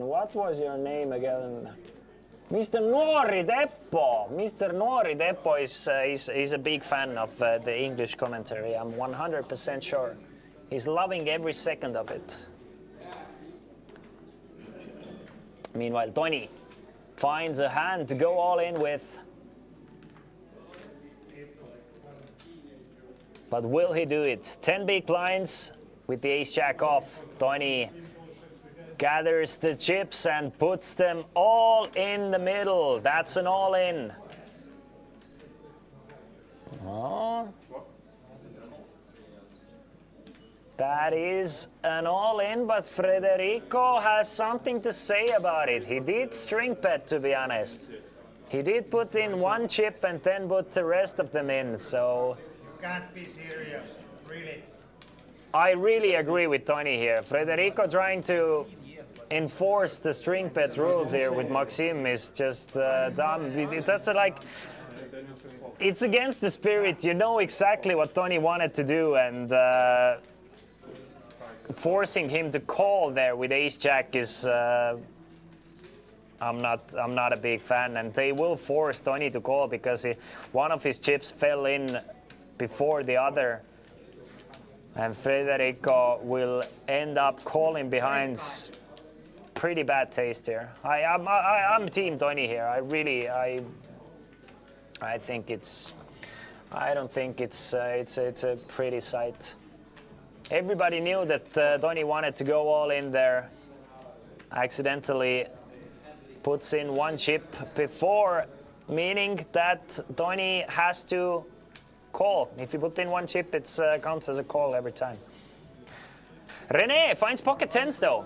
René will give Tony a chance to ship it all in though. he will raise it up after it's been called by Federico and Maxim. Couple of bandits after him. And René will raise it up to 91,000. Now, will Tony end up committing to ace-jack, or will he end up folding to ace-jack now? You know what I was doing. If Tony is gonna go all in, it's gonna... if Tony ends up folding, it's gonna be a weird hand. It's really gonna be a weird hand. Tony wanted to go all in. They made him call, and now after René raises it up to 91,000, Tony will think about it. He might end up limp folding it because of Federico and Maxim making him call pre-flop.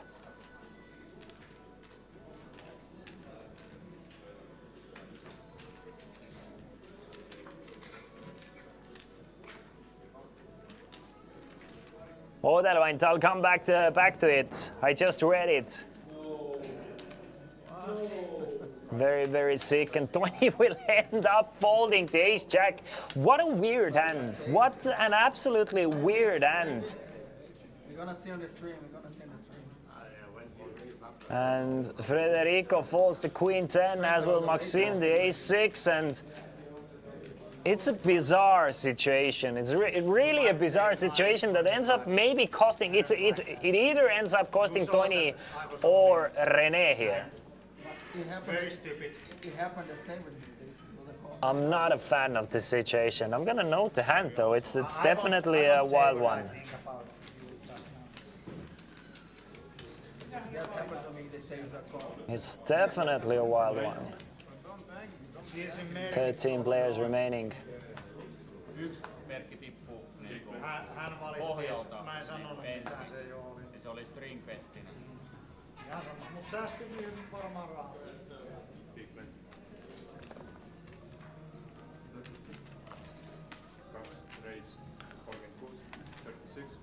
Meanwhile, and now another chance to collect the blinds and antes with the pocket fives. Raising it up to 36,000. Let's see if he's gonna get some action, and then we'll see what's going on in the chat as well. Yeah, Gippel, exactly. Exactly. That's a weird spot that ends up like working out decently for Tony. He would have flipped against René, but I mean, of course, the rules are rules, but at the same time, it feels like Anglish to me. It really does feel like English to me. No, Casino Patron, I'm trying to AI translate whatever these guys are speaking here. But I'm having trouble, but all I understood is Odelvaint from the chat is becoming a father soon. Odelvaint is becoming a father, meaning that at some point in his life, in the past 9 months, he had his pipes cleaned.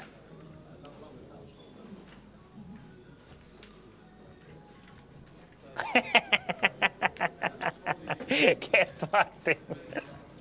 Sorry, that's just the way I am. Meanwhile, we have lost another player from the outer tables, meaning we have 12 players remaining. 12 players remaining. Blinds are 6,000, 12,000. Big blind ante, another 12,000, and the average stack is 328.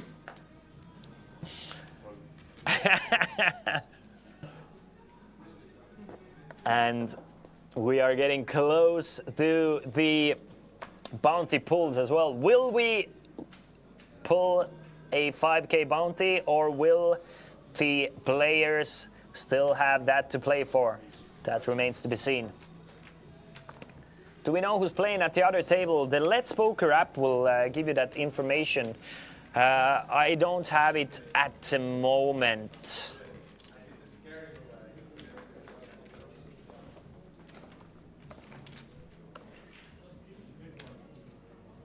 Meanwhile, Yanni from the button with the queen jack off.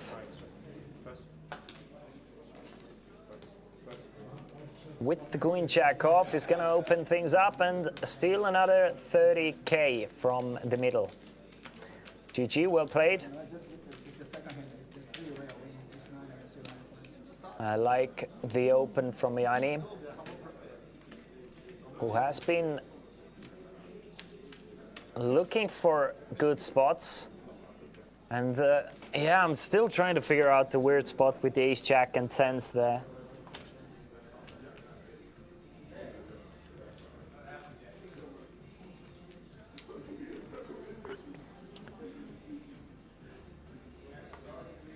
Maxim, 5-3. Katre, was Priit still in the tournament, or who were you waiting for?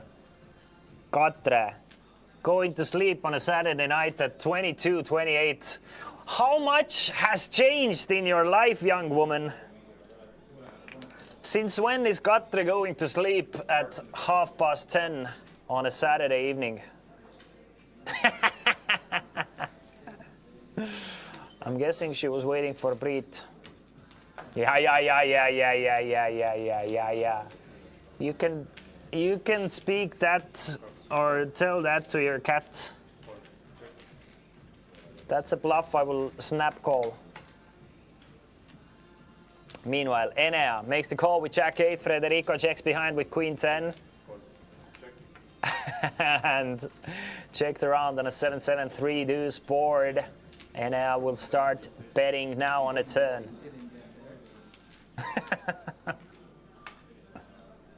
And Federico makes the call with Queen High. And he's ahead. Enea will try and steal this one away on the river. 9 of hearts on the river. I think something like 30k would do the trick. But Enea will check. Federico will check behind, and Federico adds another 66k in the pot.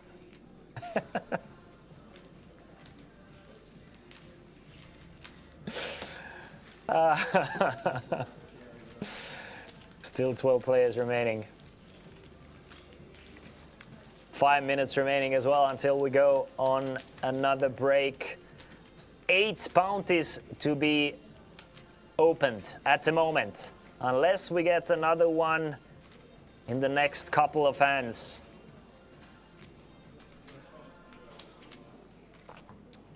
Federico has been crushing this feature table, now up to 600,000, but not without some controversy, to be sure. There has been a little bit of controversy with the string bet and enforcing the rules, but the players didn't get stuck on it for too long. Yanni now finds ace-king off. Very strong hand with 20 big blinds especially. And he's going to raise it up to 25,000. Tony, just 77k left for Tony. Lets it go, as will Enea, another smaller stack. Maxim from the big blinds. 6-4 off and 315,000. Easy fold. Yeah, Hubert Evanev, for sure. I guess so. That's the point of doing those commentaries, to reach out for the broader audiences. And as you can see, Chesterfield is bringing quite a few outside players as well, not just local players.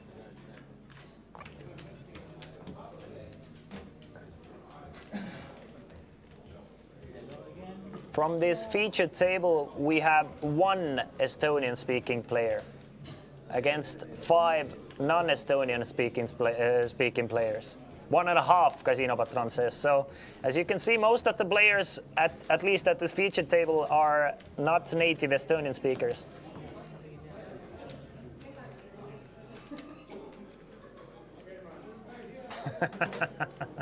Basically. If they say it's in English, it's in English. No problem. At least most Estonians can speak some English anyway and understand, hopefully. And if not, then off to the next one. Well, Yanni, ace deuce from under the gun. He's gonna hit the muck. 20, Jack 3. Really dwindling down now. Enea finds the ace king though. Now it's his turn to find the ace king. You saw what I was doing. I just put the And he's gonna go all in with the ace king. Will anybody give him any action whatsoever? Maxim thinking about things with king 5. Just a couple of minutes until bounty pulling, but Maxim doesn't want this chance. Already has one bounty to his name. So he can definitely go for one bounty here. René will not make the call either, so Enea back to 188,000. something matter for you? You wanted to have cheaper bounty. So last level before we go on a break. I would at least expect so. Minute and a half remaining on the clock.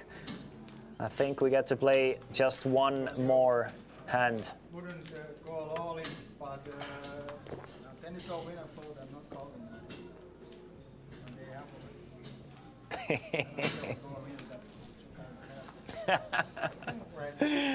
The chat has woken up with the regular trolling as usual.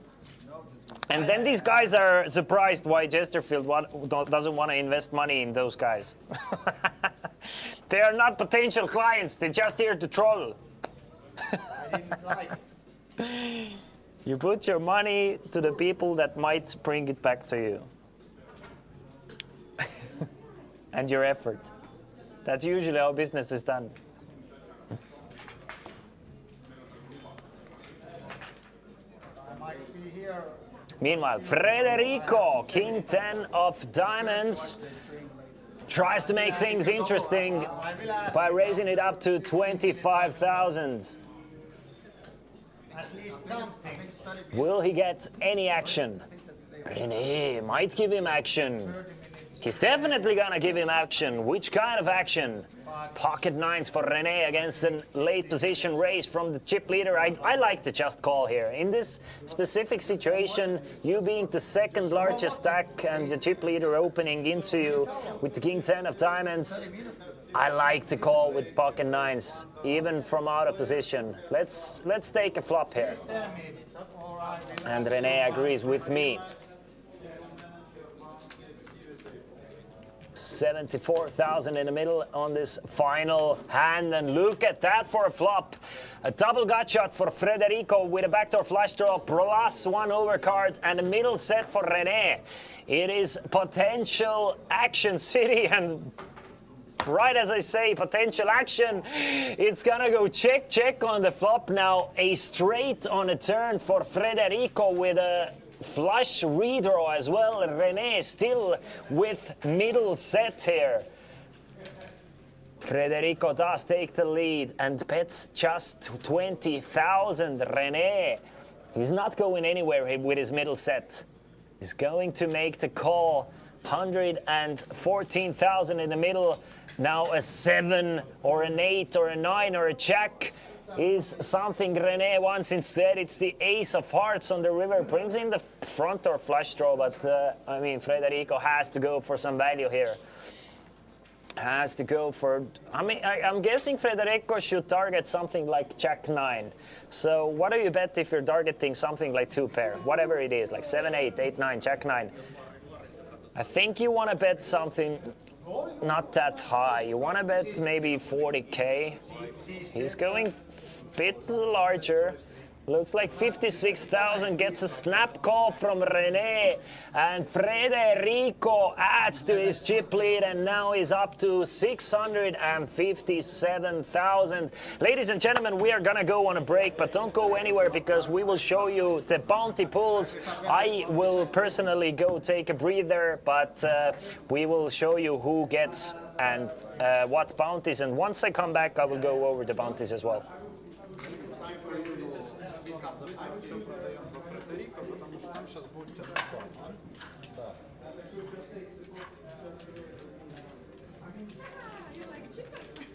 Yeah. I mean, that's the reason why I like it, because I know the rules. I know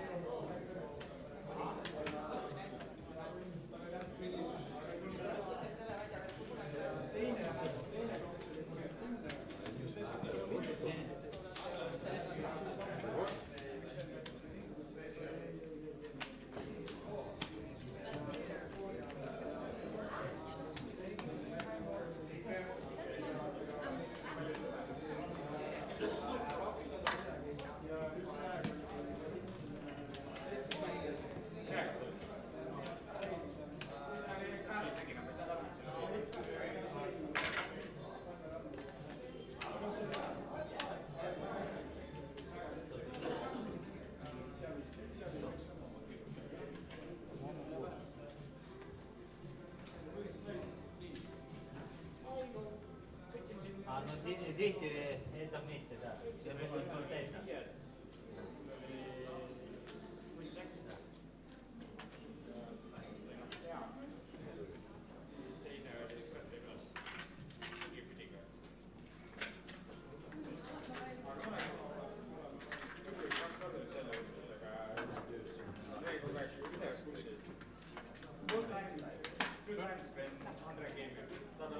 So guys, bounty there.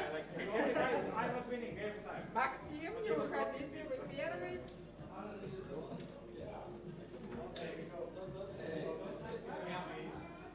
Dinner, one shot for everyone.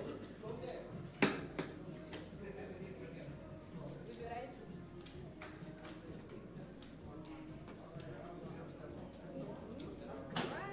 Смотрим, показываем на камеру. Камеру туда вот замазываем. Какой камера? 200. 200.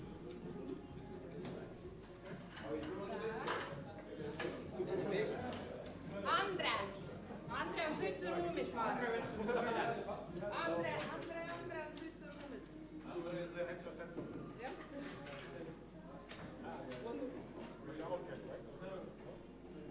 Andre is absent.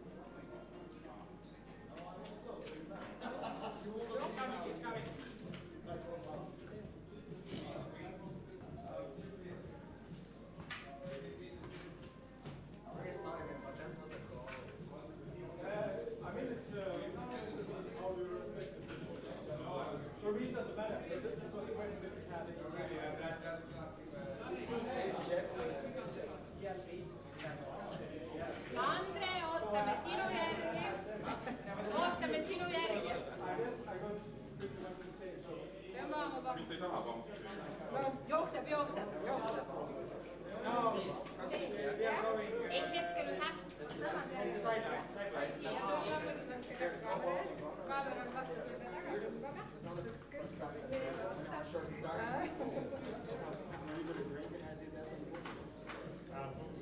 He's a poet.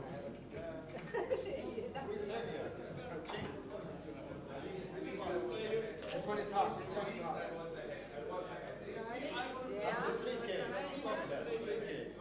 Oh, it's golden. It's golden.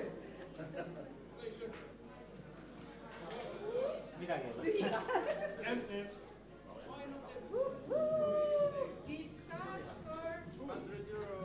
€100. So Meelis, kallikene, palju õnne, aga sul on veel üks trikk. Guys, one at a time. Ahah. 3000.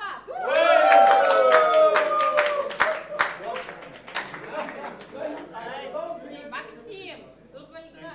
Is yours? Oh, fuck it. Me too.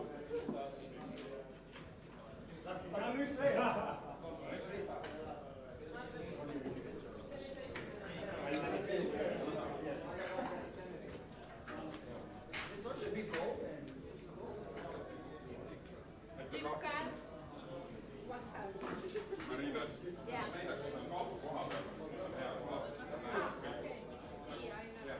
Okei. Nii, Andre, veel ühe. Ja nüüd viis. Nii. Ja, kui näitab, siis panete kauba koha peale. Enda kaupa vaata. Enda. Hästi. Reklaamnägu või? Food for the entire week. Tuleb tulla. 200.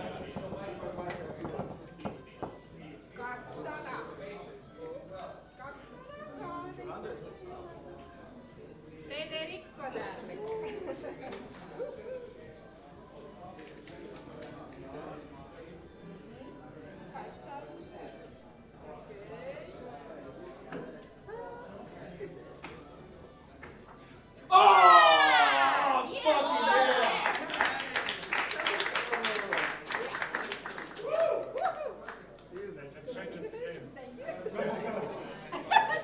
And Frederico.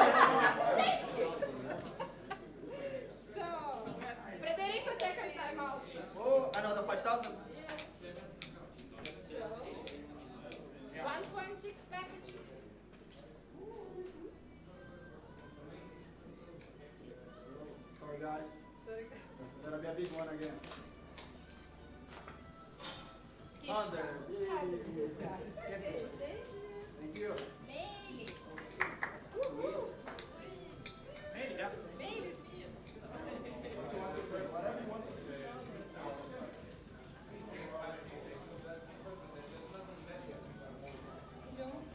Gift card. Yeah. Thank you. Thank you. 5 minutes.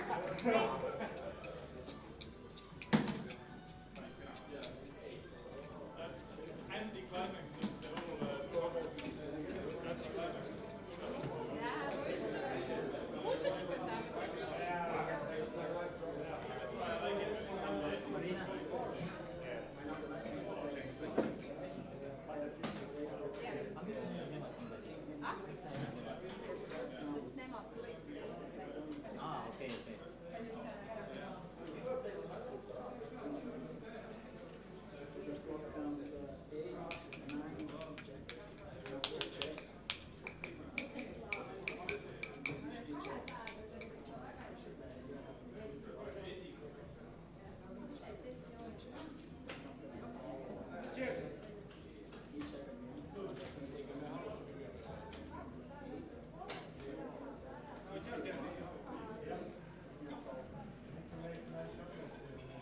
Andrei, get the food.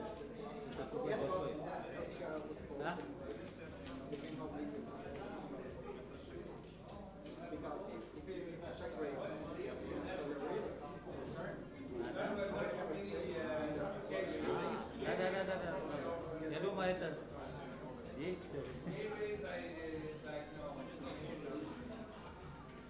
Да, вот это.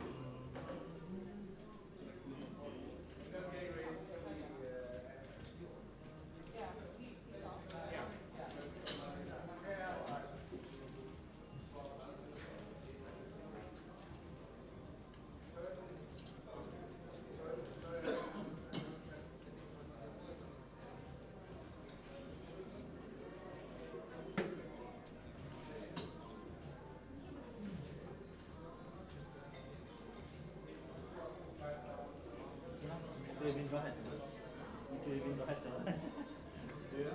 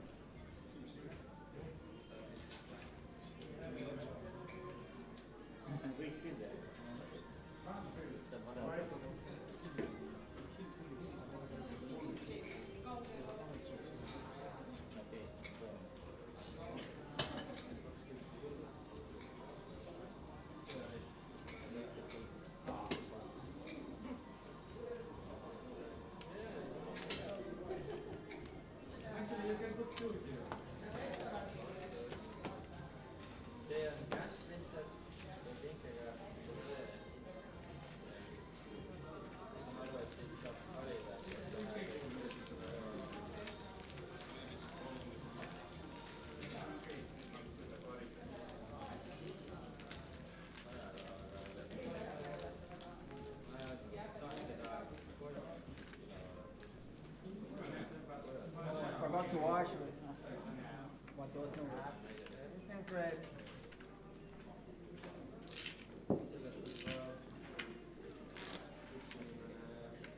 Wanna drink. Not drinking today. If you get 5K, I'll take you. What do you want to drink? Later if it's okay. Välivesi. Whatever you want to drink. What do you want to drink? I'm paying around. After 5,000, I have to pay. It was nice draw. Nice draw. That's for free. But yeah, we don't drink, so I just want to go because I don't. When you're playing. You remember when they give the gin tonic, I gave it to you. I don't drink it. Until August. Okay, maybe one day. Okei, one gin and tonic. I will take also Kitty.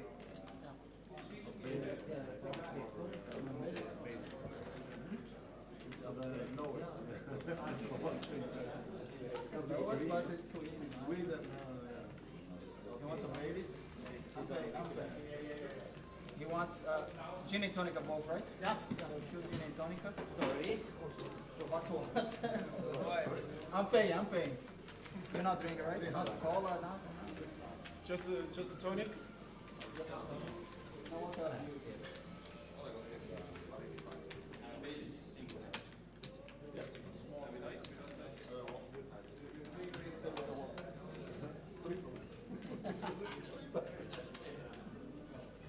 It was larger for sure.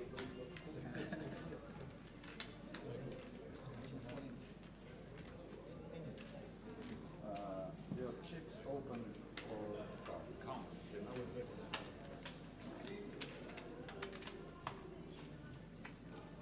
There's only the 2,000. There's only the two biggest one is 2,000. It's no reason to risk. You go for the 5K, 5,000, 4,000. I think what you should go is good. I just say should just go with it. Not just go. I should just go with it. Make it fold. I don't think I fold because I fold against 9 against 6. I didn't feel good at that time. Wait, sorry. I have this thing. If I fold a hand, like I think I should go. Next time I get the same hand, like that's it. It's just a feel. What I had when you had this time. I didn't see. I didn't see. I was better. I will see it maybe tomorrow if I play. What do you do? I would have board, I would go with whatever it comes.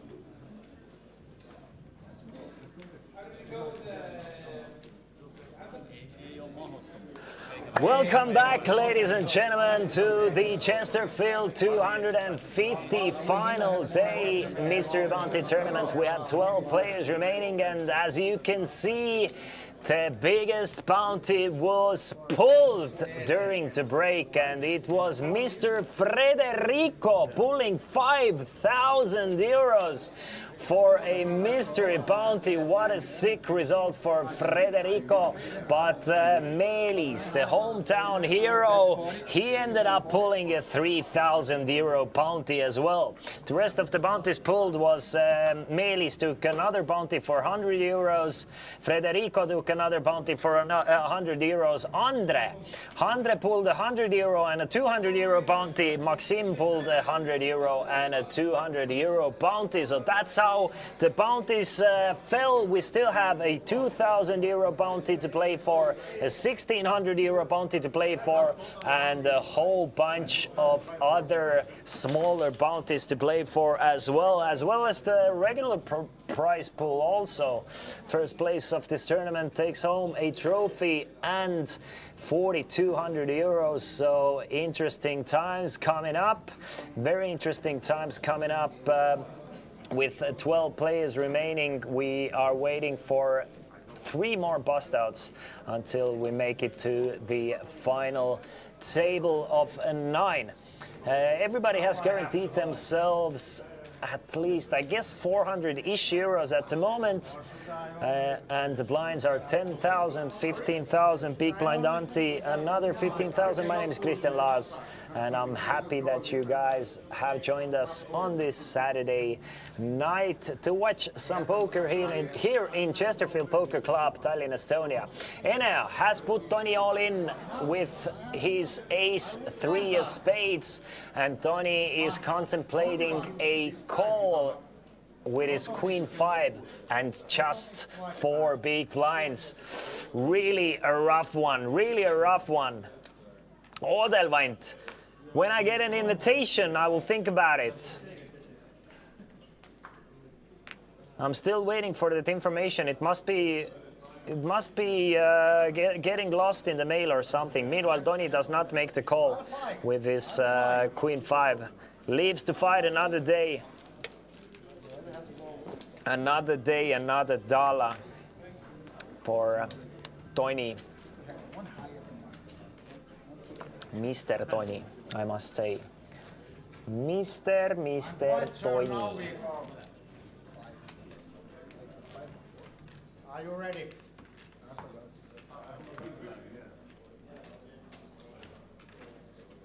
Let's go. Yeah, it was fine. Thank you. No, I think Gippel, it's because of the timing that it was a weird timing before the the last event. So sometimes it's 3 satellites, sometimes it's 4. It just depends how the dates fall. Has nothing to do with anything else. I don't need any dinner or... Meanwhile, René, now with pocket 8s.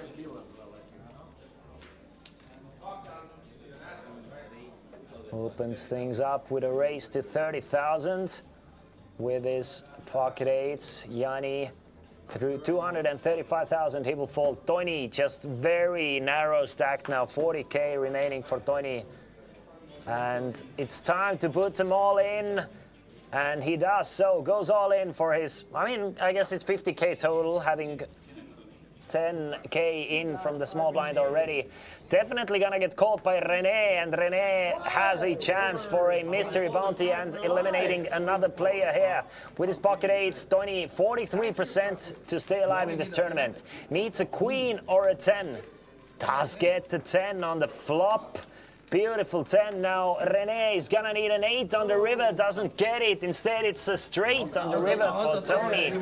And Tony will double up to 130,000. René, once our tournament chip leader, now left with 235,000 chips. Still in it though. What is the average stack at the moment? I would guess something like 280,000, I would guess. No, 358,000 instead. Everybody started with 25,000. We have 11 players remaining, meaning we have lost another player from our outer tables. And we have just 2 players until the final table. Thank you. It's too far, it's too far. Just 2 players or 2 bust outs needed to reach the final table. It's Federico with a large stack of about 600,000, maybe even more. Maxim hanging in there with 300k. René 235. Yanni was something like 250-ish, I think. And Tony now with 130. Yanni, 235 for Yanni and Jack 9. He's gonna fold. Tony 130. 8-4 of hearts. Trying to figure out how much fold equity does he have. Maybe a bit more fold equity now that the biggest bounties have been drawn already. Not that much incentive to go after the bounties, but still, let's go after 8-4. Enea, you never know what Enea is gonna do, but Enea has 8-5 of clubs here. Blind versus blind against the chip leader. He's gonna start things off with a call. Will Federico let him call, or will Federico put maximum pressure on Enea here? Federico checks it behind. Checks it behind with his king 8 and 8, 9, 10 means both players with a pair of 8s. Federico, king high kicker, plays. Queen of diamonds brings in a potential and possible straight. Both players will check it all the way through. Nobody wants to go for any value or bluffs. So Federico now up to 675,000 chips, just adding to his already massive chip lead. At least chip lead on this table. We don't know the stacks on the outer tables. But it's looking good. With the average stack being 358 and you have about 700,000, it's looking really good for Federico. It would be the average stack when there are 6 players remaining in this tournament. With there being 11, you know you're doing good.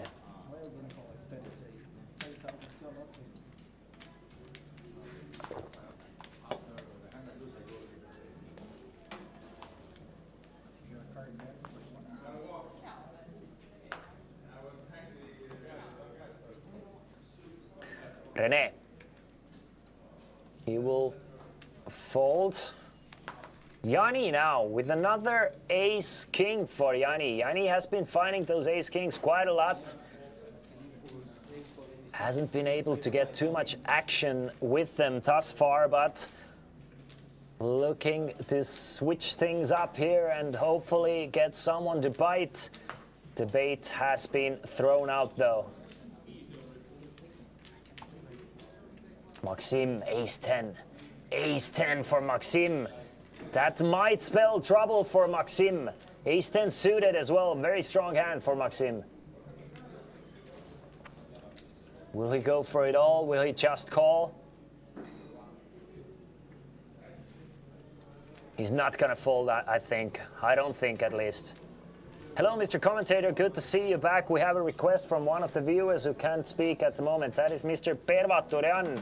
Could you please sing a song for him? His favorite song is Mart Helme võõra linna torud.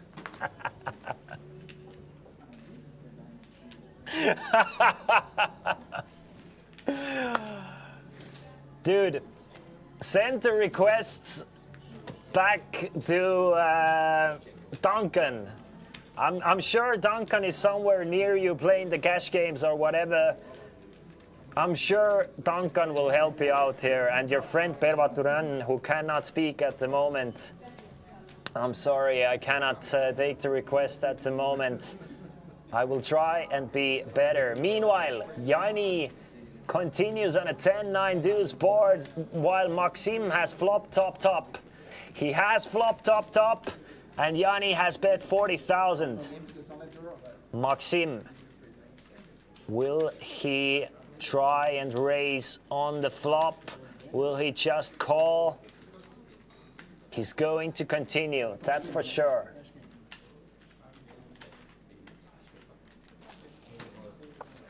He's gonna continue with a call. An ace would be absolute disaster for Yanni and might be the end of his tournament. Instead, it's the 8 of diamonds. Maxim still way ahead with his pair of 10s, ace kicker.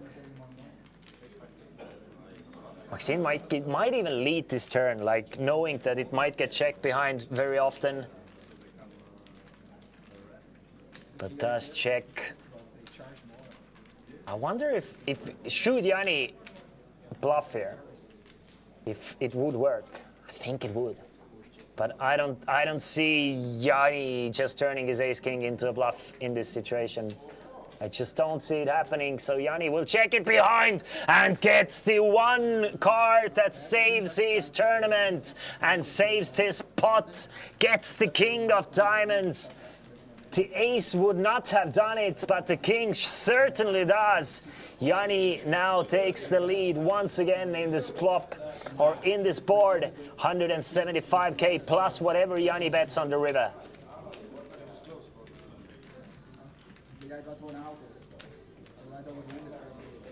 I'm sure Maxim is gonna lead the river, tries to go for a tiny little blocker bet, tries to get calls from worse hands, keep the pot small. Now the question is, will Yanni call or will he go for it all on the river? Rivering top pair, top kicker. Jani will call. That would make Maxim probably think his ace-10 is good, but gets the bad news that Jani did hit his king on the river, and Jani now up to 370,000. Maxim left with just 180,000 or 12 big blinds.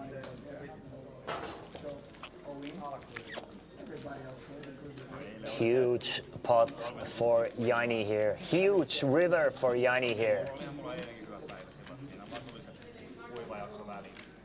Where the pound is included in the prize pool, 25k, and that's why the payouts are so low. Yes, as you can see, the bounty prize pool was 14.4k, and the regular prize pool is whatever is left from 31.8 minus 14.4. So about 17,500 is in the regular prize pool, and 14.4 is in the bounty prize pool, totaling more than 31,000 in the total prize pool, plus whatever Chesterfield added themselves as well. Chesterfield added some couple thousand euros to the prize pool themselves.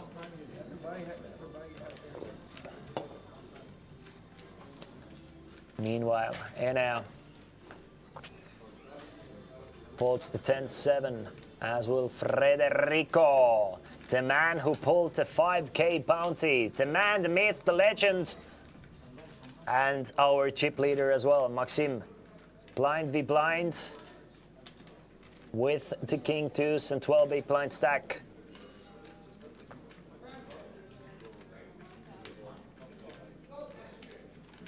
Starts it off with a call against René. Just 5k to call to win potentially 45k. Sounds like a good deal to me. I don't think you can fold any blind versus blind, with the blinds being 10k, 15k big blind ante. You're always pot committed. René lets him see a flop, and Maxim flops a pair. 8-6 on the board. Maxim with a pair of deuces, king kicker. René with queen high and a backdoor flush draw. That's my biggest profit.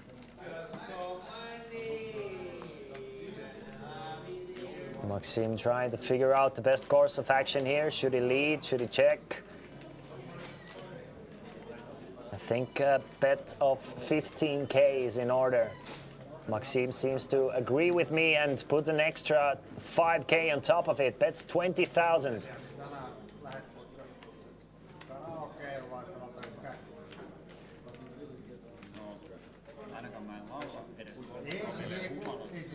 René really thinking about it. René really thinking about it. Maybe he can take a card off. Maybe he can potentially bluff at it. Maybe he can hit a queen or a 3 or running diamonds. So many possibilities with queen 3, and he's gonna raise it up straight away. Makes it 55,000 against the 20k bet of Maxim, and Maxim now is in a tough spot with his pair of deuces. Now just a bluff catcher remaining, and against some of the bluffs you're not in that great of a shape either. So what do you do if you're Maxim? Should he call? He would just have 110,000 behind. Can he face the pressure coming from René? I don't think you can. I think you have to bet fold the king deuce here. I really do. Or maybe just go with it on the flop. But Maxim does end up bet folding, leaves himself with 145,000, and René, well-timed move from queen 3, steals this one away from Maxim. Just smells blood in the water and attacks.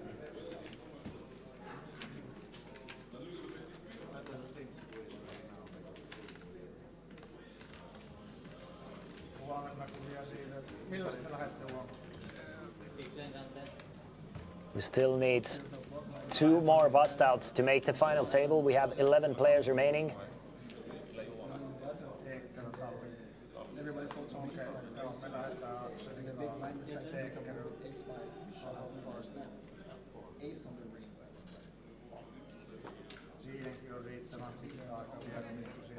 That was the second chips.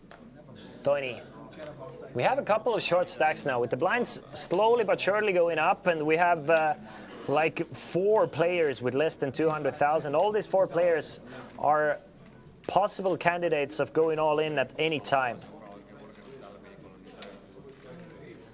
René trying to get things going with his pair of 9s now. Trying to win back-to-back hands, just calls. Sets the trap against Yanni here, blind versus blind. Pocket 9, super strong hand. But Yanni, I don't think he's the best candidate to set a trap against. Yanni has been by far the tightest player off the table. But René flopping middle set, still trapping. Yanni not taking the bait though. Just checking behind. Now 3 of diamonds and a turn. René think it's good enough time to start betting, possibly against potential flush draws to get some value to start building the pot. But insta fold from Yanni, and it doesn't work out for René this time. Still wins a pot worth 55k.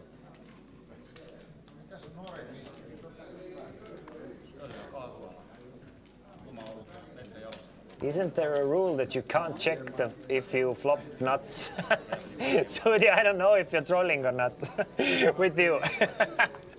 Maybe you're not trolling. That would be a nice rule though. You can't check if you flop the nuts. Okay, now it's very bad situation. Now it's very bad situation, says Tony. I agree, Tony. It's not good. But Federico, with a couple of fish hooks, he's gonna raise it up to 40k. There's no right way to play jacks, but I think 40k is a decent start. René. That's a good strategy. Give us drinks. René, by the way, is a unisex name, isn't it? There are a couple of female Renés, a couple of male Renés.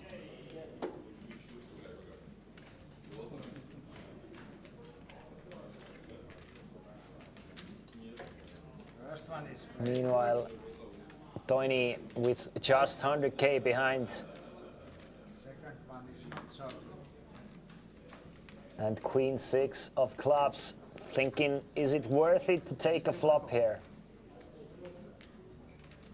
This is not bet or string bet. Tony still reminding the players of the string bet that he was called on.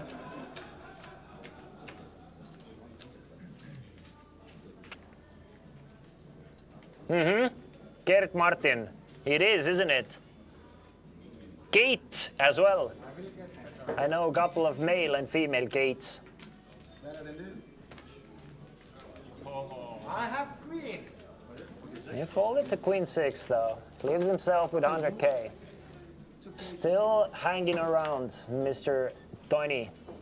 Will we take more GT? WC. Yeah, of course. You cannot check back the river with the nuts. That is definitely a poker rule. But not if you flop the nuts. You can check. You can't check behind the nuts on the river in position. That's the rule. It's easy as that. No, I remember being told recently that if you flop nuts, you can't check. It's either a misunderstanding or somebody just lied to you. Somebody's either bullshitting you or you misunderstood the call. Because the rule in poker is you cannot check back the river with the nuts. That's the rule. It's easy. Because otherwise it would be chip dumping. If it's checked to you and you're last to act and you have the nuts, you have to bet.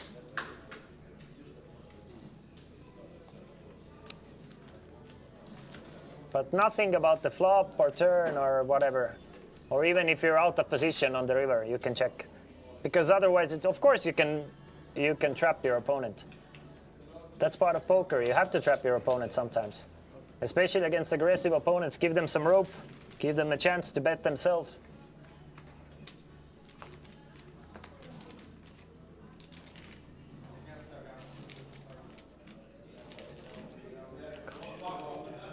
Meanwhile, Enea and René seeing a flop. René flopping a pair of deuces. Enea now turning a pair of eights.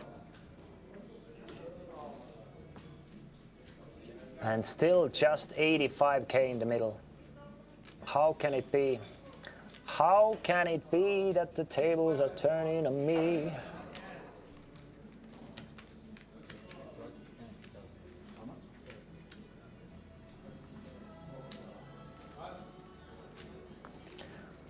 And the river ace of hearts gives René 2 pair now, betting 70,000, putting Enea in a very tough spot, to be honest. Let's be fair, it is a tough spot for Enea now. Just a bluff catcher.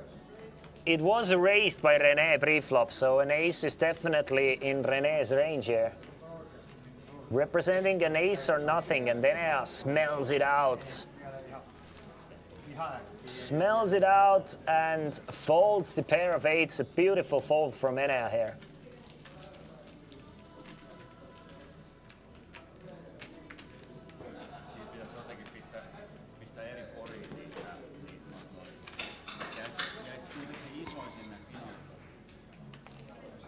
Still 11 players remaining. Se on 15 kiloa poundia, 5, 3, 2. 7 minutes of this level remaining as well.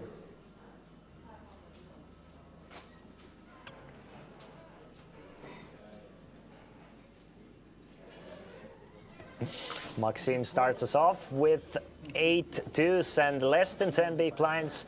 I assume he's gonna fold. Yeah, he will. René now up to 355,000. I don't know yet.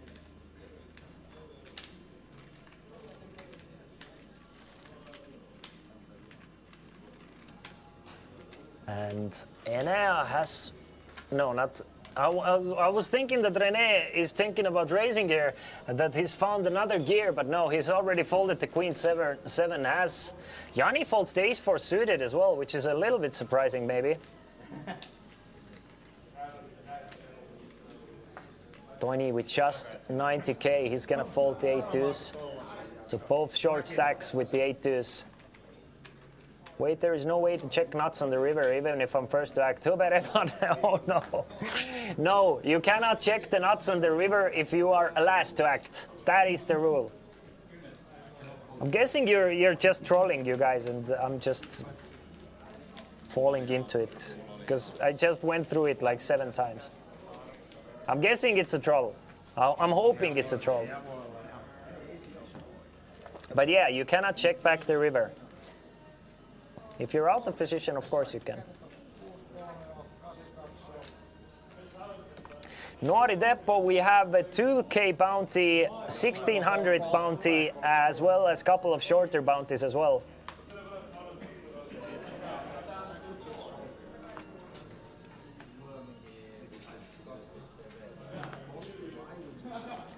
But the 5k bounty and the 3k bounty were already pulled. The 5k bounty went to Federico, the 3k bounty went to Meelis.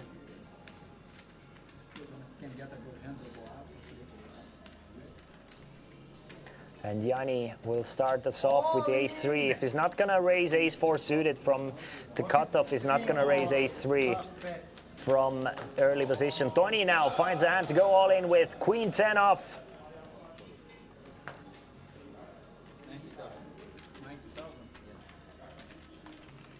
Will he get called, Federico? He can definitely take a few gambles here, and he will go all in over the top, possibly to get a couple of knockouts and get us to the final table. He will reshove with the 10-8, and Tony is going to be in great shape with his queen 10 off. But I like the shove with the 10-8. There's still a 2k bounty. You still have plenty of chips to play with. I like the gamble. He's running into a hand that has him dominated, but he's still not doing bad. You can see 3-way, he has 30%.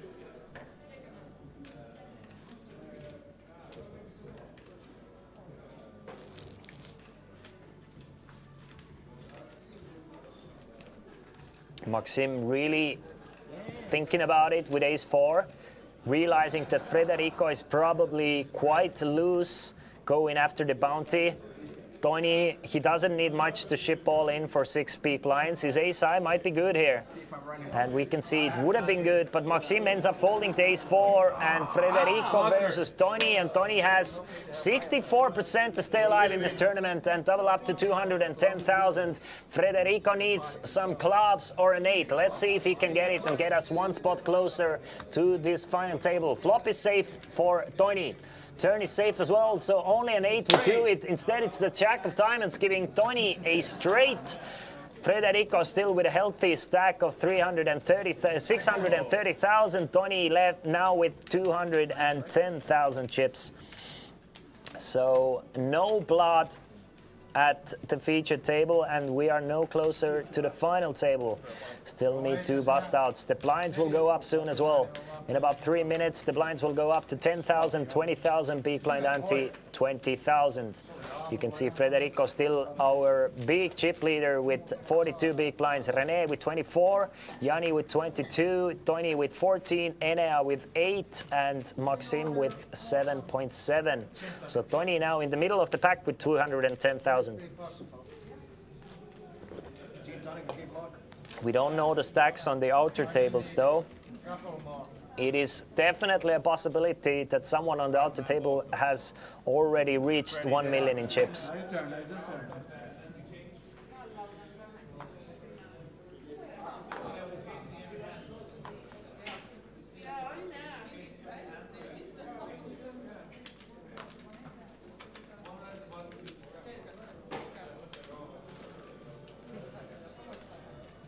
Federico, time for a revenge. Time for some revenge with the Pocket Kings now. Pocket Kings from the button, isn't it pretty?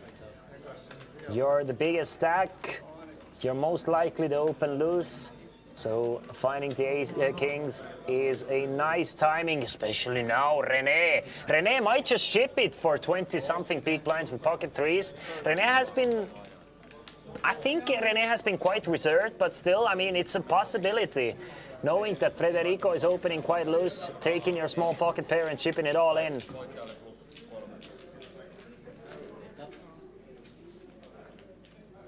But René instead, he makes the call and tries to flop a 3.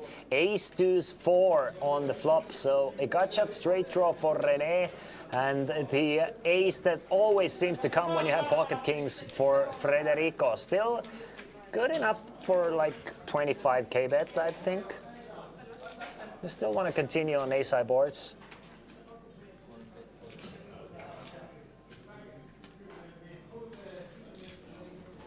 So Federico goes for 30 instead. René, I don't think he's gonna fold for 1 with this pair of 3s plus a gut shot straight draw. So he's gonna take a card off. 7 of diamonds. No, none of these guys like this 7 of diamonds. Now a possible flush out there as well. I think this might just go check behind from Federico and take his kings for the showdown value. But at the same time, another smallish bet would not be that bad to go after hands like 4-5, 4-3, I don't know, pocket 3s, pocket 5s, but how many of those hands does René have? Not that many. I would check behind if I'm Federico here. I like to check behind.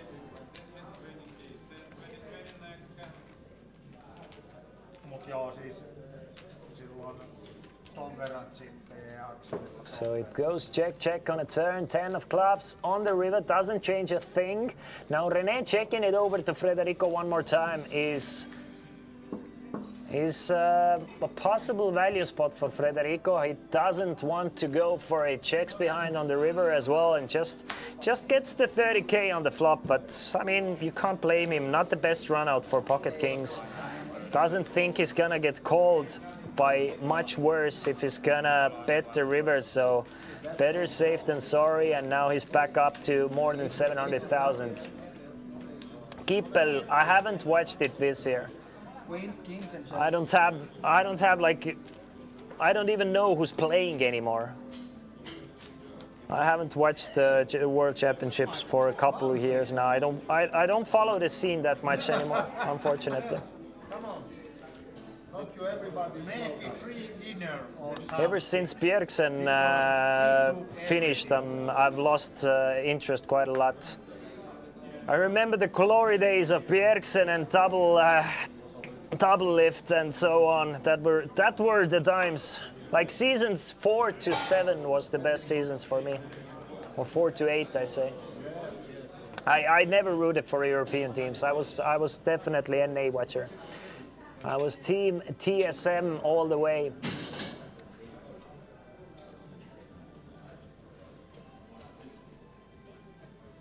Meanwhile, Enea has put in his last 120,000 with the A7 off.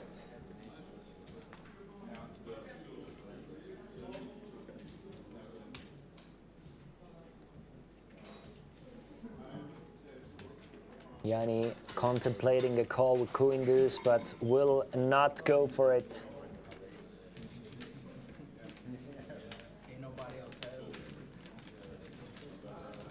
So now another set of blinds, another set of antes, staying in it by playing aggressively pre-flop. The blinds now have gone up to 10,000, 20,000.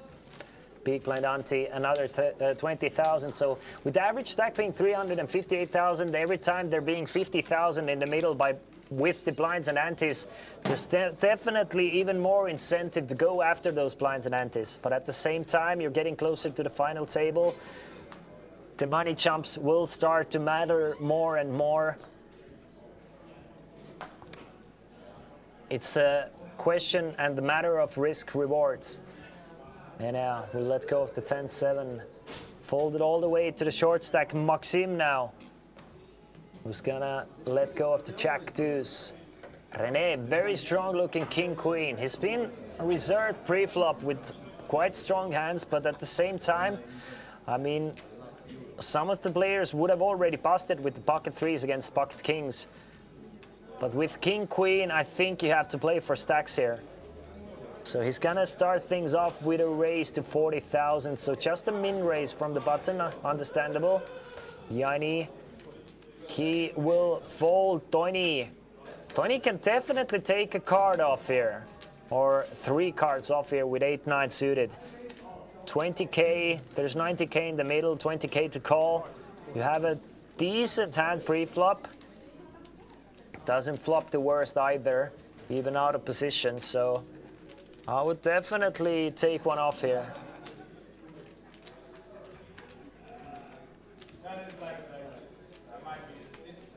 Kippel, is G2 strong this year? I mean, G2 is basically strong every year, but do they have any chance against Chinese and Koreans?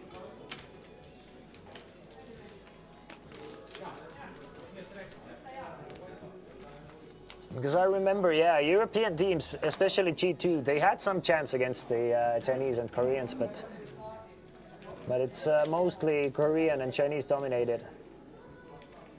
At least when I was watching, like, very, very, very keenly. Top at Morda, League of Legends. Meanwhile, an Ace King 3, couple of hearts, and Tony just ships all in. Just check raises all in with his flush draw, and René folds the pair of kings, and Tony, aggressive play, gets the best hand to fold, and well played Tony here. Now up to 285,000. And René, our one-time chip leader, now left with just 12 big blinds. It hasn't been working out great for René thus far, but still, I mean, he's in it. One double up, he's one of the biggest stacks. The stacks are very even. Everyone and anyone has a chance in this tournament at the moment.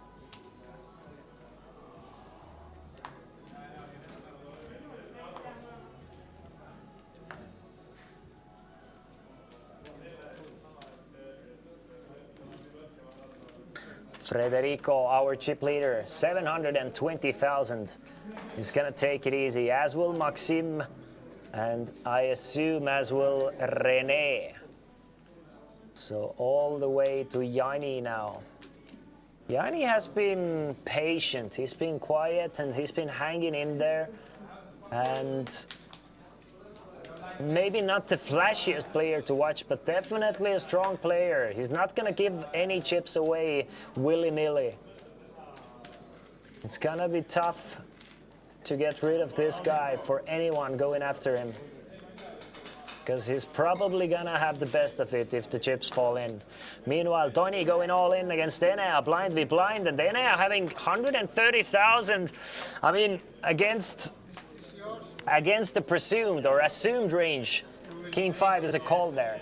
But against Tony, you're not sure if Tony is shipping all that light there, even though Enea just has 6.5 big blinds.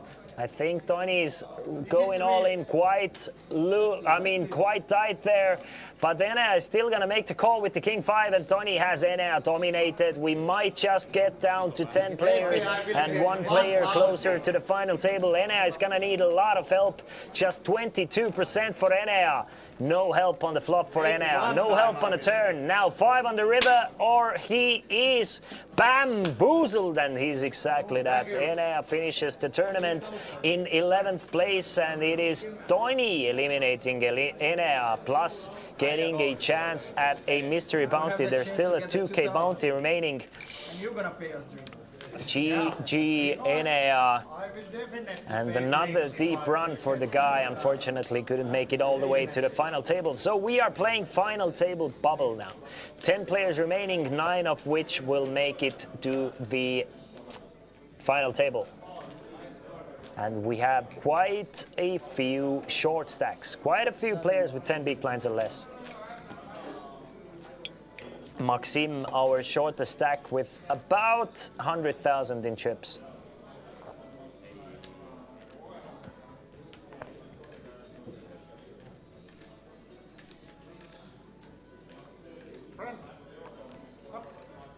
Federico in the small blind, Maxim in the big blind. So Maxim, the shortest stack. No, sorry, excuse me, Maxim, there's no small blind here. So Maxim will start things off from under the gun. Next hand, Maxim will have to put 40K in out of his 100,000. So it's gonna be 40% of his chips in blind.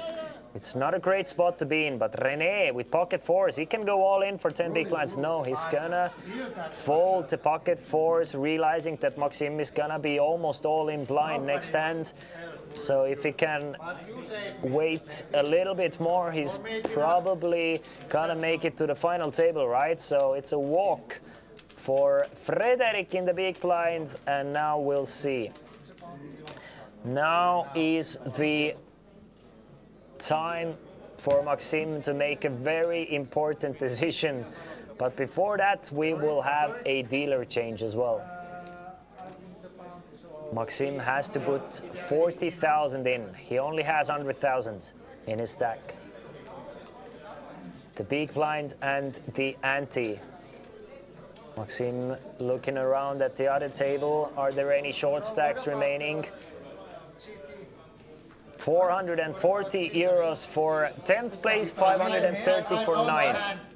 You said if I win the hand, I'll buy it. I can buy. Do you think that? Do you? René instead. Now René finds a great spot to get the ace king, because you have one of the stacks that you cover almost all in blind. So you can definitely, I would ship it all in if I'm René. Just try and isolate the big stacks, get Maxim heads up, go for the potential bounty. But René is raising to 40K.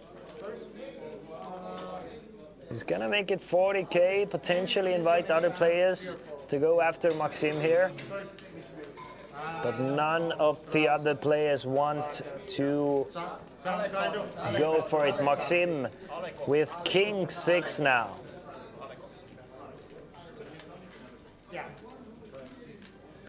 Will he take the King 6 all the way and get us potentially to the final table? No! Finds the fold, still with 65,000 remaining. If I'm Rene, I'm kind of tilted there. I was like, I would have thought that it's definitely a bounty spot, a potential mystery bounty spot. But no, his opponent still finds the fold after investing 40% of his chips. So now Maxim with just 50k behind and in the small blind. Having posted 10.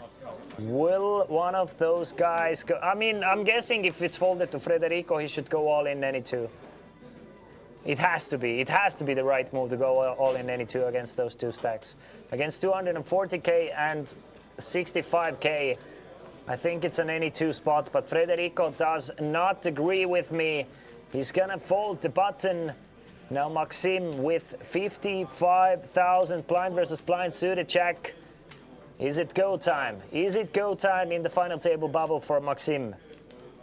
Or will he still wait for another spot?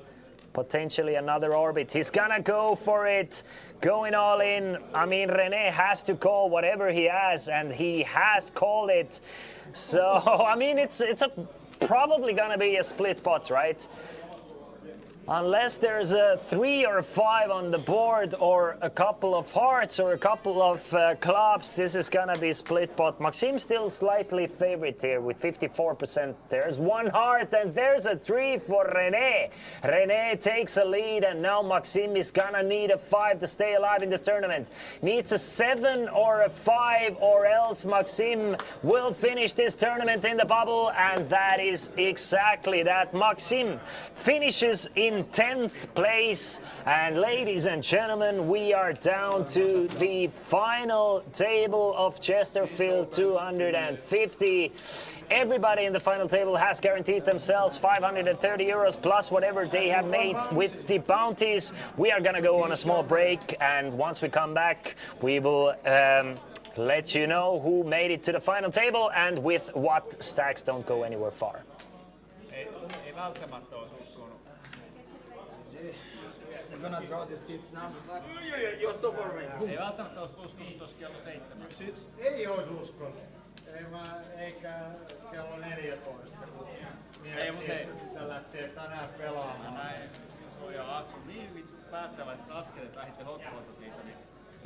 Mä olin päättänyt. Juu, teillä molemmilla oli semmonen niin määrätietoinen askel siinä. Toivottavasti muu ennen ei toteudu, että sä voitat. Mä toivon itselle kuitenkin voittaa. Se on voinut olla hyvä tappelu.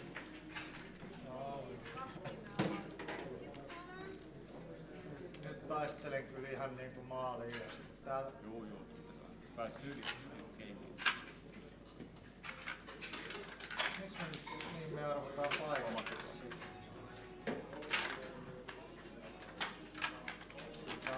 Tää on sellainen taisteluvoitto eilisen jälkeen.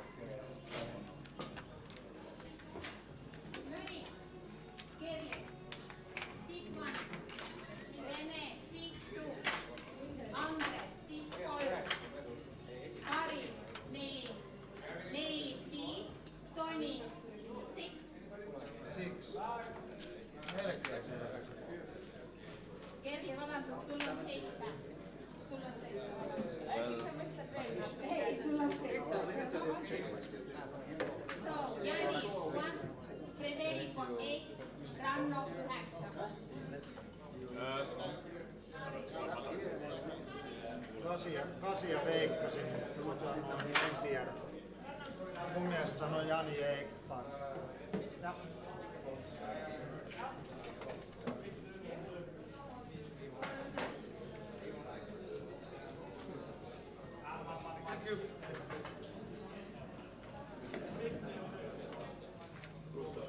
You get your beer. Why?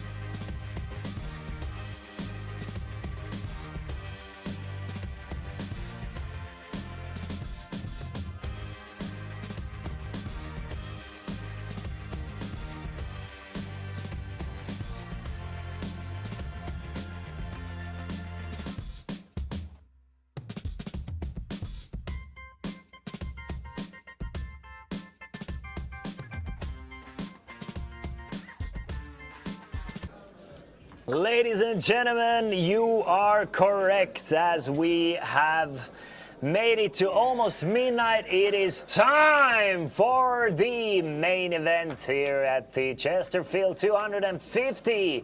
The first ever Chesterfield 250 main event.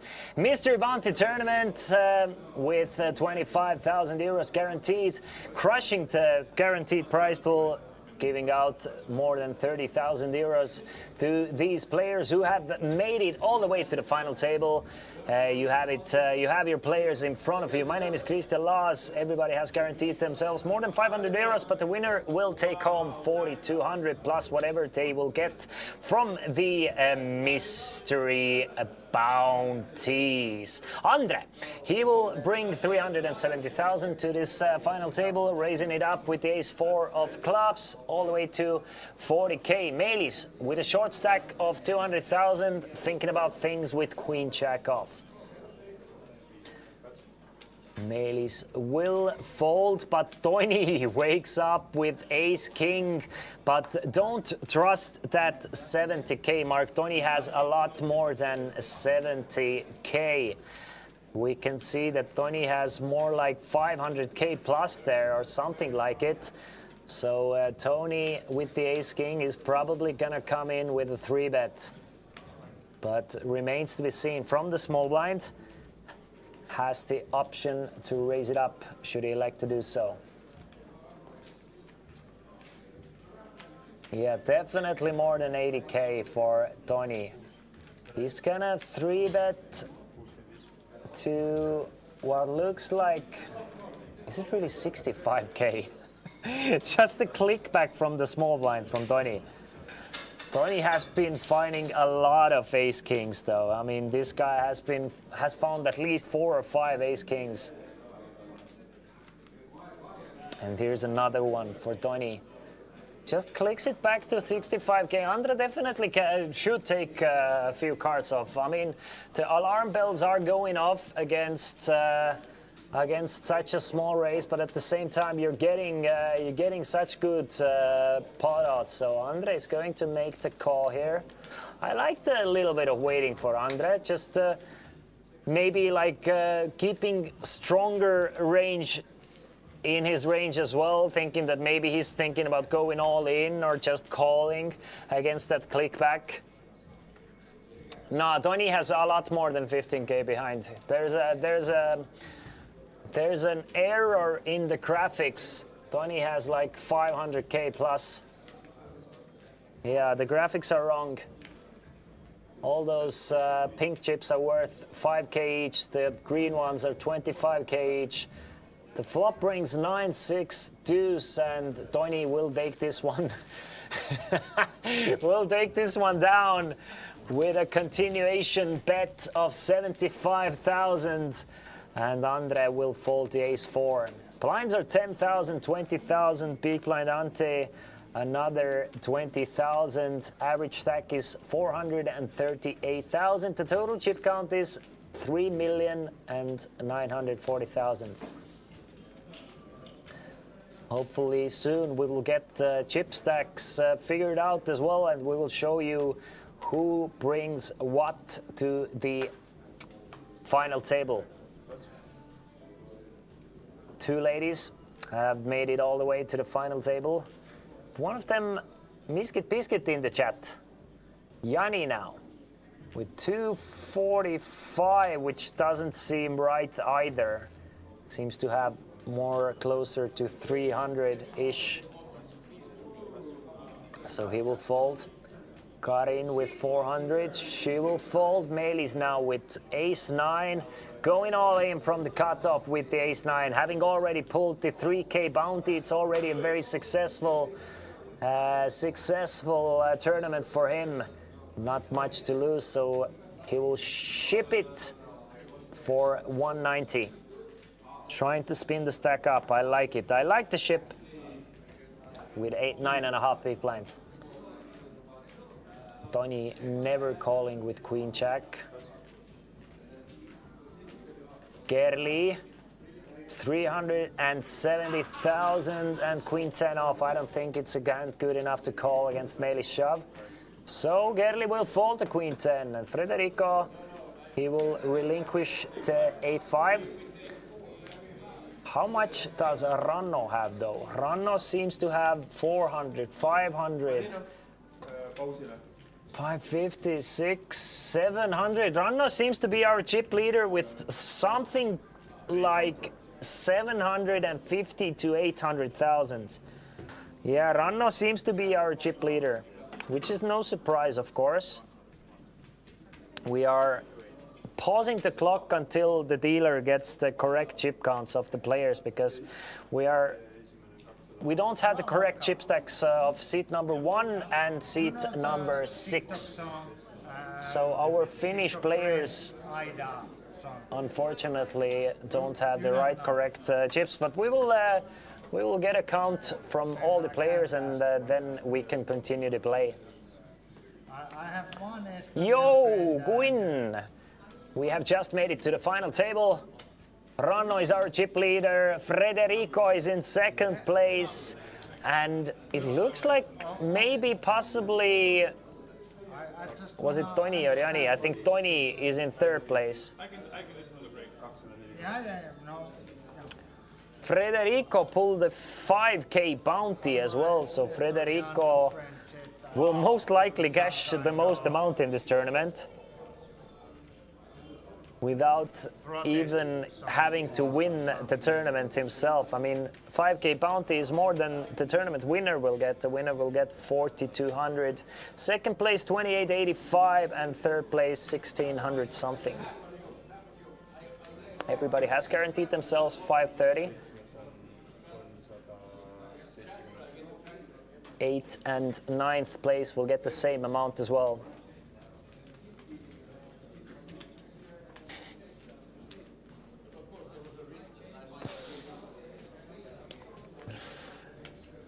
Fourth place will get 1225, fifth place 1,050 euros, all the way down to 530 euros for ninth place.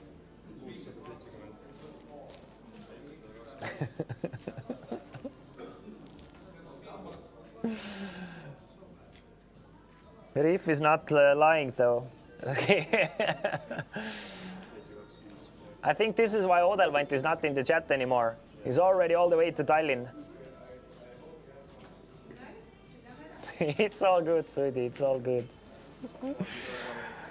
All good in the hood. So I guess we have the chip counts figured out now, and we can continue our play. Level 23 of this tournament. This is day 2, and we will play down to the winner. They just wanted to recount because some error in the stream.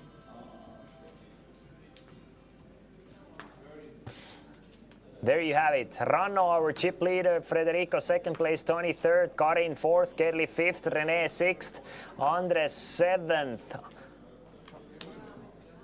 Andre is looking, he's always stylish, but I have to say I love the hard hat this time. I don't think I've seen Andre with a hard hat before. He usually has like a fedora or something, but this time he's rocking the hard hat and the Monopoly man look. Toni, ace jack, should be good enough for Toni to raise.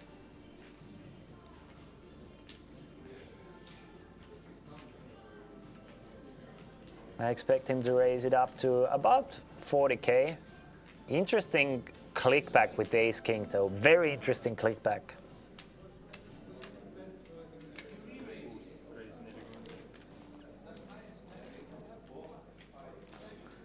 Yeah, Toni does make it 40,000 from the cutoff and straight into Federico's queens. Toni's gonna learn today that if he doesn't have ace king, there's no reason to raise, because Federico is gonna teach Toni. You better keep on waiting those ace kings, buddy, because you never know if I'm gonna wake up with a couple of ladies and the ladies have found their way to Federico, especially after Federico pulled that 5K bounty. That usually means you're gonna get a lot more queens, and Federico takes 2 of them at a time, 3-betting it up to 100,000. Tony now in a bit of a pickle with ace-jack. I mean, you're third in chips. One of the guys who has you covered 3-bets you. Though it is cutoff versus small blind, the ranges should be wider, but let's be honest, this is live poker, the ranges are not wider ever. I mean, only player that you can possibly think that might have a wider range there is Ranno. So if it's not Ranno 3-betting you, you just fold your ace-jack and print money by saving money. Nobody's ever loose, nobody's ever wide, nobody ever goes after you, so I think it's a decent fold from Donny. I really do think so. And I do not blame Donny for folding the ace-jack there. Nice fold, sir. Nice fold, sir. By the way, Donny was the player who went all in for his last 120,000, but it ended up being a string bet. And it was Federico who called the string bet. And René, who has already, hasn't passed it, but who is sitting at sit number 2, he found 10s in that hand, and René ended up raising it himself, and Tony ended up limp folding off 10 big blinds ace-jack when he wanted to go all in. So it could have all been over for Tony if Federico did not try and, I mean, like semi-angle Tony there. So look how things have changed now. Tony now up to more than 500,000 in chips and definitely a contender in this tournament. And Federico, by trying to like screw Tony over in a sense, has ended up really saving Tony's tournament and keeping him in this tournament as one of the favorites now.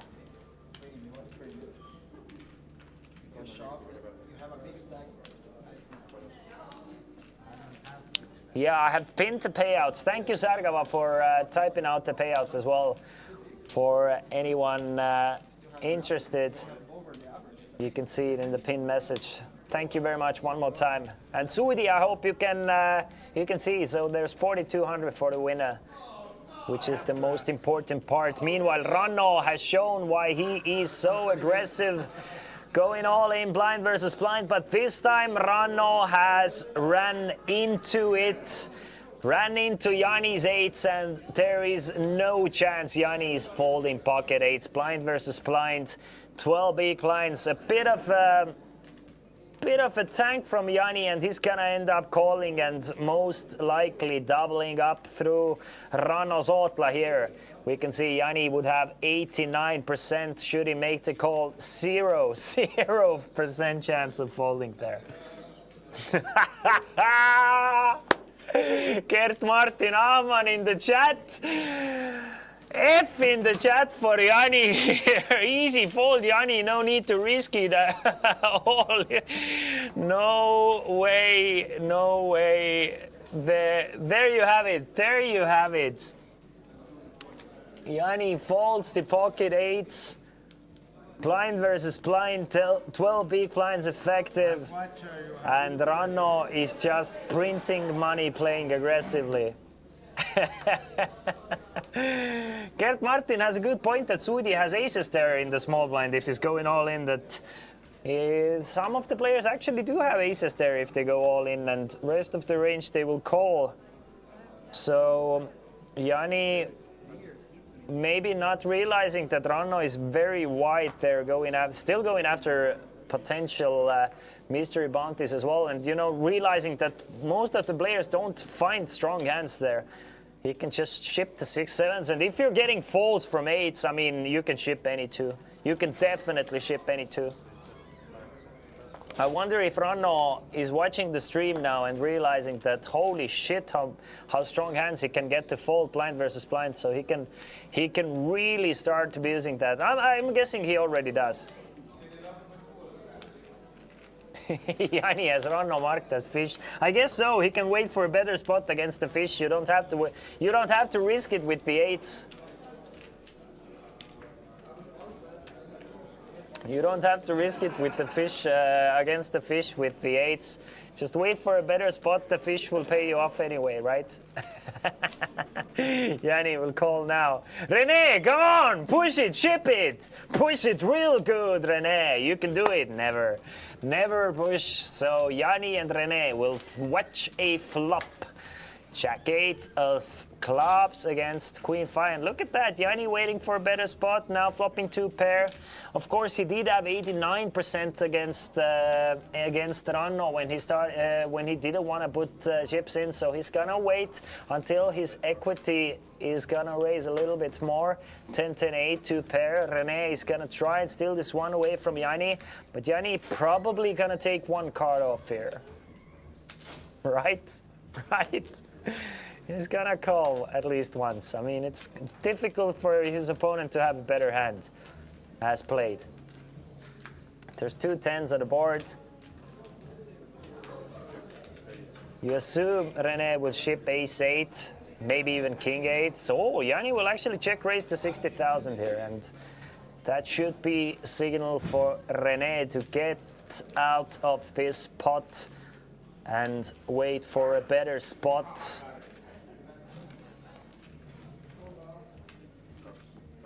Yeah, I don't blame Rene for trying though. I think it's a decent board against the limp to go after it. But this time Yanni did flop the 2 pair and did let Rene know quite soon as well. What are the next blinds though? Are we going to 10 and 25? Or 15 and 30? 15 and 30. So quite a decent blind jump after this hand, or after this level. Sometimes in Chesterfield Poker Club you go from 10-15 to 10-20 to 10-25 and then 15-20.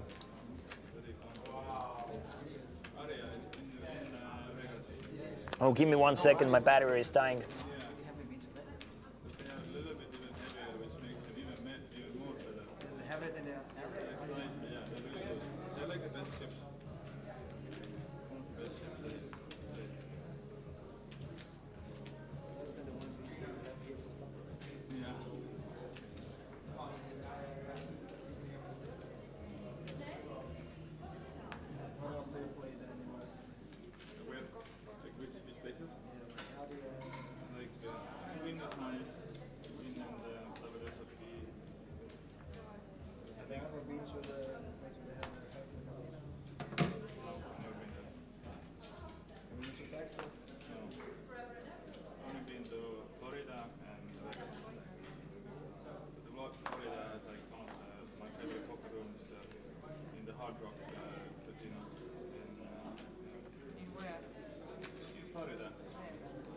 The battery has been resurrected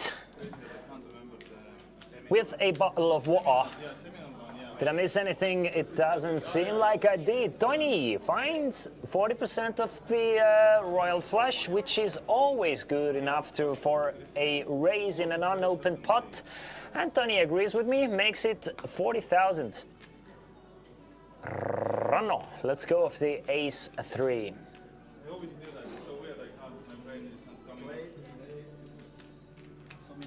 Folded all the way to the blinds here. Rene with a hand that you really want to see a flop with, but not sure if you want to see a flop with 12 big blinds out of position. So Rene will fold.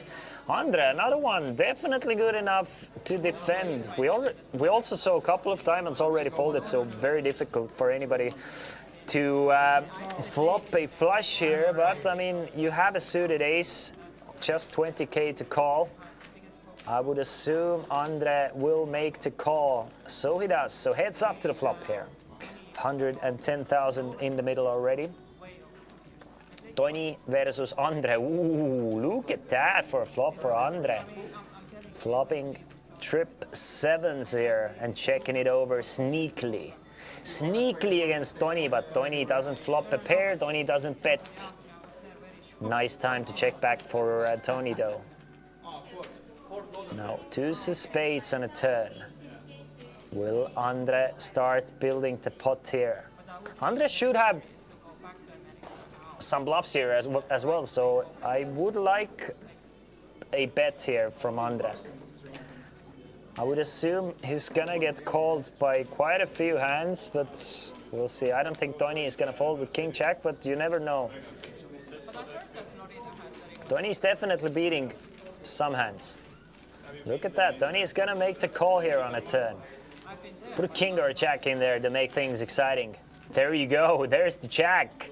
I mean, 8-9 gets there, but at the same time, now Toni actually beats some Andres value hands as well. Andre is gonna value bet jack 9, jack 8. He's probably gonna, like, if there's gonna be a blocker bet, there's definitely 10s in the range as well. Andre, let me figure, like, from what I've seen from Andre, he's probably not gonna go all in. He's probably gonna go for something like 80 to 100K. But we'll see.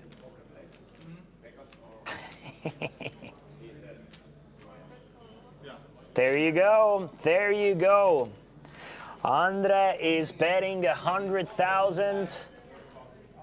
100,000 for Andre, and I don't see any way. What? What? I don't see any way for Toni to fold, but Toni instead goes all in on the river. Andre snap calls the all in, and wow, did not see that coming.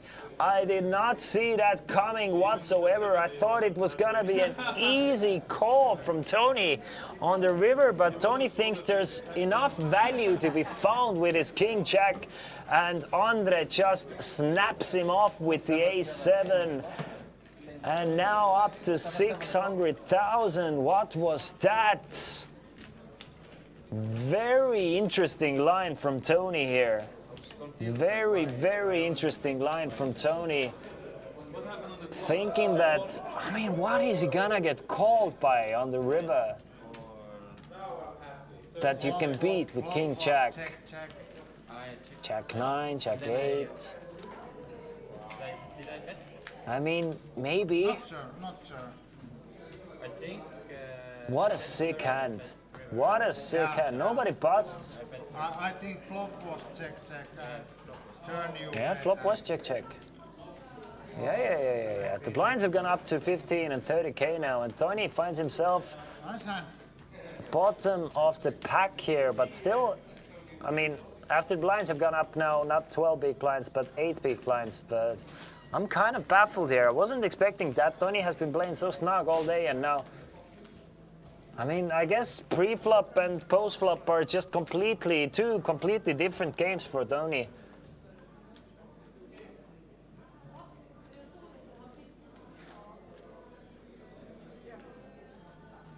Nah, Toni was the third biggest stack starting this hand. But now, I mean, he's still in it, definitely in it with 235,000. You can see if he doubles up once, he's already fourth in chips. At the blinds and antes, basically third in chips. The stacks are very evenly spread at the moment, so let's see if Ranno or Federico will start abusing, especially Ranno, because Ranno has position for Federico as well, so I'm expecting Ranno to really abuse those even stacks. I mean, all the way from Kerli to Toni, it's only 7 big blind difference.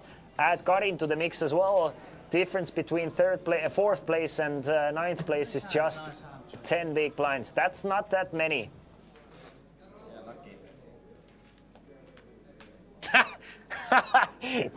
Gert Martin, snap call. Okay, sure. How much? How much? Casino Patron, I was first.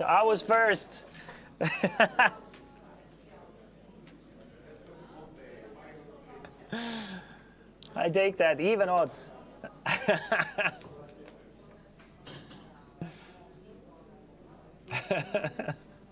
Meanwhile, Melis has found a pair of nines, so he's going to go all in with this pair of nines. I like the bet, 8 big blinds.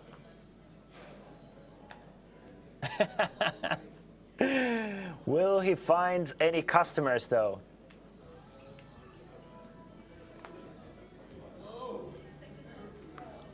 Not so far.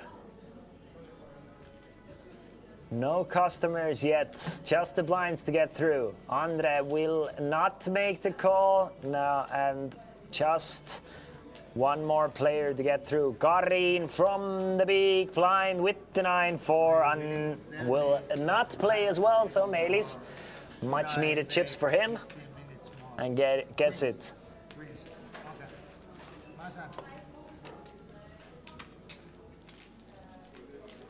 I have, as I said, I have. Wait.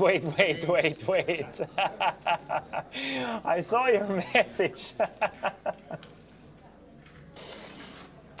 Held the message for a reason. Race, ethnicity, or religion? I say no. I say no!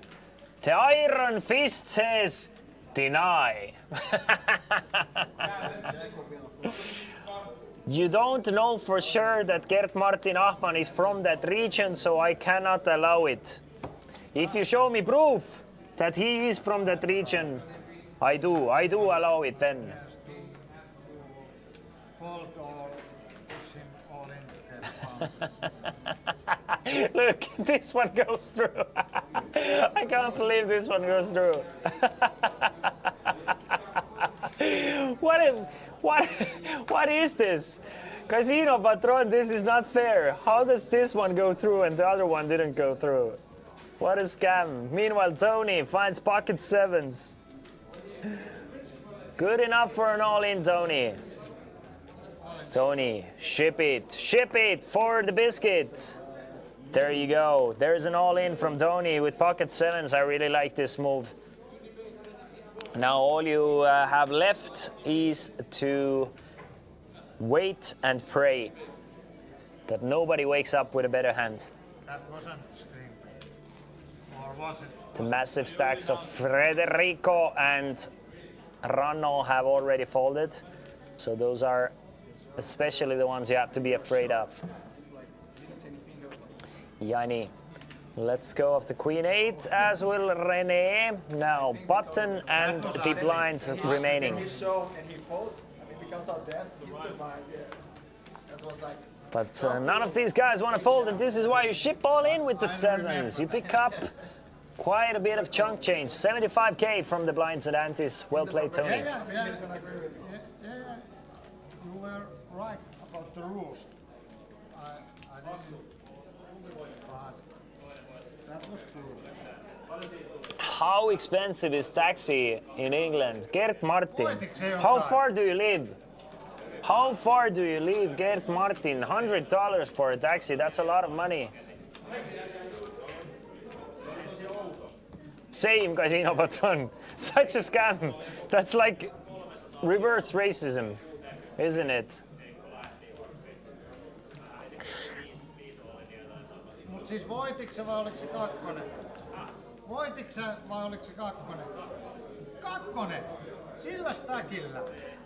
Meanwhile, Gerli now with the king 10 off. Under the gun, 12 big blinds, I would fold this hand. So will Gerli. Ranno, I expect Ranno to actually raise it up. I think Ranno is gonna try and go after those blinds and antes as much as humanly possible. And Queen 9 suited. I mean, yeah, I like it. I do like it. I do like that Ranno is at this feature table as well, or this final table. He's gonna push the action if given the chance to do so.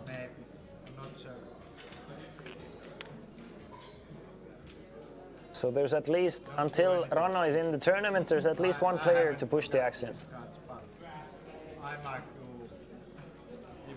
Melis really thinking about it with King Jack. Very surprising all in from Melis, but we can see that Melis is ahead with King Jack here. Goes all in for 255,000. Tony is gonna fold the 10-8 and Ranno I mean, how much is it to call for Ranno? 195 into 375. He might just do it, boys and girls. He might just do it. He might just be crazy enough to make the call. Yeah. But at the same time, there is a little bit of, a lot bit of value No, I in won't. remaining the 665k. Of course, it's better to have 1 million plus a bounty draw than 665. Should he lose this pot, he's down to 470, which is still decent. These are the things, and a lot more going through Ranno's mind here.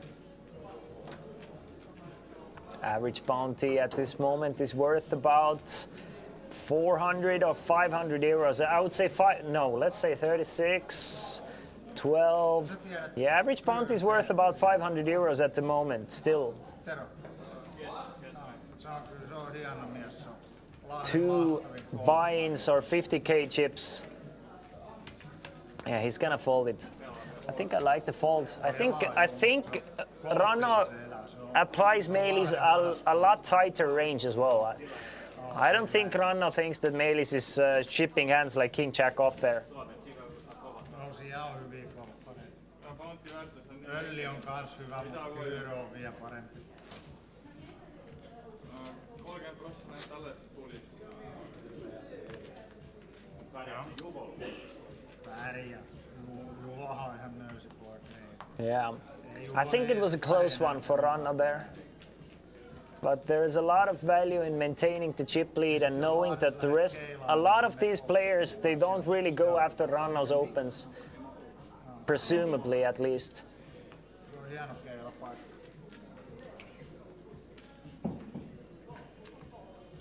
But what a nice spot for Meelis to realize that Ranno is probably wider than he should be.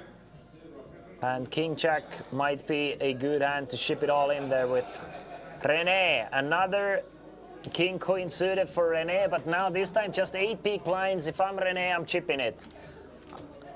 I'm going all in. I'm going after that 75k in the middle.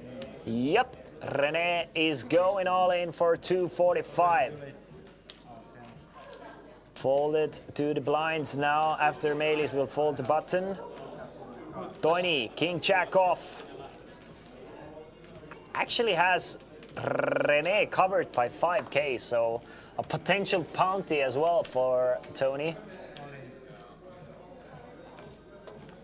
He does make the call. He does make the call. Now whoever loses this hand, that it's looking like it's gonna be Toini, he's either out or has just 5,000 chips remaining, so Toini will have his bounty should he lose this hand for 5k chips, and we will see. I mean, this one is important, definitely important. 550,000, and René is looking good with 72%. Let's finish this one and then we will jump to conclusions. Tony is gonna need a check. 6, 9, and an 8. Running diamonds would do it, and now a 7 or a queen. Gets the queen on the river and eliminates René from the tournament. What an unlucky river for one-time chip leader René. Finishing this tournament in 9th place. Cannot believe his luck or misfortune, I must say. And Tony did have René covered by 5,000 chips. And Tony back in it to win it now. 555,000 for the man from Finland. René will leave us in 9th place. Gets it in as a 72% favorite, but doesn't hold up by the river. There you go. There you have it. Look at the chip stacks now.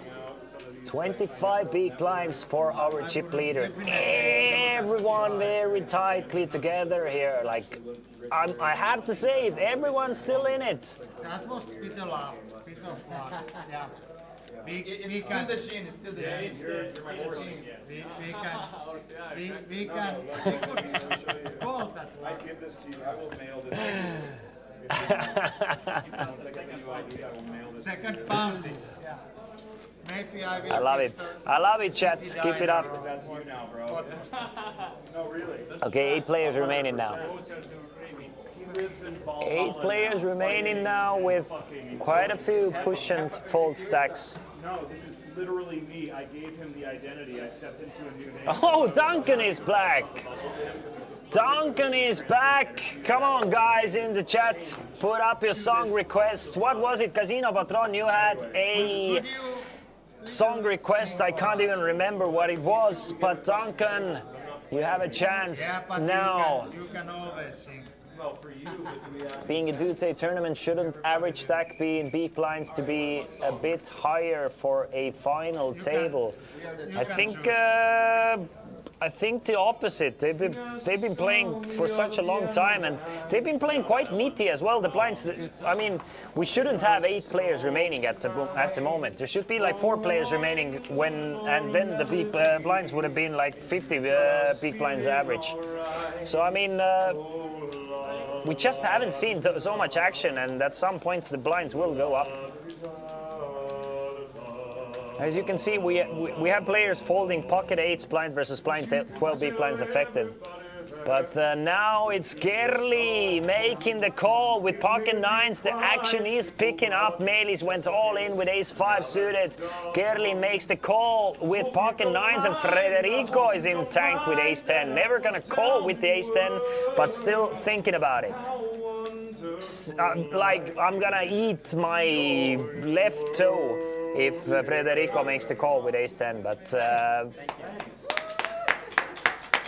Enjoy. Love this game. I don't think so. I don't think so, Tim.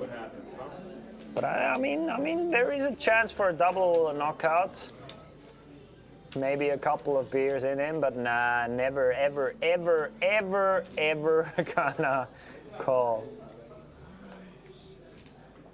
I think he would rather call with like 10 jack suited than ace-10 off. Against an all-in and a call. Gerli's call is just a bit too tight. Yeah, he's gonna let it go, as will Rano. So, Melis versus Gerli, and we can see that one of the aces has been folded as well.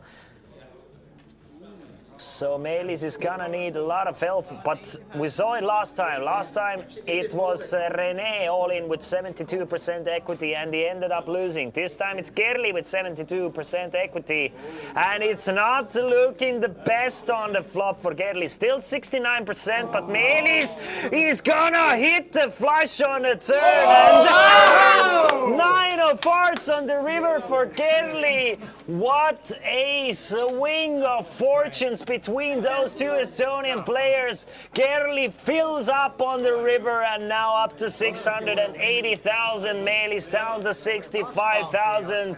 What a roller coaster here in the final table of Chesterfield 250. Melis now with just 2 big blinds remaining. Wow, what a run out, guys. What a run out, guys. I'm gonna note this hand as well. Good for TV.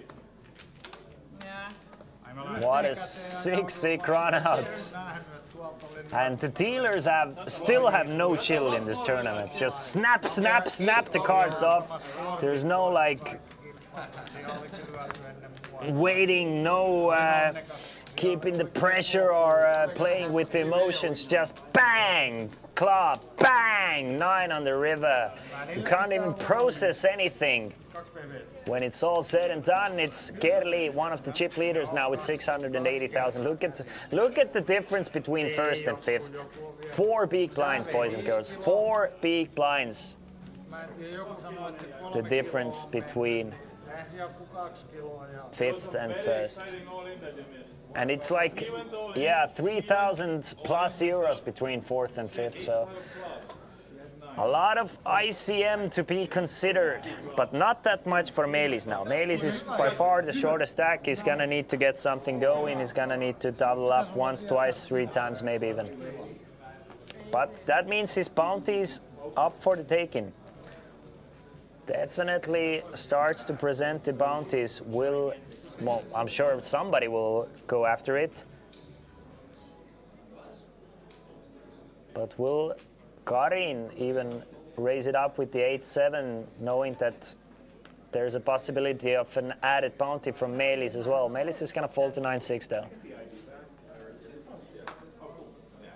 Tony has been up, has been down, but as it is, he's still in it.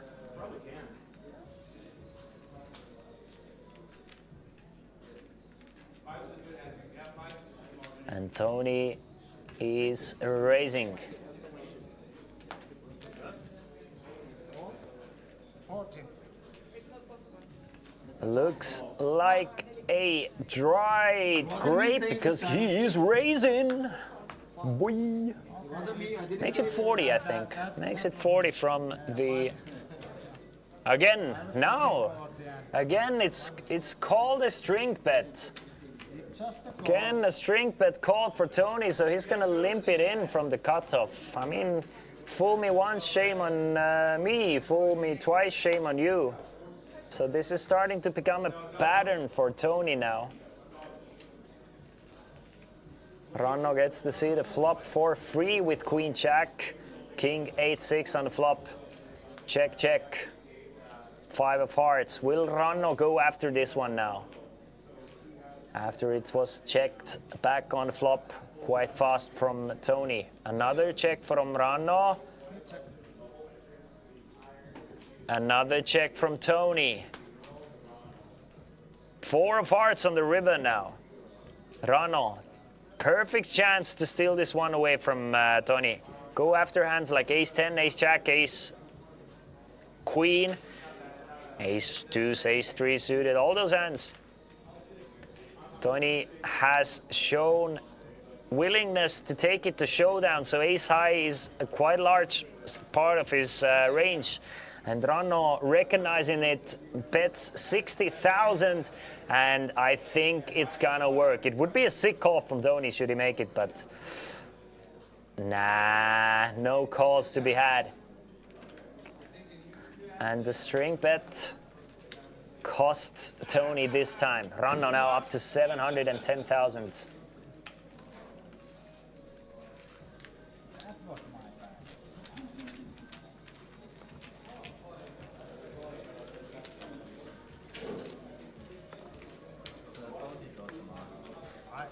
I don't use... A lot of the players will just check and take the showdown value with Queen Jack, but as played, I really like turning the Queen Jack into a bluff there from Ranno. Like, it's so tempting to just, you know, let's check it, but you're giving away so much equity because your opponent really has ace-high quite often there, and it's very difficult to call with ace-high in these spots. So might as well go after it. There's 75k in the middle, and Ranno recognizing it steals another one away. Those small ones are the reason, like It's your turn. the better players Yeah.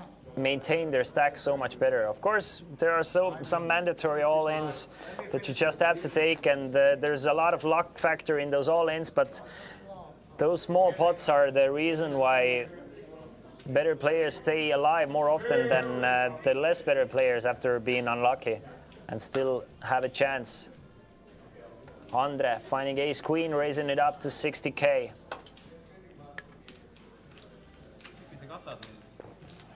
Melis, 65,000, and there is still a bounty equity to be had. If Melis is gonna go with this 65k, then that might just open things up. There might be plenty of players going after Melis' bounty, knowing that Andre cannot reopen the pot. But Tony folding to ace-3 is a bit surprising. Kerli folding to a3, not surprising at all. Federico 6-2, Ranno never folding 9-7. Of course he's calling. He wants the mystery bounty. There's still 2k bounty to be had. Yeah, Ranno calling. Yanni should definitely call the 35k, but I don't think he will. Andre cannot reopen the pot.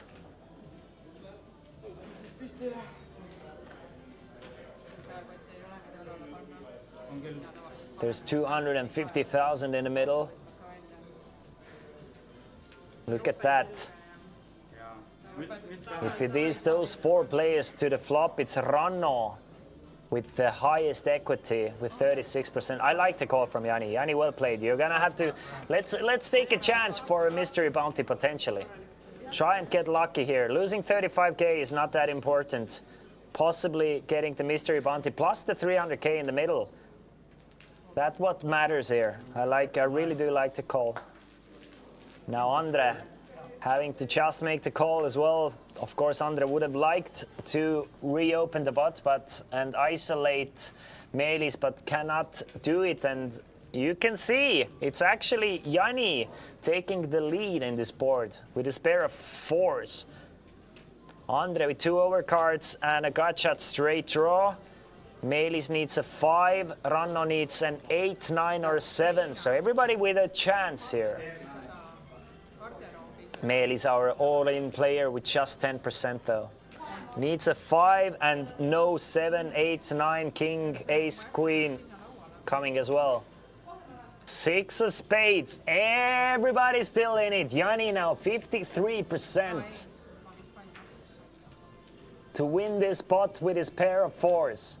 More than half the remaining deck is suitable for Yanni. Andre still needs an ace, king or queen.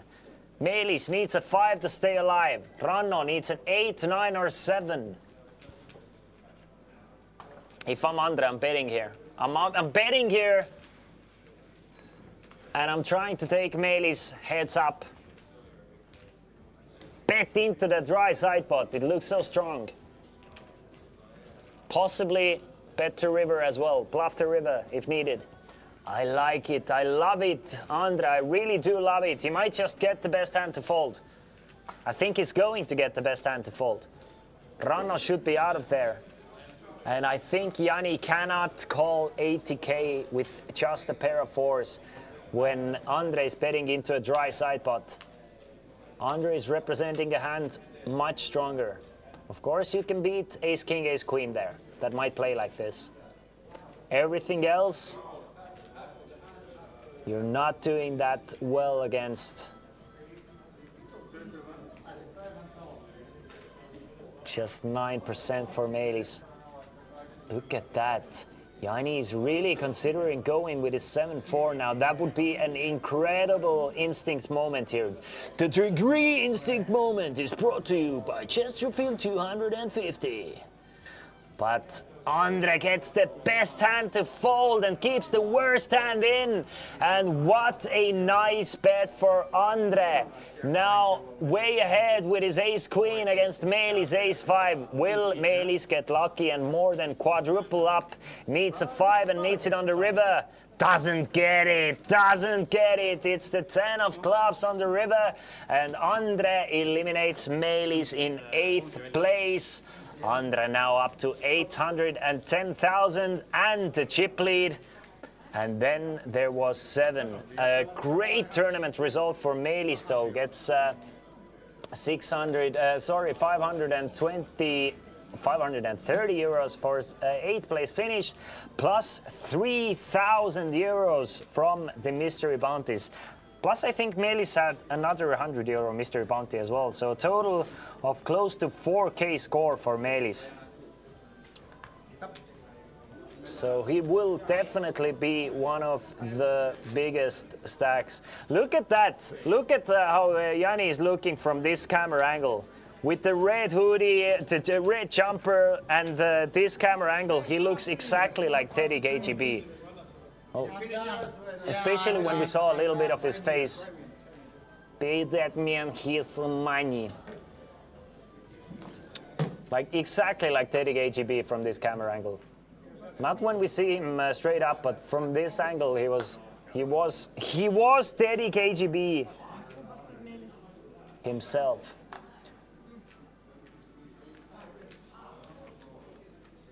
Yearly 86 and 680k. Federico, I don't think he's played any hands.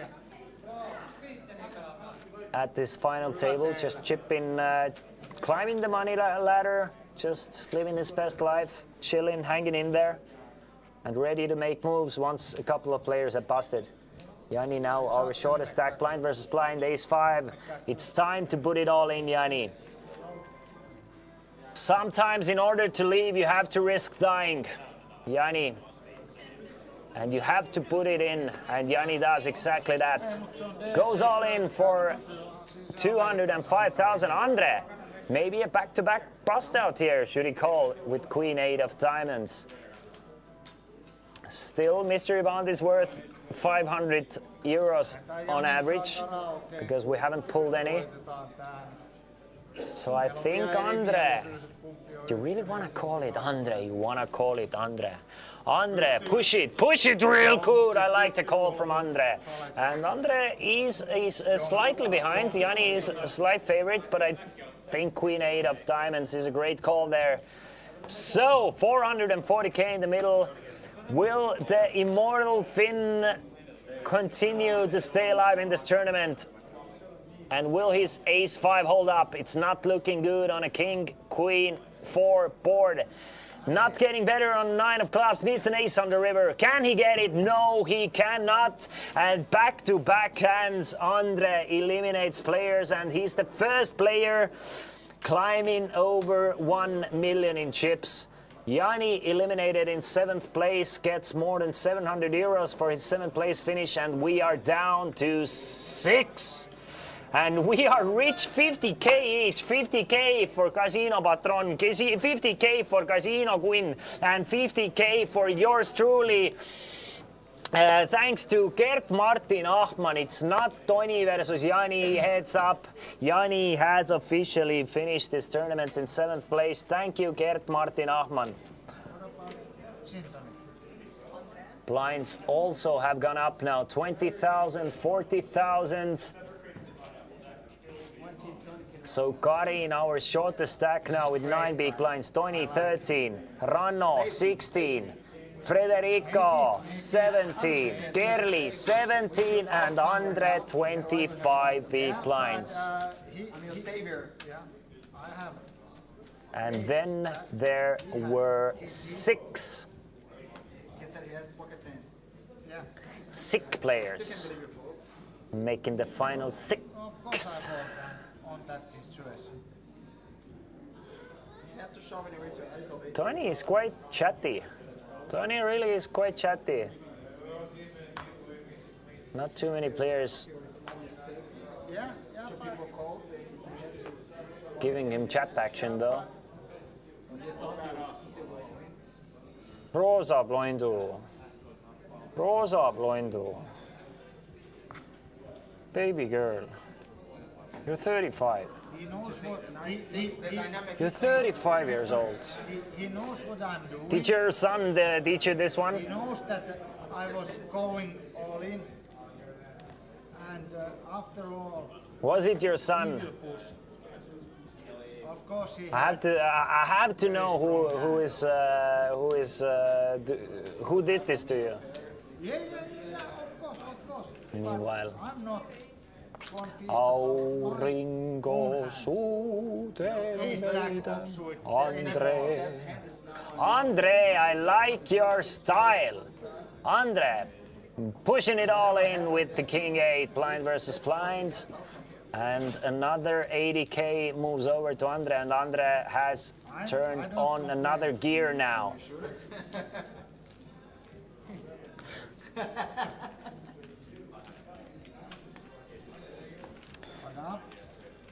Anyway, I have Rosa Bloindo, only I agree with you, of course. You're as young or as old as you feel. against your And there's an adaptation from yeah, because a movie called Forrest Gump. you really Mama always told me, young is who young does. absolutely right. And that goes for you as well, Rosa Blanco. Young is who young does. I wouldn't ever make that move. I did change it a little bit, but the point remains.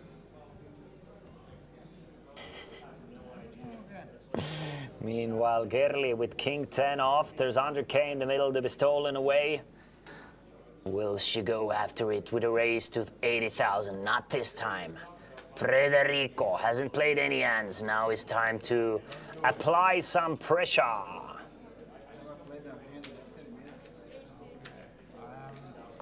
And pressure he will apply. Maybe I have something very good. Tony, I would like to see Tony calling that 40k extra. 8-6 suited, why not take a flop with a hand like this? For sure, you're the last player to act. You have a suited connector captor.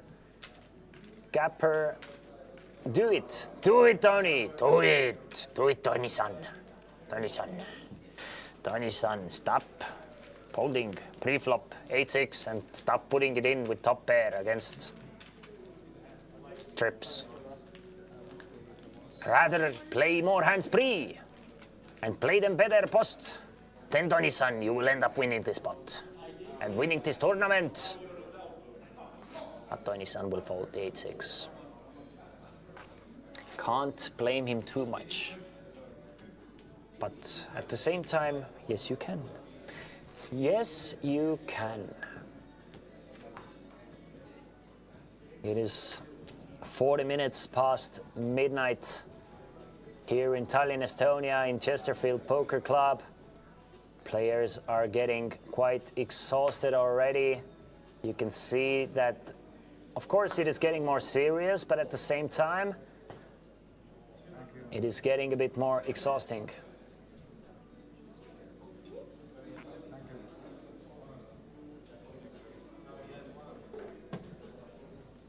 Queen 6. A fold from Ranno. Andre. He is the table boss, plus he's also a boss anyway. Look at that stash. Look at this hard hat. Look at this man. Look at the moves. Faker, what was that? Andre is gonna raise it up with the Queen 4 because he knows that players are not playing against him. Karin folds the Jack 2s. Can't blame Karin for not playing the Jack 2s. Tony folds the whatever hand. Probably Ace Jack. Jack 7. Close, 50%. But Gerli, yeah, cannot blame Gerli for not playing the 10 deuce either. But she hasn't folded just yet. But yeah, I think 10 deuce off, you just have to let it go. And Andre realizing that he has so much power given to him by the chips that he has in front of him, he will start trying to pick him up 100k at a time. And slowly but surely trying to twindle and swindle his way to the top. You had queen. I told you I had queens. Yeah. I just get confirmation. You don't believe me. I believe you, but 6.6 big blinds now for Karin. She doesn't have a lot of time remaining to make a move. In two hands, she's gonna have to put 2 of those 6 big blinds in pre-flop, pre-seeing the cards. So needs something either now or next hand, otherwise it's gonna be very, very, very difficult. Andre, another opportunity to come in with a raise. You don't need to be asked twice. Another raise to 80k. Karin, she will fold the ace-7. A bit surprising maybe. Tony, of course, is not gonna play the 4 deuce. Gerli, 5 deuce. A bit better, but still, it's a 5 deuce. And Federico with the Jack 4. Robbie probably gonna hit the muck as well, and Andre is starting to really separate himself from the rest of the field. With this hand against like 150k all win on the river. I think they're talking exactly why it's called Robbie, the Jack 4. Jack guy. Yeah. That's exactly what the table is talking about.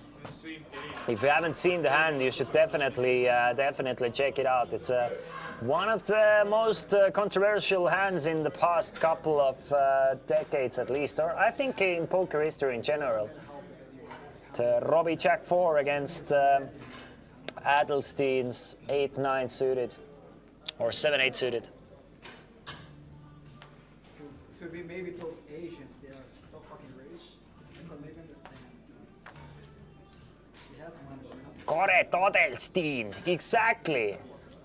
Mr. Correct, Adelstein.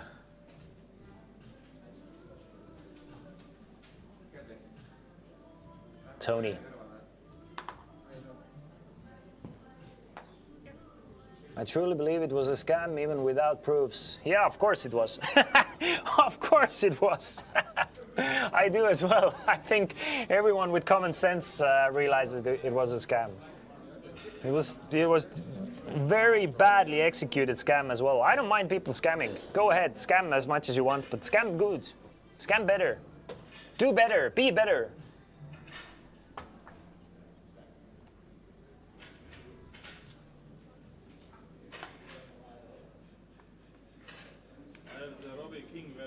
If other Meanwhile, Federico gives Ranno a walk. Ranno will gladly take the walk.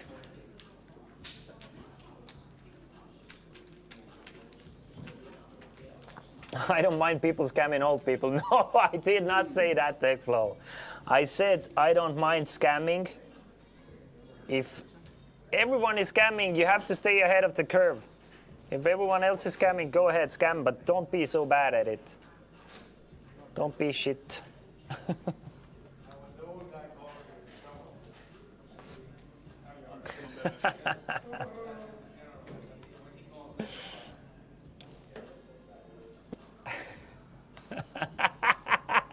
Gert. Shut up. Who, Gert? I want to know who are you talking about?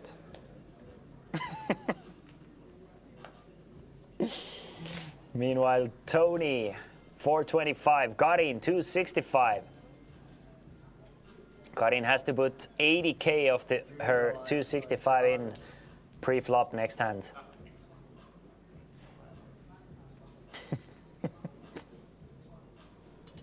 Federico with ace-5 of diamonds.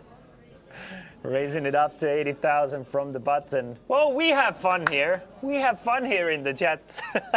Ranno, though. Ranno might just go ahead and push it. Push it real good with the queen 10 of clubs. Against the button open. He might just do it. He might be crazy enough to do it. But he might not. He's crazy enough to do it, of course. You can count on Ranno to make the right moves. He's gonna ship it all in. Federico is not gonna call, probably. But, you know, you never know. There's a lot of value to try and get rid of Ranno in this spot. Federico already has pulled the 5k bounty as well. So a lot of, like, pressure off his shoulders. Should Federico or Ranno? Should Federico call here? Whoever wins this pot instantly becomes one of the favorites to win this tournament as well. Instantly. But I don't see Federico calling here. I honestly do not see it. Federico has Ranno covered by 10k though. But I just don't see it happening. I think if Federico wanted to call, he would have just shipped it in himself. And now probably what's going through his mind is, why didn't I ship it in myself? Why did I put myself in this situation? I don't think ace-5 suited is a raise calling hand. I think it's a raise folding hand for Federico, and Federico agrees with me. And he will fold. Ranno now in clear second place with 825. Andre, chip leader with 1.2, Ranno 825, Federico with 600-ish. But next hand is an important one because Because it's Karin with 265 and 80 of those 265 are gonna go in pre. After I will win this tournament. Karaoke after? Oh, maybe, yeah. I'm karaoke always, so you know. There's one right next to you, like 3 minutes walking. Copy. So, yep, copy. So you can either. Oh, you fucking. You can.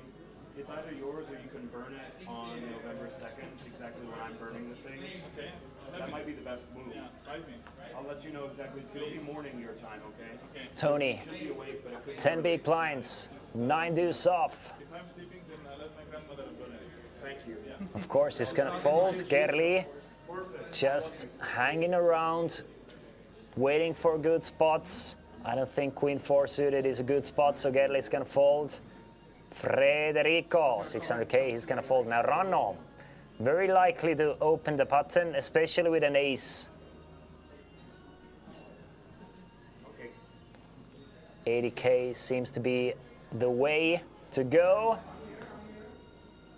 And Ranno is raising it up to 80. Andre can definitely put a lot of pressure on Ranno. Them being first and second in chips, Ranno really not incentivized to play pots against Andre. Will he go after Ranno with 4-5 suited here? Nice playing when I was. No, he will not. Karin, 80k already in, but still finds a fold, leaves herself with 185 or less than 5 big blinds. Looking for a bit of a better spot than 7-5 suited. Now another 20k goes in. She has one orbit to wait for a hand, not longer. Next time she's gonna have to put in the blinds and antes. She's basically blind all in. That's just the way it is. That's how tournaments go. So, 4 hands of waiting time for Karin. I don't think there's any way Karin can fold. Should she still be at 165 and put in 80k pre? So Karin really wants to go in first, I think. Like anything that she can ship when it's unopened to her, I think it's a green light go for Karin. Federico. King 9, I think it's a raise, but at the same time, you have 2 of the biggest stacks right behind you. So yeah, I actually don't mind the fold with King 9. Yeah, I think it's a fold. I think it's a clear fold. I have to use Nice fold. because Ranno. one of my friends said that Picking up momentum here now, finding ace queen and coming in with another raise. Ooh, baby. Ooh, baby. I think Andre should just go all in. Ranno is 23 big blinds effective. Rest of the guys are 10 big blinds and 5 big blinds. I think Andre just ship it. I think that's the best move here. Just going all in with the ace queen suited. I don't think you want to induce against Ranno. but thank God I think you want to put max pressure on Ranno. ski jumpers. You run into ace king, aces, kings, queens. So be it. Instead, Andre just calls with the ace queen. I think it's not even close that all in is the best move there. You can of course, players in the chat, you are poker players yourselves. What would you do in this situation? But with the stacks being the way that Tony has 10 big blinds, Karin has less than 5 big blinds behind you. There's still mystery bounties. There's still 2k bounty. Ranno is opening decently wide as well. I think you just ship it in Ranno's face there with ace queen suited. And it wasn't Toni Niemi. I think it's a clear. But as it is, Andre does call. Both players flop a pair of aces now. This might get ugly, even though we can see that should this one go to showdown, it's most likely going to be chopped up between those 2 players. Ranno is free rolling for clubs though. No hearts for Andre on the flop. Ranno bets 70. And Andre just with a blank face. He's gonna at least call. At least. Yeah. Call makes the most amount of sense to me at least.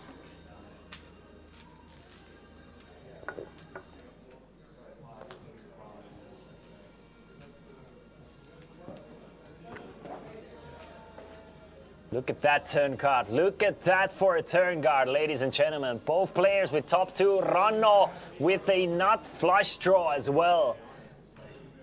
That is a sick turn card. 400,000 in the middle. I mean, there's definitely a chance that Andre ends up folding to ace queen at some point. But Ranno takes a route that has a check in it. Checks it over to Andre. Like, let's say Andre bets here and Ranno is just going to check raise all in. He's not going to do it, but like theoretically, if Ranno is going to check ship it all in, which is never going to do, there's like no reason to check ship all in. A lot of fishers would do it, but Ranno is never going to do it. Like, zero reason to do it, but a lot of people would just like, you have it, I'm going to put it all in. And run into flushes sometimes and never get value from worse hands. But Ranno is going to check call. Actually can calculate probability, but There's a bet 120,000. I don't know how many bounties was drawn last time. Which is going to get called. Ranno with 60% free rolling the clubs here. There you have it. There you have it. There's the check call. Niin, ei ole mitään kärryä. There's the check call. Look. Pay attention, guys. Pay attention how these guys are playing this pot.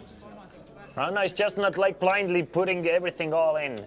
He's maximizing his opponent's bluffing range and he's minimizing the pot should he be behind.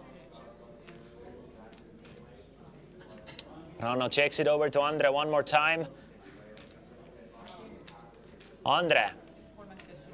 I think Andre has to go for value here. There's not many fives in Ranno's range.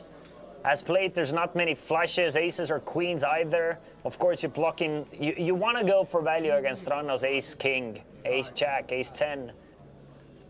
When you leave Brazil.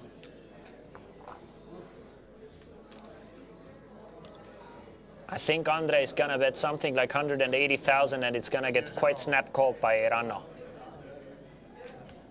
I don't think Andre is gonna go for a large bet. If Andre is gonna go large here, it's not that simple. And he's gonna bet big. He's gonna bet 400,000. And Ranno is in a bit of a blender here. Now his ace queen is like kind of a bluff catcher. Like, yep, ace queen makes sense, but you have the ace queen, so. And ace queen doesn't even make sense. I think Ranno would think that Andre is gonna raise ace queen pre-flop. I would think that Ranno doesn't assign Andre too many ace queens. So what does Andre have here? Andre is basically representing a flush. What are Andre's bluffs? Okay, let's think about it. What is Andre's value? Something like king 10 of clubs, king jack of clubs, 10 jack of clubs, 10 9 of clubs. These hands make sense, right? This is Andre's value. Ranno having the ace of clubs, of course, takes away all the ace x of clubs. So, those hands for value. Ace queen suited, probably, right? But how many ace queen suited does Andre have? Exactly one. Ace queen of hearts. Can't have the ace queen of diamonds because Ranno has the queen of diamonds. Plus, I think Ranno would expect Andre to 3-bet pre. Just chip it all in with ace queen suited. Okay, let's go with ace queen off. Couple combos of ace queen off. Might be calling Ranno's raise pre. What are Andre's bluffs though? Really, really difficult to find bluffs for Andre. Jack 10 of spades that floated the flop. Turned it into a bluff on the turn. King 10 of spades and king jack of spades, maybe. Way less than the club variations. Like the clubs make a lot more sense because you have to think that Andre is floating a hand like jack 10 of spades on the flop. Which is most likely not, right? Is it? Isn't it? What else can Andre be bluffing here? With really, really difficult for Ranno to assign Andre bluffs. Still ends up calling, and they will end up chopping the pot. But what an interesting hand in my opinion. Really, really interesting hand between two big stacks. I guess Ranno ended up thinking that Andre's probably gonna bet ace-4, ace-3, ace-2s for value on the river. So he cannot fold the ace-queen. Has the ace-queen off as well. Nice hand. In the end, both players just add 50,000 to the stacks, but it was definitely a show.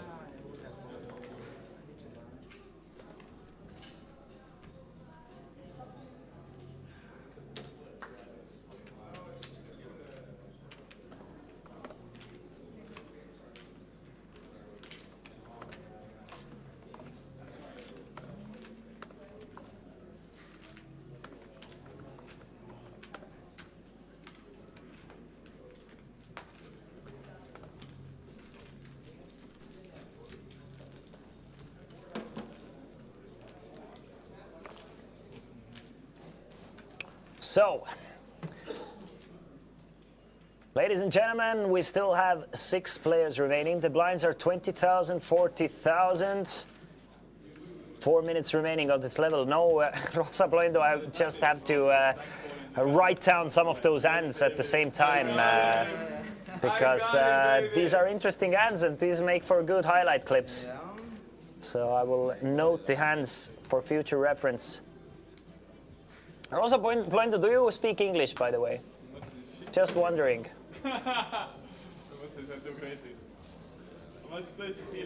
Do you understand any words of English or not at all?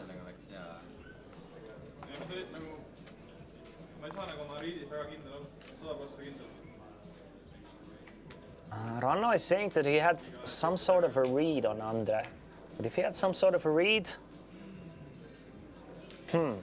What was the read though? I'm really wondering. Like, was the read that Andre is weak and then realizing that Andre was actually quite strong there? So he's starting to question his read now. I mean, it's always interesting with those two guys. Meanwhile, Andre is raising it up to 80k with 7-5, and I think Karin has to go with it. I think she has to go for it with the King-Jack, and she's in a great spot with King-Jack, actually. She doesn't have that much time to wait. And I think King-Jack is just good enough. Good enough for a call. I mean, she leaves herself with 85k behind. Gerli! Come over the top, yes! Isolate the player that's almost all in. That'll get rid of Andre, and Gerli with pocket nines. Of course, Karin is gonna call it, and we have Gerli and Karin flipping for 470,000. So both players actually quite happy with the flip, with the dead money being in there that Andre put in as well. So Karin actually, well played from Karin, just keeping options open for Gerli to come over the top, and it's safe for Gerli though. Karin needs a king or a jack. She doesn't get it, meaning that Karin Ehala finishes this tournament in 6th place.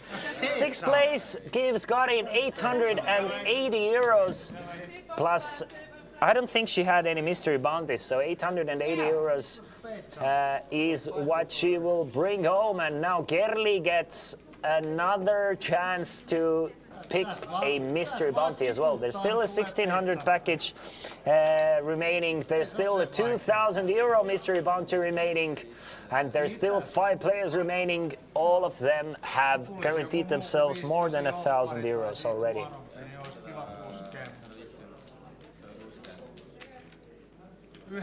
Yhden kerran tässä 2 tuntia on erehtynyt KJ-suitin puskeen ja sekin oli misklikki. Siellä oli KQ Offilla jo painettu sitä ennen, mut voitin.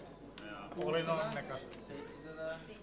Last hand before we go on a break, before we will start pulling another set of mystery bounties as well. Will we go do the break 400 or 500? Still, I don't get it. Why are we switching dealers 30 minutes before the break? Like, why? Can't we just use common sense and let the dealer deal the last hand? Like, you will never explain to me why it is a good idea. Why there's like more common sense used in the world in general? Why was it necessary? Andre, it's very necessary to raise with ace king though. Yo, Voji! What's good? We're just gonna go on a break, but there might still be fireworks before going on break because Andre is raising it up with his ace king. Makes it 80,000. Tony has been quite quiet recently, and now he's definitely the shortest stack remaining with 325. The blinds will go up after this hand as well, so not that many big blinds. Maybe he wants to just take the queen 10 all the way and just try and spin it up before the break, or just finish the tournament in 5th place as it is. Well, he's gonna go all in and he's going to get called. Gerli is not gonna call, neither is Federico, but Andre will snap him off. He will snap him off with the ace king. And is this the final swan song for the Finnish players, or will Tony find another life in the form of queen or 10 or some sort of a straight or flush? 5 cards to come. Jack 7-4 gives a little bit of help. I mean, there's a backdoor straight draw for Tony. There's the straight draw now. Needs an ace or a 9 on the river. 7 outs for Tony. Can he hit one of them? Not this time. Ladies and gentlemen, Tony finishes the tournament in 5th place. Gets a bit more than €1,000 for his 5th place finish. And Andre adds to his already massive chip lead and is now up to about 1.6 million. We have 4 players remaining and we will start pulling some mystery bounties. I will take a breather, don't go anywhere far. You will also see the mystery bounties pulled. We will be back in about 13 minutes.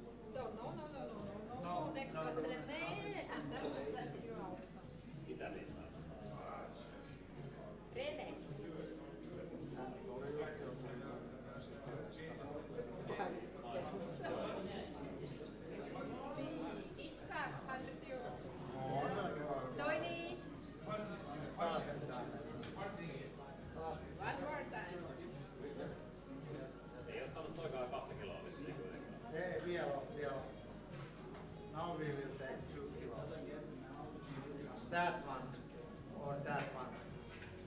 Jani, ylempi vai alempi? Ylempi. Higher, higher, higher. Higher.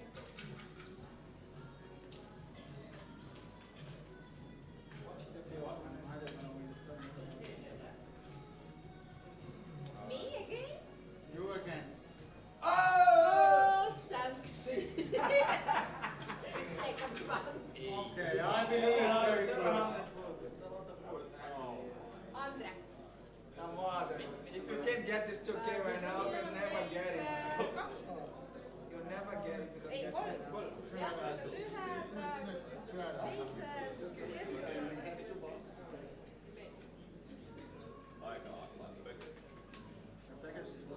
Aha, 600 euro, 600. Oh, nice, nice.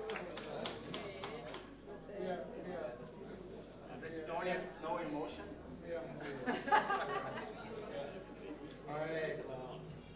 Second bounty? 200. Nice, 800. 800.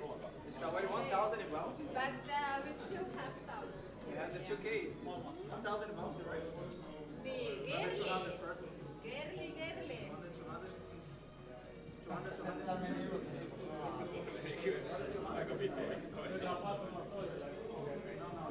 200. Ja nyt on kuitenkin Tinneristä ilmanen tää No, 1000 on siinä alla.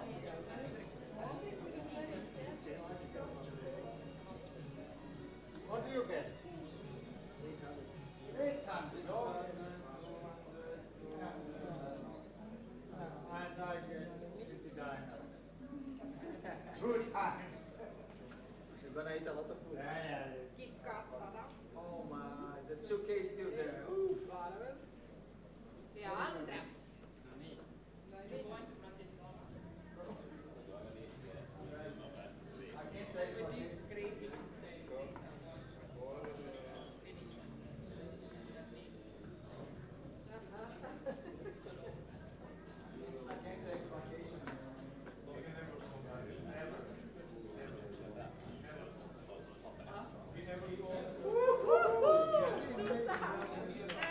Oh, you had one more?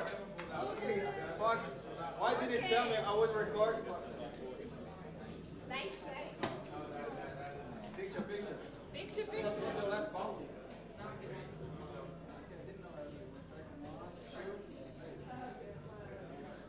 I thought you had them too.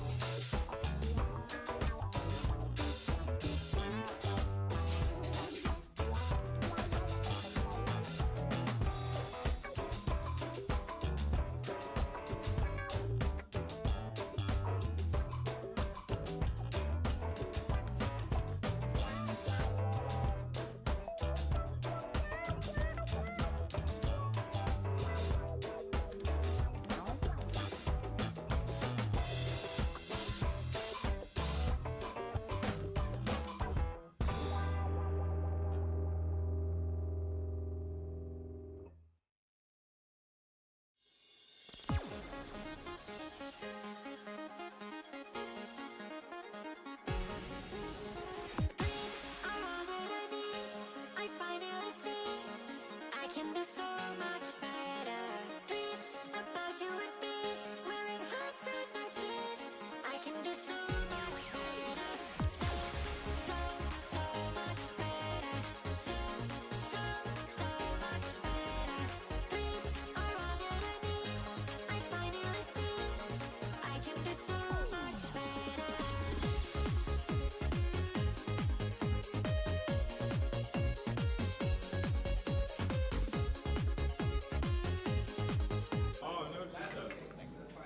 Yeah, me neither. These are really cool. Welcome back, ladies and gentlemen, to the first ever Chesterfield 250. 25k was the guaranteed prize pool, which was absolutely smashed by the players. We generated 144 entries and a prize pool worth 31,860 euros. 4 players remaining. All the bigger bounties have been given out already as well. So we had another bounty draw, and it was, who was it? Andre, who got the 2,000 euro bounty. So Melis getting the 3,000 euro, Federico the 5,000 euro, and now Andre, our chip leader, getting the 2,000 euro package, not package, 2,000 euro bounty.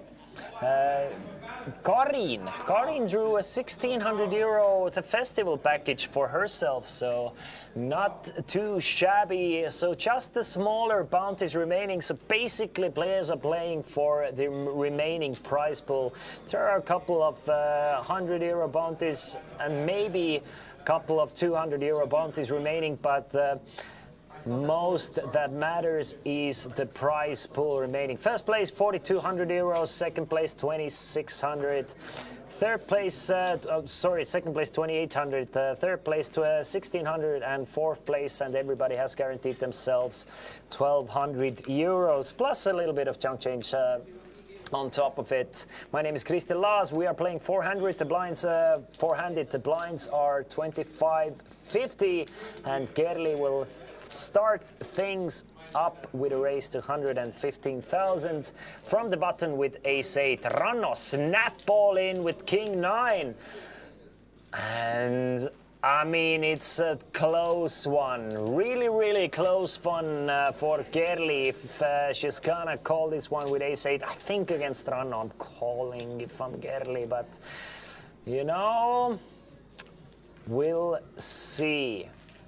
Just very difficult to just, you know, wait for a better spot, and Ranno does get called by Gerli's ace-8 there, and a very important pot here between those two juggernauts.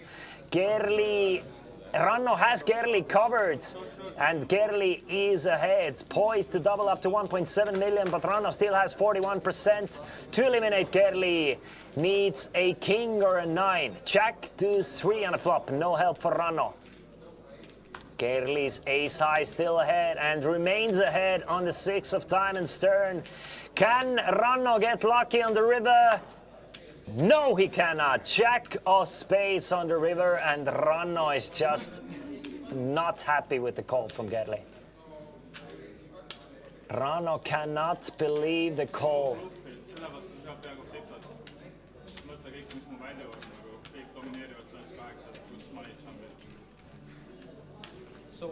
Ranno giving Gerli a piece of his mind, not happy with the call, but as it is, Gerli was a 60% favorite, and Gerli is the one doubling up to 1.7 million, and definitely the strongest player on the table.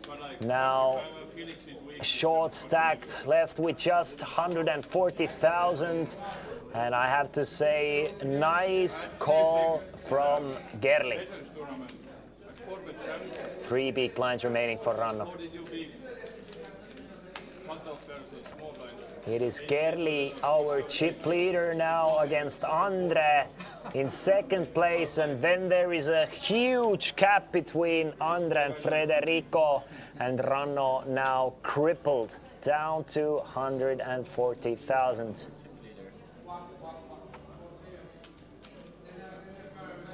Let's see if he can spin it up or not. It's not gonna be easy for Ranno now. It never was.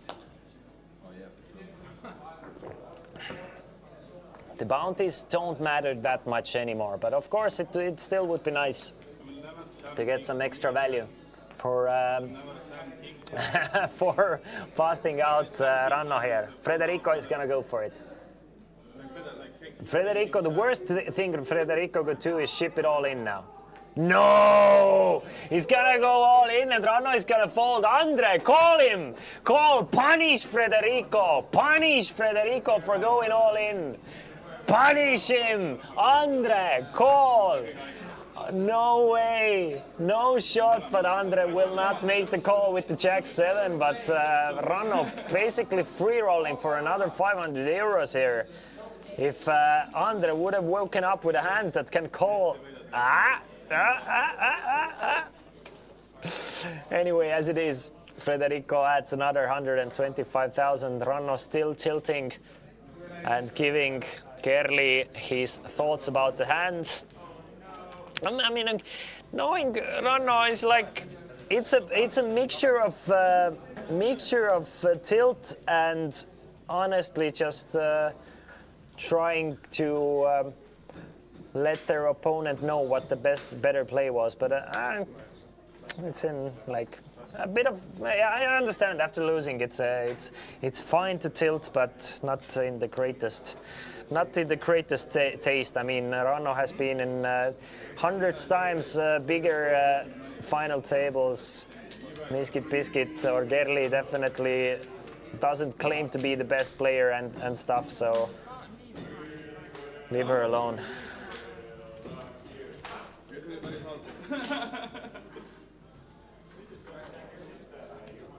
I don't think it's that bad of a call, in my opinion. I really don't think it's that bad of a call. Of course, I'm a fish as well. Ranno is gonna crush me in any poker form, but I don't think it's that bad. I think Ranno is gonna go after Miskit Biscuit there way wider than he's making it look like. I don't think Ace-8 is flipping against his bluffs. I think Ace-8 is a fine call. He was 60% favorite against a hand like King-9, which is super alive. He's like 70+% against like I don't know how many smaller Ace-6s, of course, Ranno is shoving there. Not that many, to be honest, but still. I think it's fine, especially against Ranno. You want to take like those 50-50 spots. You're not going to outplay him. So that comes with the territory, I think, for Ranno. I honestly do think you have to take it. You have to take it with the territory. And people are gonna come after you, which is fine. You should be used to it. They're not gonna find any H's against you post flop. They know that you are more studied, more experienced, so might as well just go for it pre-flop and hope for the best. I think that's the best strategy, in my opinion. Like you're not gonna out knowledge Ranno in this situation. So I think the more I think about it, the more I like to call with the Ace-8. It's like let poker gods rather make small mistakes pre-flop and just gamble a bit than let your opponent outplay you post-flop. What do you guys think? Casino Patron says the võitjatega ei hauguta, and I agree with it. Meanwhile, Andre raising it up to 100,000 or 100,000. Kerli calls with the Queen-9 for 100,000. Federico suited hand for Federico as well. How much does Ranno have? Can Ranno reopen the bottle? He might not be able to reopen the bot, so Federico might just come in. Yeah, exactly. Ranno just 15k behind. Puts the last 15k. Everybody's gonna come after Ranno. Ranno with King 3 and 31%. Look at that. He's favorite. He's favorite to quadruple up here. ahead with king 3. Everybody's put in 115,000, and let's see if Ranno's king 3 will hold up. 31%. Everybody just blocking each other out here. Save for Ranno for now. Federico with a flush draw. A6-6. Ranno feels like he's dead. He feels like one of those 3 guys must have an ace here. He feels like he's dead. Ranno probably thinks that his best odds is runner clubs. Probably.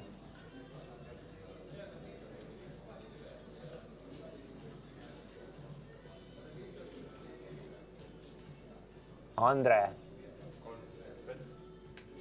He's gonna bet his queen jack. It worked out for him last time. With ace queen high, bets 100,000, gets rid of Gerli. Now let's see what Federico does here. I mean, Federico with a flush draw. There's a side pot between Andre and Federico now between as well. So, I mean, Federico is incentivized to bluff out Andre possibly. Ranno gets a king on a turn. Federico with a flush draw, Andre with a straight draw. It's looking good for Ranno though. It really is looking good for Ranno to quadruple up. Check, check on a turn. Can Ranno stay alive? No, he may not. Gets the 10 of diamonds on the river, and not the greatest 5 minutes for the strongest player on this final table, and there's no chance. But still, there is incentive for Federico to put extra money in the pot. Like, there's 200K on the side. Federico can maybe, I mean, try and bluff at it. We see that it's never gonna work. But there's still the 200K. No, he's gonna give it up. Andre's gonna go for some value. Federico is gonna fold, and Ranno is gonna get bad news that he was ahead until the river, which brought the 10 of diamonds.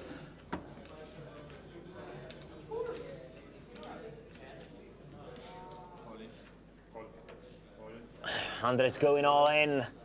Ranno is giving his 3 cents in the chat.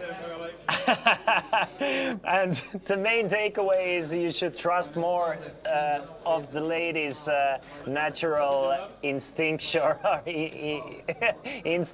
I agree with that. I guess so. But Ranno, what do you think? Did you hear what I was saying about the hand? That it makes sense for Gerli to call there, just because she's not gonna outplay you post flop. She's not gonna find like better spots against you and so on. She's just might as well take some like slightly losing plays to just have a chance, because nobody's gonna be more knowledgeable than you. Nobody's gonna be more experienced than you. So might as well just give yourself the best chance pre-flop to go for it. Yeah, I agree. I definitely agree. I agree there.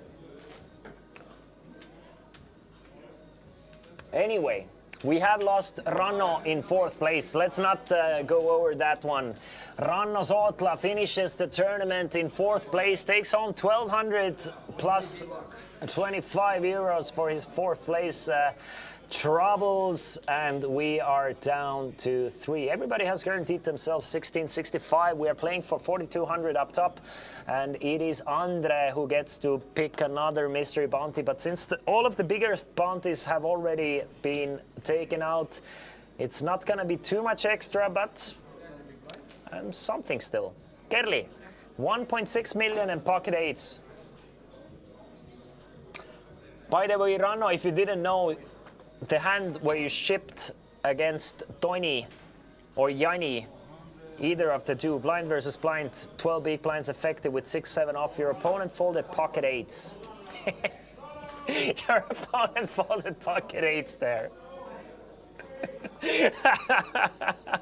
that was the funniest spot. Meanwhile, Federico going all in for 440,000. Kerli making the call with pocket eights. And will Federico show Kerli why you do not call with pocket eights? You don't have to risk. Of course, it's an easy call for Kerli.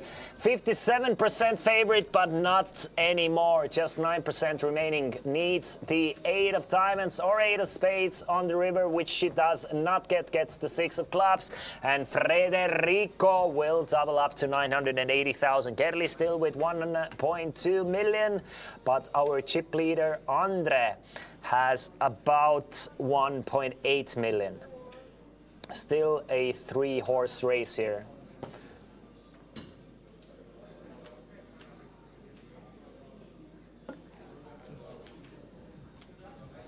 Can't get rid of him. Federico has tiger blood. Federico, the man who has pulled just one mystery bounty or two. I think it was one, and he made it count. He pulled the 5,000 euro mystery bounty, and now he's top 3 in this tournament. However it goes, he's gonna end up with the most amount of money. The most Andre can take home is about, I mean, Andre took 2,800 during the break, so Andre can take home about like 7.2. Federico has guaranteed himself 6.6. So there's still a chance for Andre to take home more money than Federico, but the lion's share will go to Federico anyway.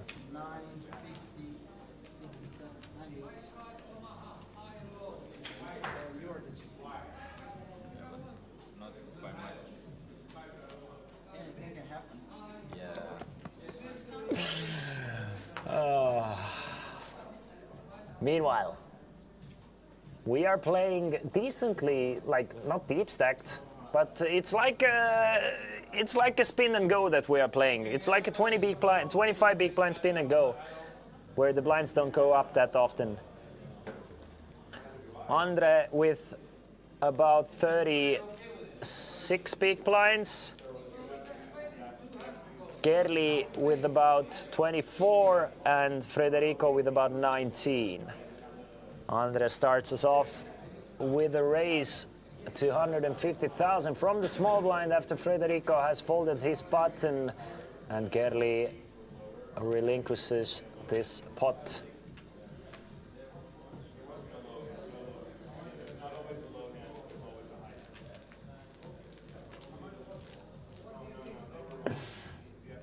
"13 minutes remaining. Still plenty to play for. The local time is 1:35. The players have been playing for 26 levels now. On the first day it was 40-minute levels as well. Today we are playing 30-minute levels. So a bit of exhaustion would make a lot of sense. The players are staying sharp. Andre, our chip leader, folds the button with 6-7. Kerli, I expect to see a call blind versus blind with hand like 10-9, but I mean,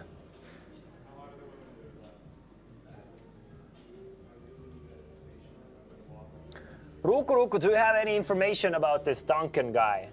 Who is this guy? He definitely a colorful character. The chat was quite polarized about him. Some of them loved him, some of them weren't big fans. I quite enjoyed having him in the tournament and at the feature table. Lisu. Stop it! It has to end before, right? It just has to. Meanwhile, Kerli does attempt to limp in with her 10-9, but Federico going all in with ace-jack is gonna finish this hand. And both of them now on about 1 million stack against 2 million for Andre.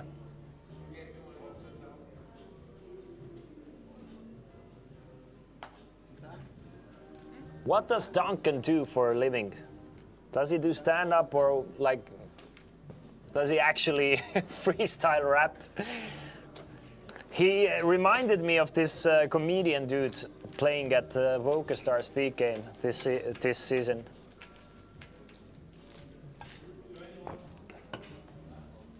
Duncan is a great guy. He came here because of the No Filter series. And Monir basically asked him to come to create more fun atmosphere. Yeah, he definitely a colorful guy to have at the feature table. But it's very difficult to please poker fans, isn't it? When you have players playing like pots, not saying a word, it's boring. When you have someone who's a bit over the top, he's cringe. So it's almost impossible, isn't it? Only players suitable for a feature table are themselves.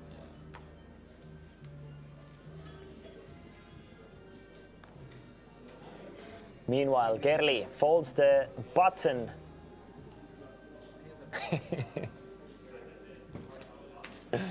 Federico, wow, I'm quite surprised Federico just folds the 10-7. Doesn't even want to try and see the flop with the 10-7. Just gives it up. Says, I want nothing to do with you, Andre. Take this one down. So he does.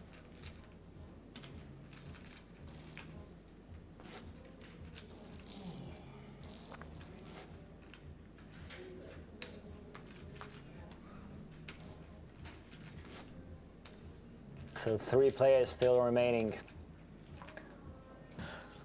Gerli. What's your best live score?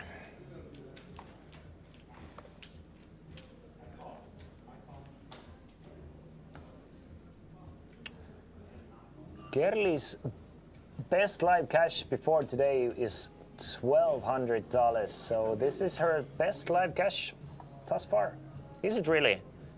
Could it be? No way. I'm missing something, right? Meanwhile, Andre finds pocket kings.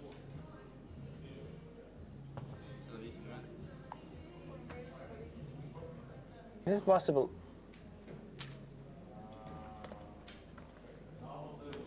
Does Gerli only had total three live gashes before today?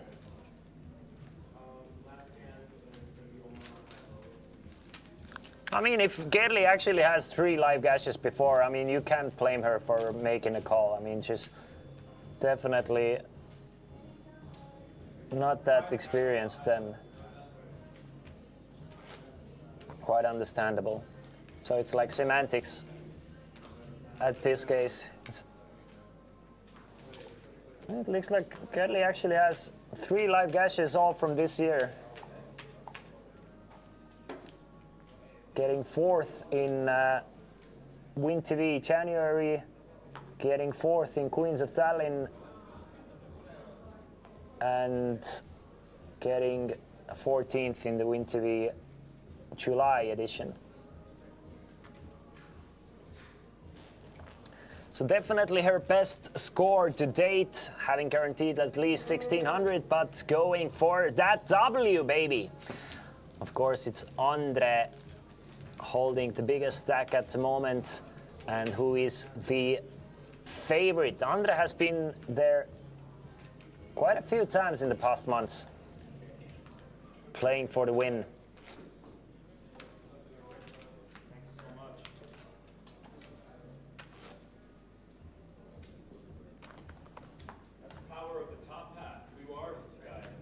Power of the top hat is correct. It is the power of the top hat.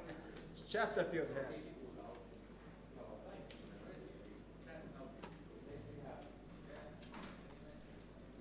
Meanwhile, Gerli, now with 910,000 at 6-4, is going to fold.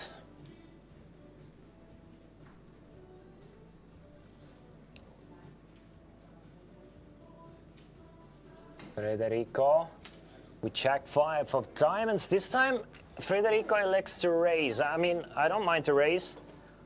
I mind the sizing. I really do mind the sizing, but I mean, I've seen. Actually, I'm not sure if I mind the sizing anymore, because I've seen it happen in live settings so many times that it doesn't matter if people raise to 3 big blinds, blind versus blind, 2 big blinds, 4 big blinds. The ranges are gonna stay the same for big blind. Like players are just gonna, they're not gonna switch up their ranges no matter what the small blind does. So you can raise to 100,000, you can raise to 200,000. People are going to continue with the same range, so might as well raise to a smaller stack.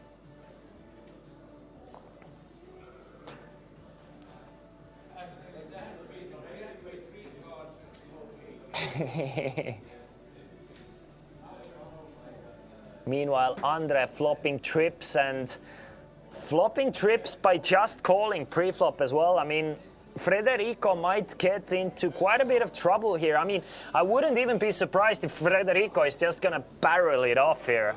Just trying to get rid of, just not assigning Andre too many aces or strong aces whatsoever. So this might be, if Andre is gonna continue just calling and it's gonna brick out to the river, I mean, Federico might just go bet here, and Andre is gonna just snap him off, and Federico GG third.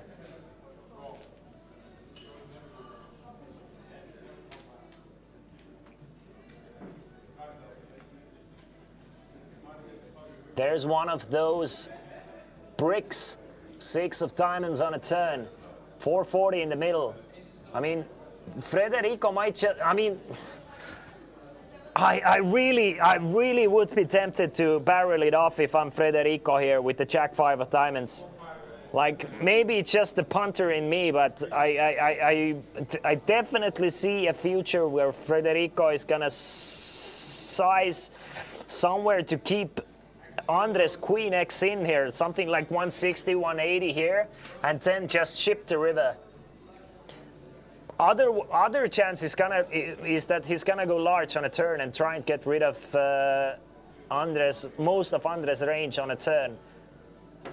But what I would have done, I would have gone for a smaller bet on the turn if I'm Federico, and then just really go large on the river.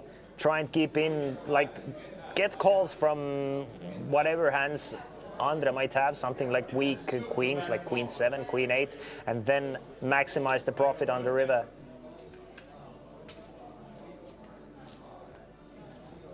Ruku doesn't like, Rano does not like the Jack 5 diamonds barrel, doesn't want to have the Jack. I get it, you want your opponent to have the King Jack, Jack 10, most likely. But it doesn't even matter about the Jack, it's very difficult for Andre to have the nuts here, and Federico can definitely represent some of it, or all of it, should he elect to do it. But I'm not fan of the 300k on the turn. Anyway, it is the King of Hearts on the river. The front door flush comes in. Andre now, Federico having the Jack, even less of a chance for Andre to have some. I mean, Jack of Diamonds doesn't really matter at this point anymore, after the turn gets called. Will Federico barrel it off? No, it's give up time. Really would have liked to see a brick river on the brick river, and would have liked to see what Federico does. Should the river be something like a 4 of clubs, whatever, just a proper brick.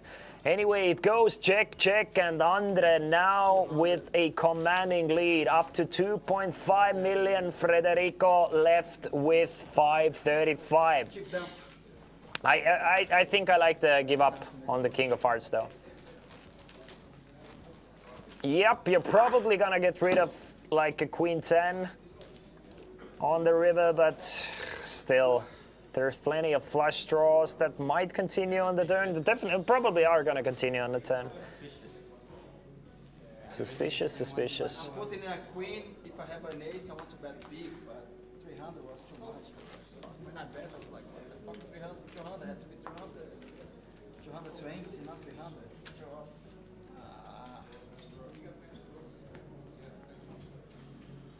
Just fold this shit in hand.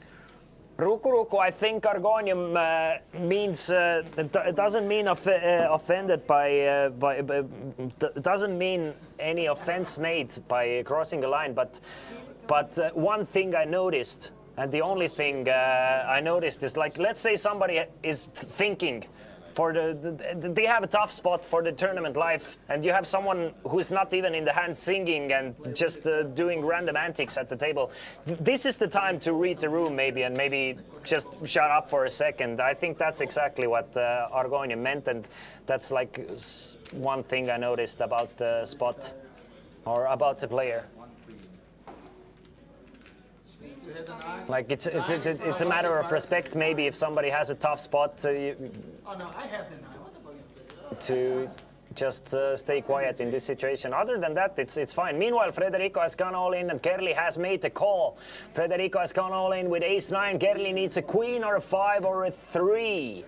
Doesn't get it, and Federico now doubles up through Kerli. Kerli left with only 325k. Federico back up to 1.1 million. Kerli in dire straits. Otherwise, I still want to win. I want the trophy. Well, Ruku, you had, but I guess you guys are friends. I don't have anything against the guy, by the way. I enjoyed having him. Just realizing what players are talking about. But you, for example, you were thinking about your tournament life while he was singing, and I thought that if I'm Ranno, I'm probably annoyed at the guy, but. Since I know now that you guys are friends, then you probably don't care that much. But there definitely was a couple of those situations where somebody was sitting next to him and trying to think about a hand or was facing a bet, and you have to like deal with the distraction as well. That's usually like not the best etiquette. Of course. Especially in a tournament, like in a live cash game setting and so on, it's fine. And of course, players are more than welcome to say, "Can you please be quiet? I really want to think about this spot." And I'm sure that he would be quiet then. Nobody said anything, so nobody had a problem. So I'm with you in that sense that if anybody had a problem, they should have said something.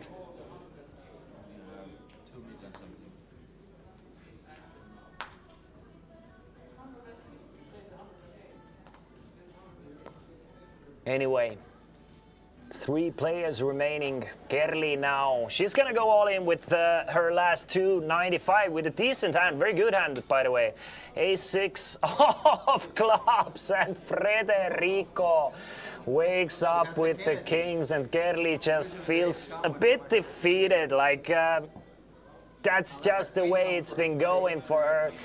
I mean, 33%. Can we find an ace to breathe some life in Kerli's tournament run, or will she finish in 3rd place? Needs a 7 or an ace on the river. Doesn't get it. Gets the jack of clubs. Give her the ocean. Give her the ocean. Gets the flush draw by the end. I mean, but it is what it is. Kerli, nice showing for you. The best live cash you have ever had. 1,600 plus euros for you. And a chance to open another mystery bounty as well, if I'm not mistaken. And we are heads up.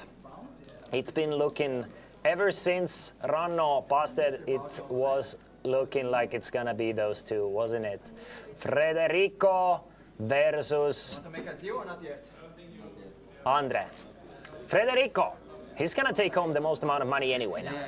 After guaranteeing 2nd place plus the 5k mystery bounty, he's gonna take home at least 78.85. Andre has taken about 3k in bounties and now playing for 4,200 up top. I mean, Chesterfield logo, Andre with the top hat. It's looking mighty Andre's favor, but you know, heads up poker, anything can happen. The blinds have gone up to 30-60. We are playing 24 big blinds effective between Federico and Andre. Argonium. So it's Andre took a 2,000 euro bounty, Meelis took 3k bounty, Federico 5k, and Karin 1,600 package, and Casino Patron just said it. Fuck.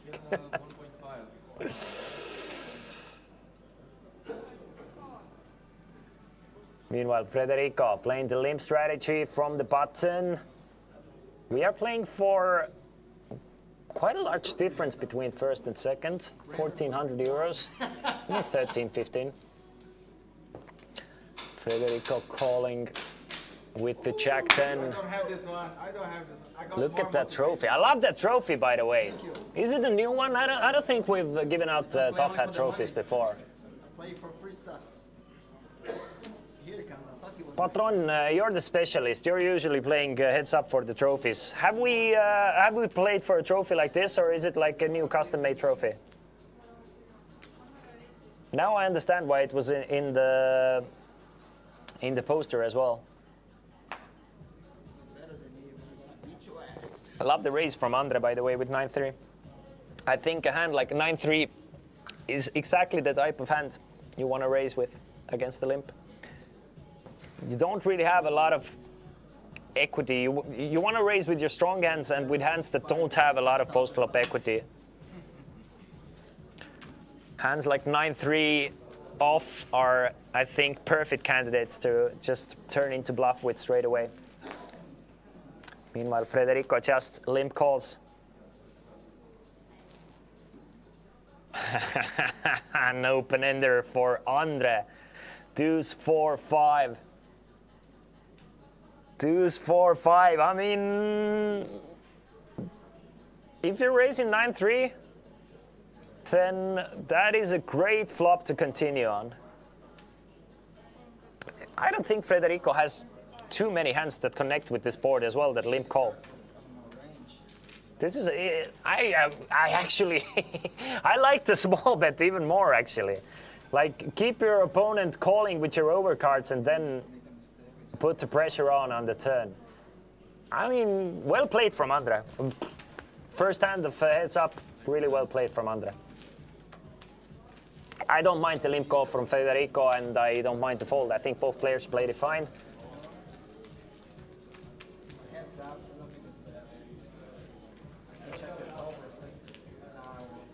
Well, last time at Chester 500 we had this trophy as well, this kind.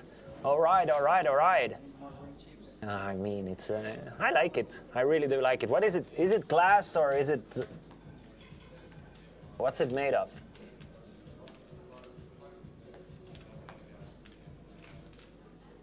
Andre has been playing like a lot better ever since he first came to the scene, at least for me. I wasn't much aware of Andre like a year or a year and a half ago when he first started showing up in my radar. And he's been really playing better and better every time I've seen him, in my opinion. Maybe it's just like biased because of recently getting better and better positions and results, but it just feels like when yeah, I'm impressed. Andre, meanwhile, with the King 10 from the button, opens it up. Opens it up to, looks like 155K. Again, really fine sizing, 20 big blinds.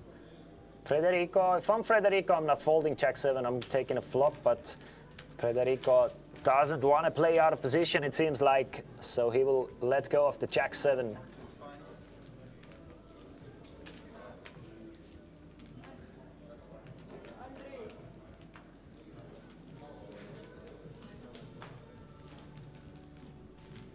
Oh yeah, we are playing big blind ante as well. Even more surprising to fold with Jack 7 because there's more money in the middle. So you're really incentivized to play more post flop with the ante being in there. Just don't have 25, so I have to wait. No, worry. Let's not waste time. But Federico, we've seen, he didn't call from the small blind as well with the 10-7 and so on. So Federico not really adjusting to the heads up play that much.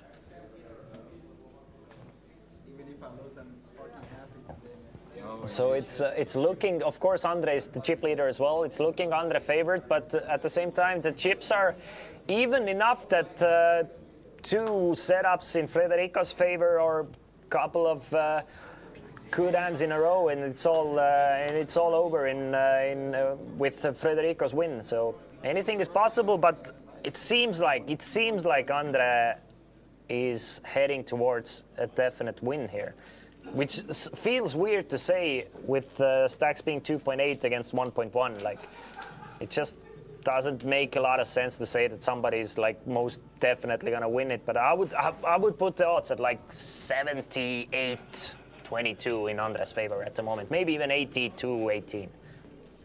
I'll settle with 80-20. I'll settle with 80-20.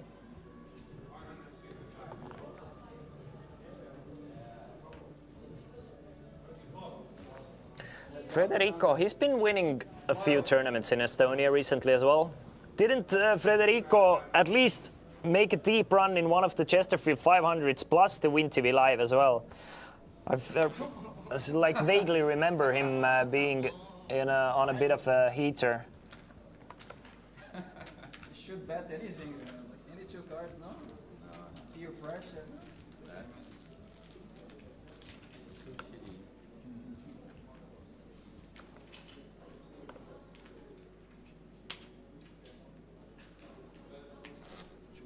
Let's see. Let's see, Federico, how have you done recently? Yeah, 6th place. Yeah, he won the Win TV Live October edition, so he won the previous Win TV Live, didn't he? So, and he got the 6th in June edition of Win TV Live. So yeah, he's been getting a few results recently. Tom also got a 2nd place in WSOP circuit event Progressive Bounty. Not the biggest scores, but you know, he's very, how do you say, not that volatile. God damn, it's 2 a.m. I'm losing my words. Stable. Stable is the word I was looking for.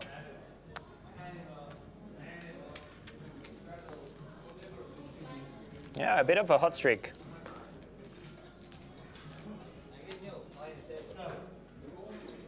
In heads up, yeah. Made 3rd in one of the no filter tournaments as well, so you know, definitely it's been working out for the man and playing the heater.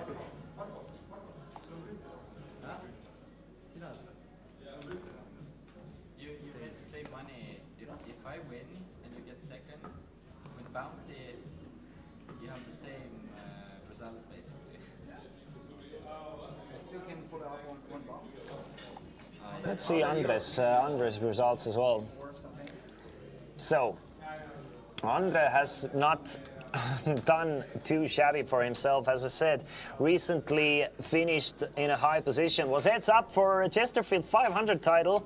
I think they ended up making a deal to heads up, and Andre took home 12,250 euros for Chesterfield 500. 2nd place finish in July 2025. Also, just a month ago, finished 4th in Coolbet Live. Finished 2nd in the festival weekend 500 euro event. Finished 3rd in Win TV Live this year. So Andre has been crushing it this year as well.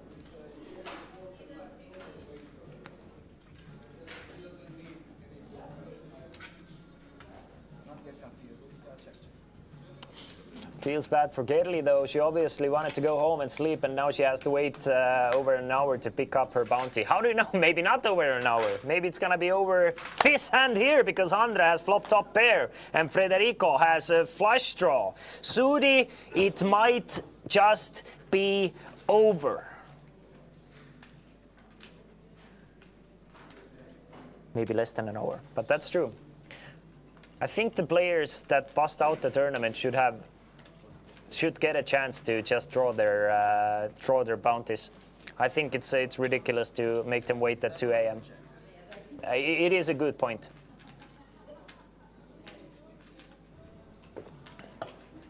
I think it is actually a really good point.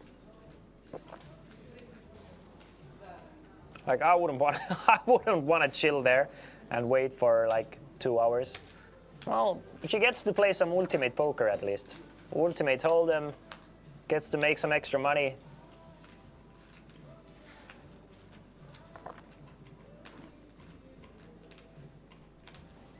Meanwhile, it's a bet of 60k from Andre. That's called from Federico.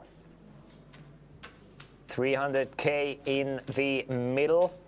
Andre still ahead with his pair of aces. It's a limped pot as well. Andre just limped the button. So he can definitely continue going for some value after it's been checked back pre-flop. I think Andre can feel quite well and quite happy with his pair of aces here. Targeting jacks, targeting sevens. I don't think Andre assigns too many flush draws for Federico here. So I don't mind the small bet of 100k. No chance Federico is folding the ace-high flush draw though. Am I correct? Right? Right. No chance. You're getting 4-1 plus the implied odds of hitting it and maybe getting paid. I mean, Federico can definitely raise it here, but his body language has kind of shown weakness here. I mean, it seems like he's ready to let go of the A3 of clubs here.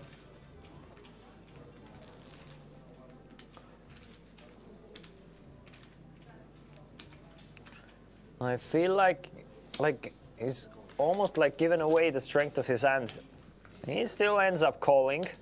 500k in the middle, 10 of diamonds on the river. So kind of like acting the way he does, it takes away any chance of winning this pot if he doesn't hit the flush. So Andre checks another one behind. And Andre now up to 2.9 million. Federico down to 1 million. It's a one-way train at the moment. And it's looking like the end result is Andre hoisting the trophy. Still, anything is possible. Let's say like sevens against ace queen. Federico doubles up. It's 2 million against 2 million and we're back even.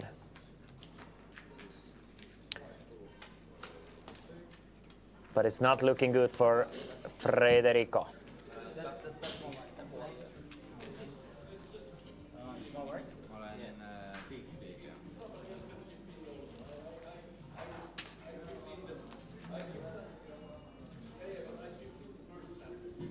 Six, 5 off for Federico now on the button.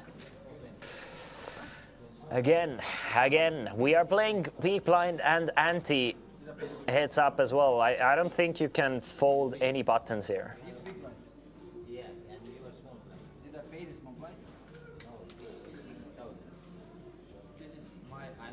So I'm expecting we're gonna see at least a call from Federico, who is looking likely to fall under 1 million chips after this hand. But no, Federico just folds the button, and Andre actually had very strong ace-queen suited as well.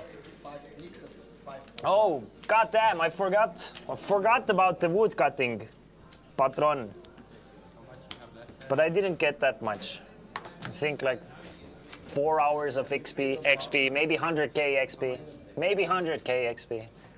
But since I'm already 99, all I'm waiting for is the bet, and I don't get bets. But I forgot all about it. I got excited about the action, about the chat, and I was just rooting for that. And once I get home, get back to the Hydra grind.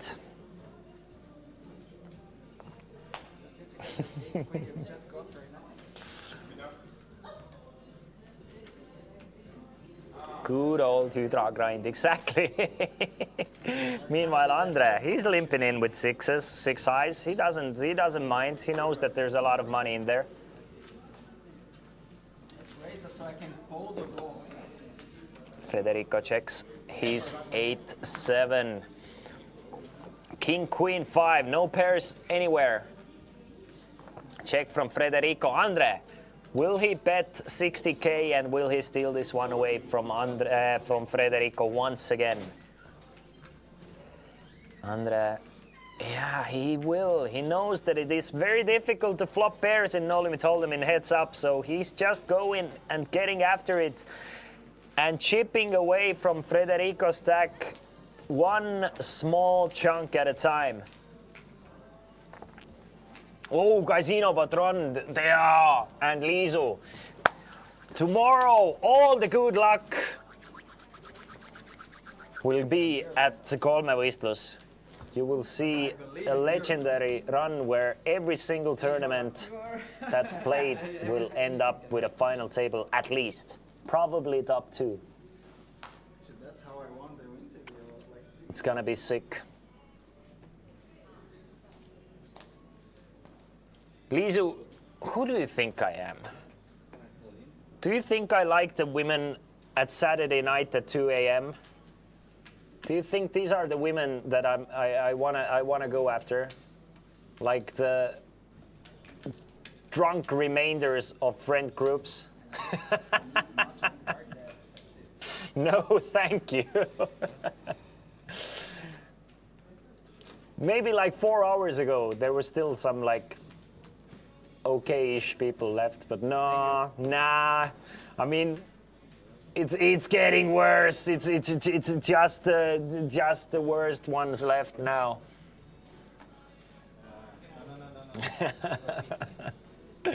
Meanwhile, Andre with pocket 7s trying to finish it up.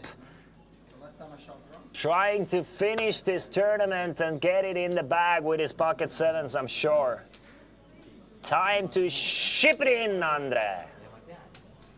And by shipping it in, he's gonna set a trap with his 7s. I think he's just gonna call and trying to snap it off, shoot Frederico go all in.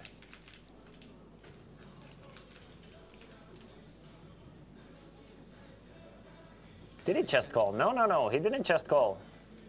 He's still thinking about what to do. Yeah, he's gonna raise it up to 125,000. This is it.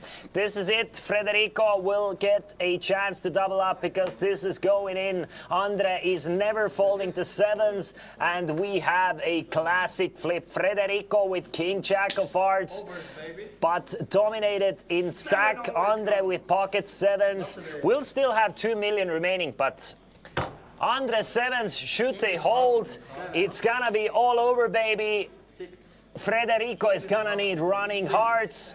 And the 6 of spades seals the deal. Just the 7 on the river to split it up. It does not come. Andre Maggie will end up winning the first ever Chesterfield 250 mystery bounty.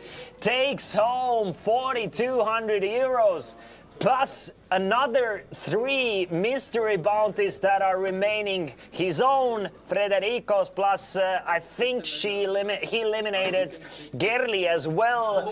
And Frederico takes down the biggest mystery bounty, 5,000 euros mystery bounty, plus a second place finish worth 2,600 euros as well. Ladies and gentlemen, we have a very suitable winner. Congratulations to everybody making it to the final tables. Special congratulations to Gerli getting her best live score yet, but I think we're gonna see many more big things from this great and up-and-coming player. But Andre and Frederico, probably one of the hottest players playing in Estonia live scene at the moment.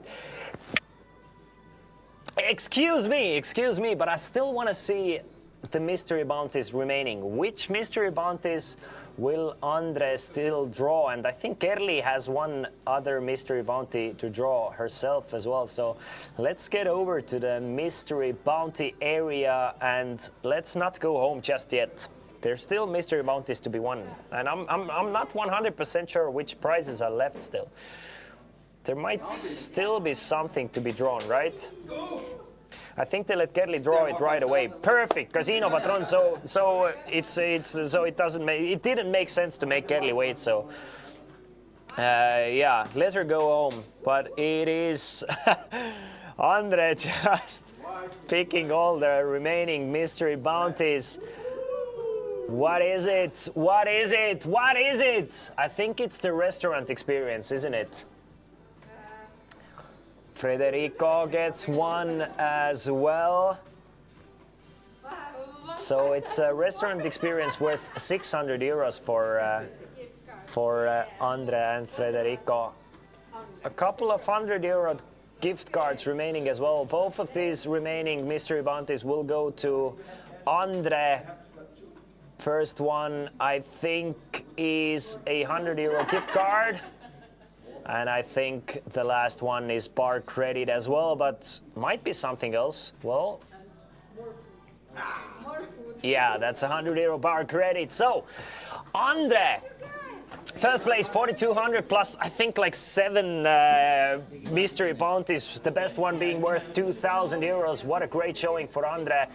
Federico takes home about, I think they take home about the same amount, close to 8,000 euros. So those two players take the lion's share of the money given away. Thank you all for watching. Thank you all for coming. Next month we will have Chesterfield 500 for you guys. It will be a freeze-out tournament with 50,000 euros guaranteed. Download the Let's Poker app to see when the satellites will be running or when the tournament will start. We will definitely have another broadcast and show for you then. But until then, take care and see you soon. Bye.